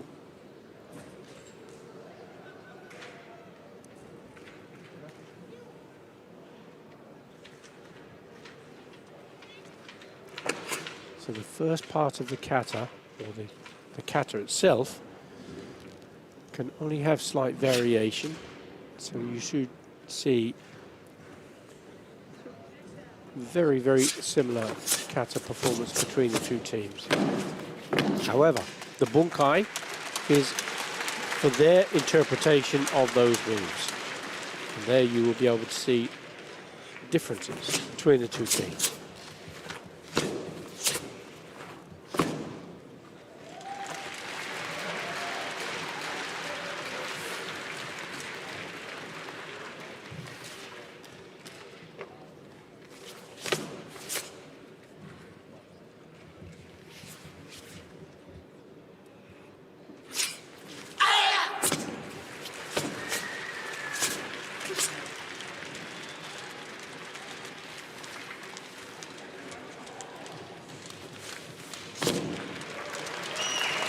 Good height for that jump. It landed in unison. Synchronization is a key part of the criteria. Two areas are very similar to the individual kata, both technical and athletic performance. Technical gives a 70% weighting against 30% of athletic. 3 minutes, 10 seconds as they start the bunkai sequence.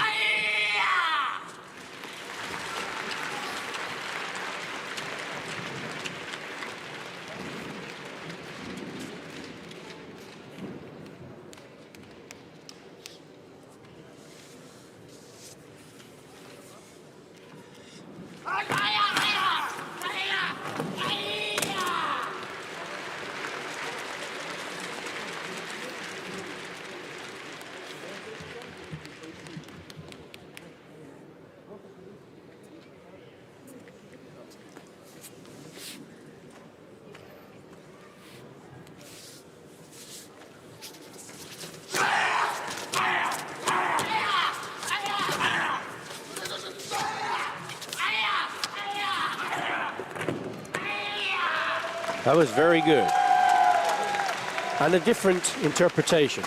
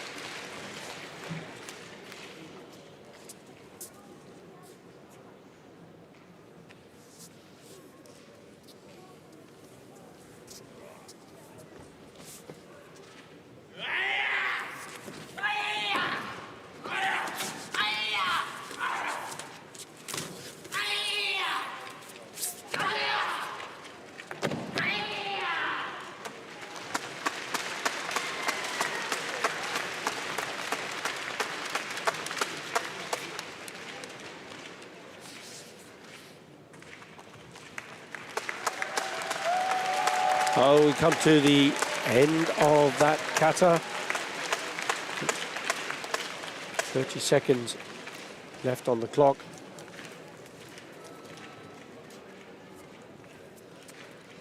So the two Russian teams now just awaiting the scores to decide who's going to get this.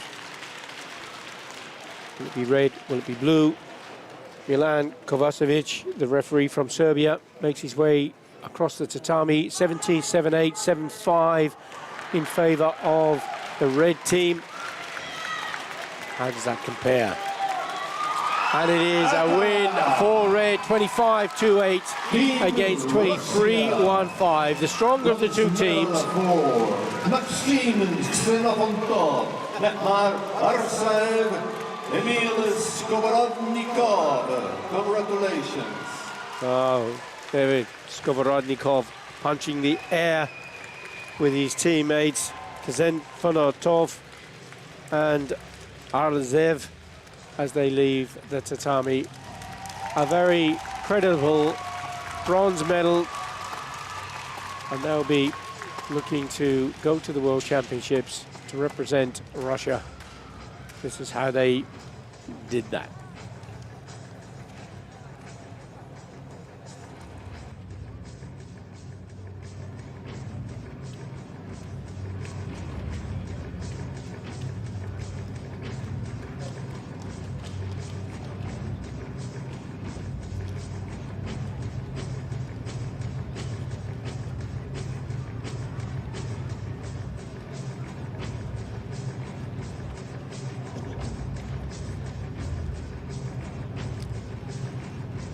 And now, ladies and gentlemen, it is time for the last bout of this morning program. Male team kata bronze medal match number 2.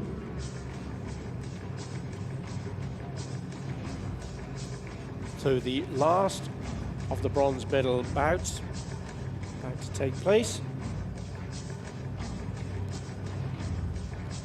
Again, it is in the male team kata.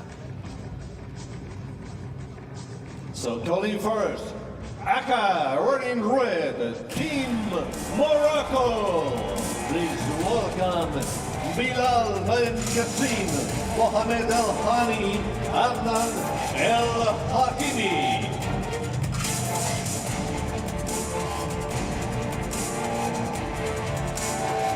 And introducing now our wearing blue, Team Gray.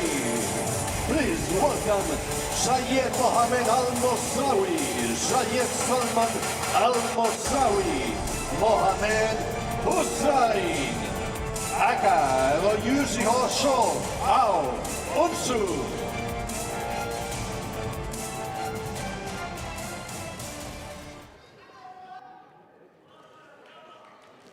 Both teams lining up here.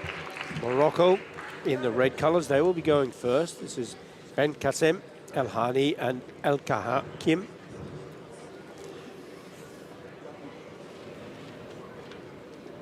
Referees are making their way to the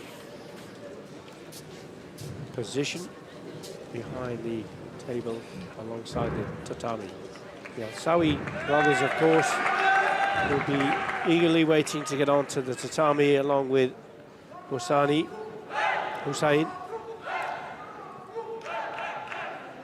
Team Morocco will go first. Their choice of kata is Goju Shiho Sho.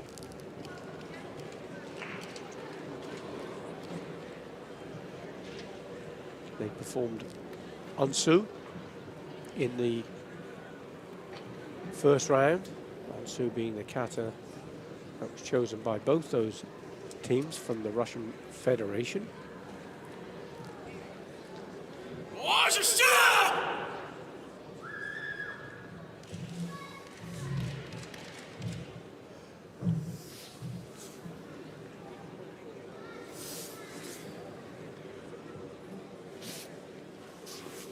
This is Kibadachi, Fudadachi. Names of those stances, Shikodachi. And the judges will be looking to see the foot position is correct, the hand positions are correct, the symmetry in their stances is the same. Good speed on the turn.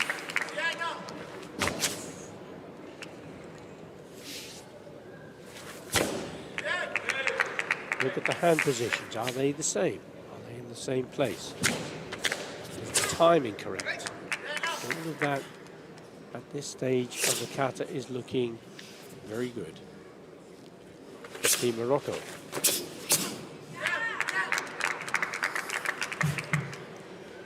Well-established team from Morocco.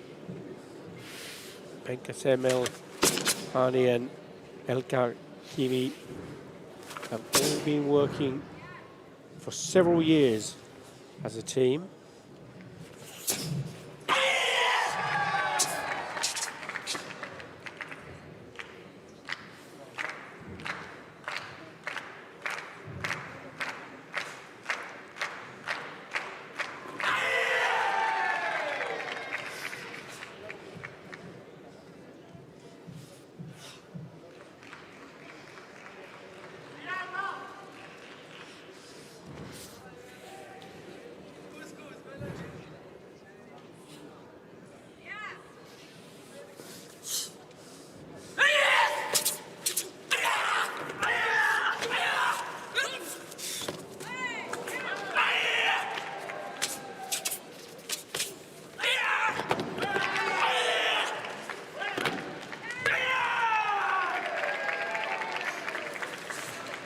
The team trying to get a good level of speed in the athletic performance of the kata. The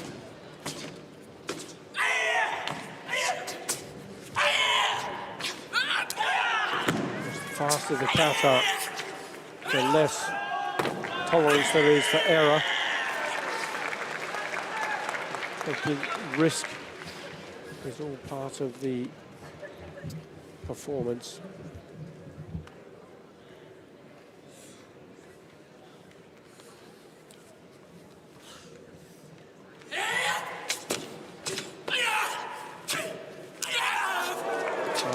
Satori-geri scorpion kick. We've got the wow from the crowd here in the Saskia arena.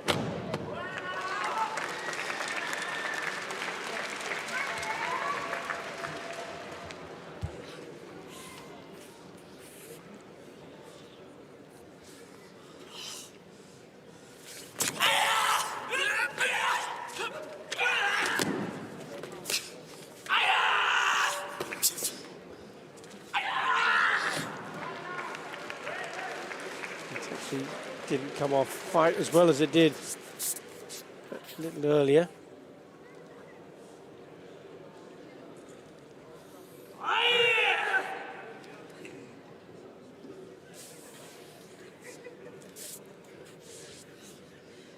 Moving into the last minute.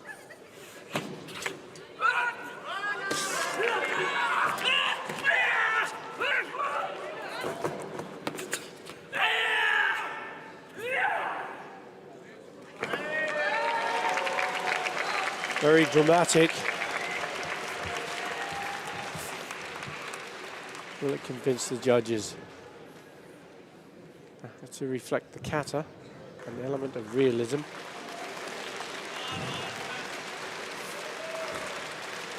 As the clock comes to close.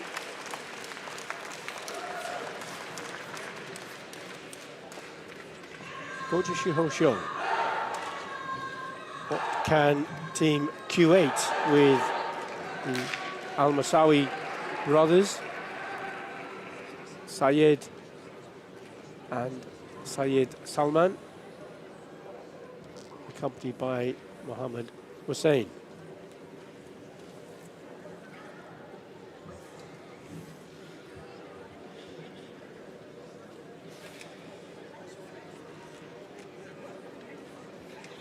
Their choice of kata, Ansu.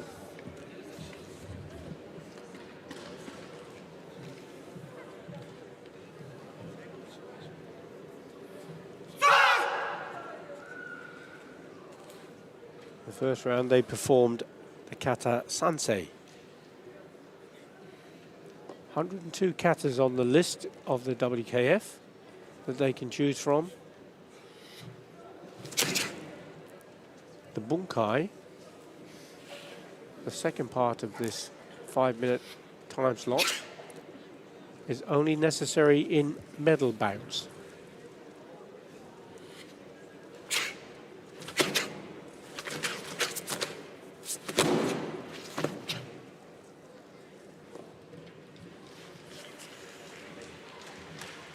Good timing, good speed, so the athletic performance was good.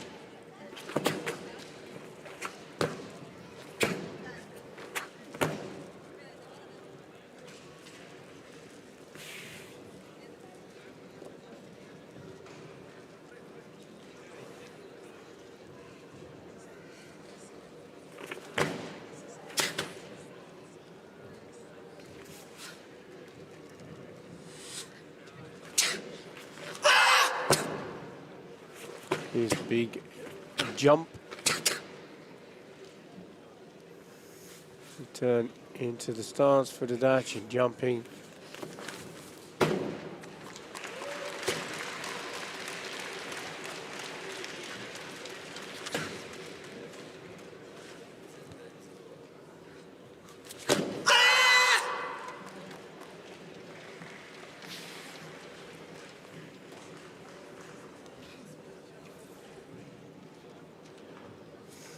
Now into the bunkai.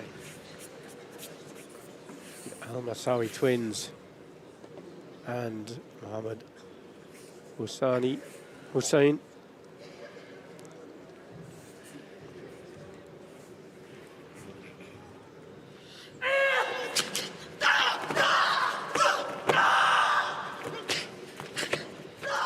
They performed this routine many times.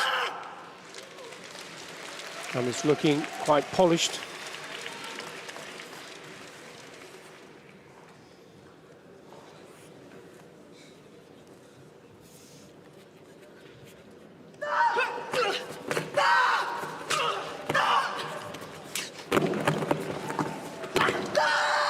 Very clever. And as the World Championships are drawing near, it will be in Dubai, in the United Arab Emirates in November. This is a last chance on an international stage to perform and to prepare themselves for that challenge to come in Dubai.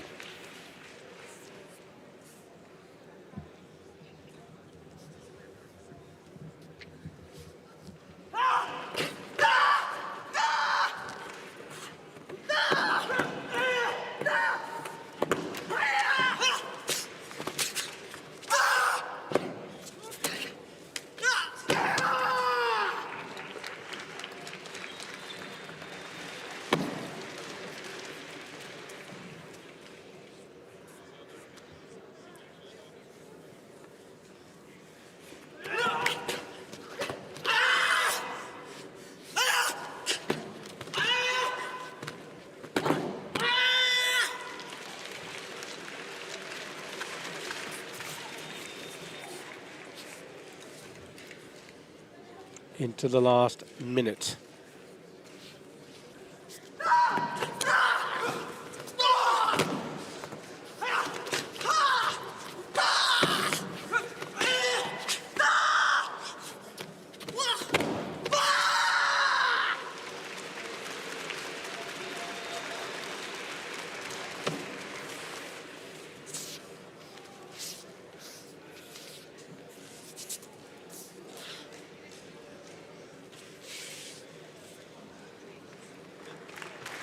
There's the bow.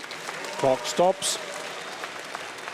Scores will be revealed in a short while. So, your thoughts at home, wherever you're watching the program from.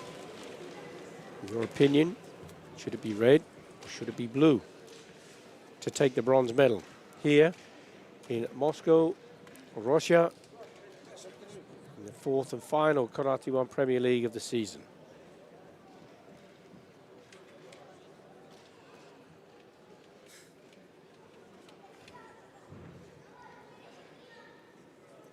Just a slight delay is because of the technical issues. There's the score. You hear the beep now. Just awaiting the referee to make their way to the other side, and the graphics will give the scores. Bulgar Karamov of Azerbaijan, 16-9-4 for Morocco in technical, 7-3-2. What is the score for Kuwait? Will it be good enough? Yes, it will. 25.14, and the winner is Team Kuwait. Kuwait. Congratulations and bronze medal for Syed Mohammed Al-Moussawi, Syed Salman Al-Moussawi, Mohammed Hussein. Congratulations. So, as you know, ladies and gentlemen, this is the end of this morning program. See you later at 3 p.m. with the gold medal matches. Дамы и господа, итак, закончилась утренняя часть наших соревнований. Разыграны все Chance to have a look at the best images of the session. Часа на золотые поединки. Сейчас объявляется перерыв. Спасибо.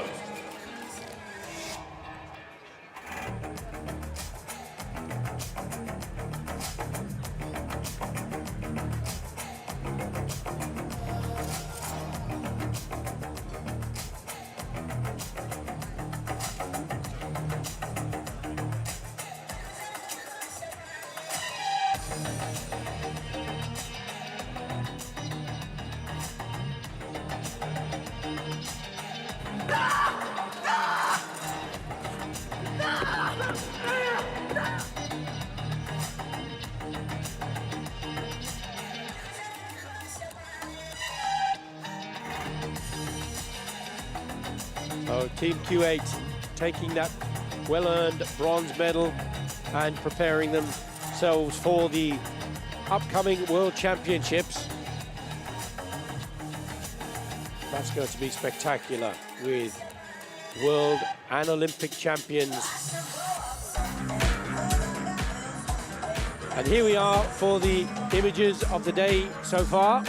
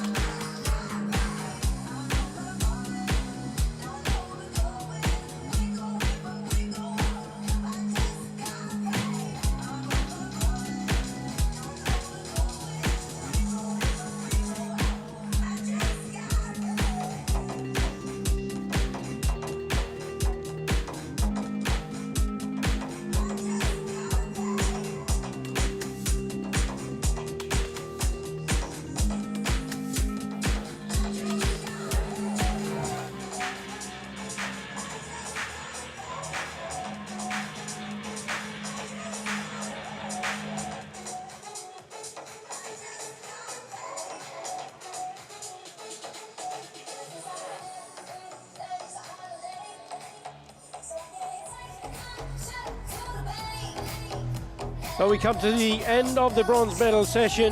here at the 4th Karate1 Premier League in Moscow, Russia. And please don't go too far away because we have so much more karate to come. All of the gold medal bouts, world and Olympic champions to save up. Hope to see you soon. I'm Billy Brennan.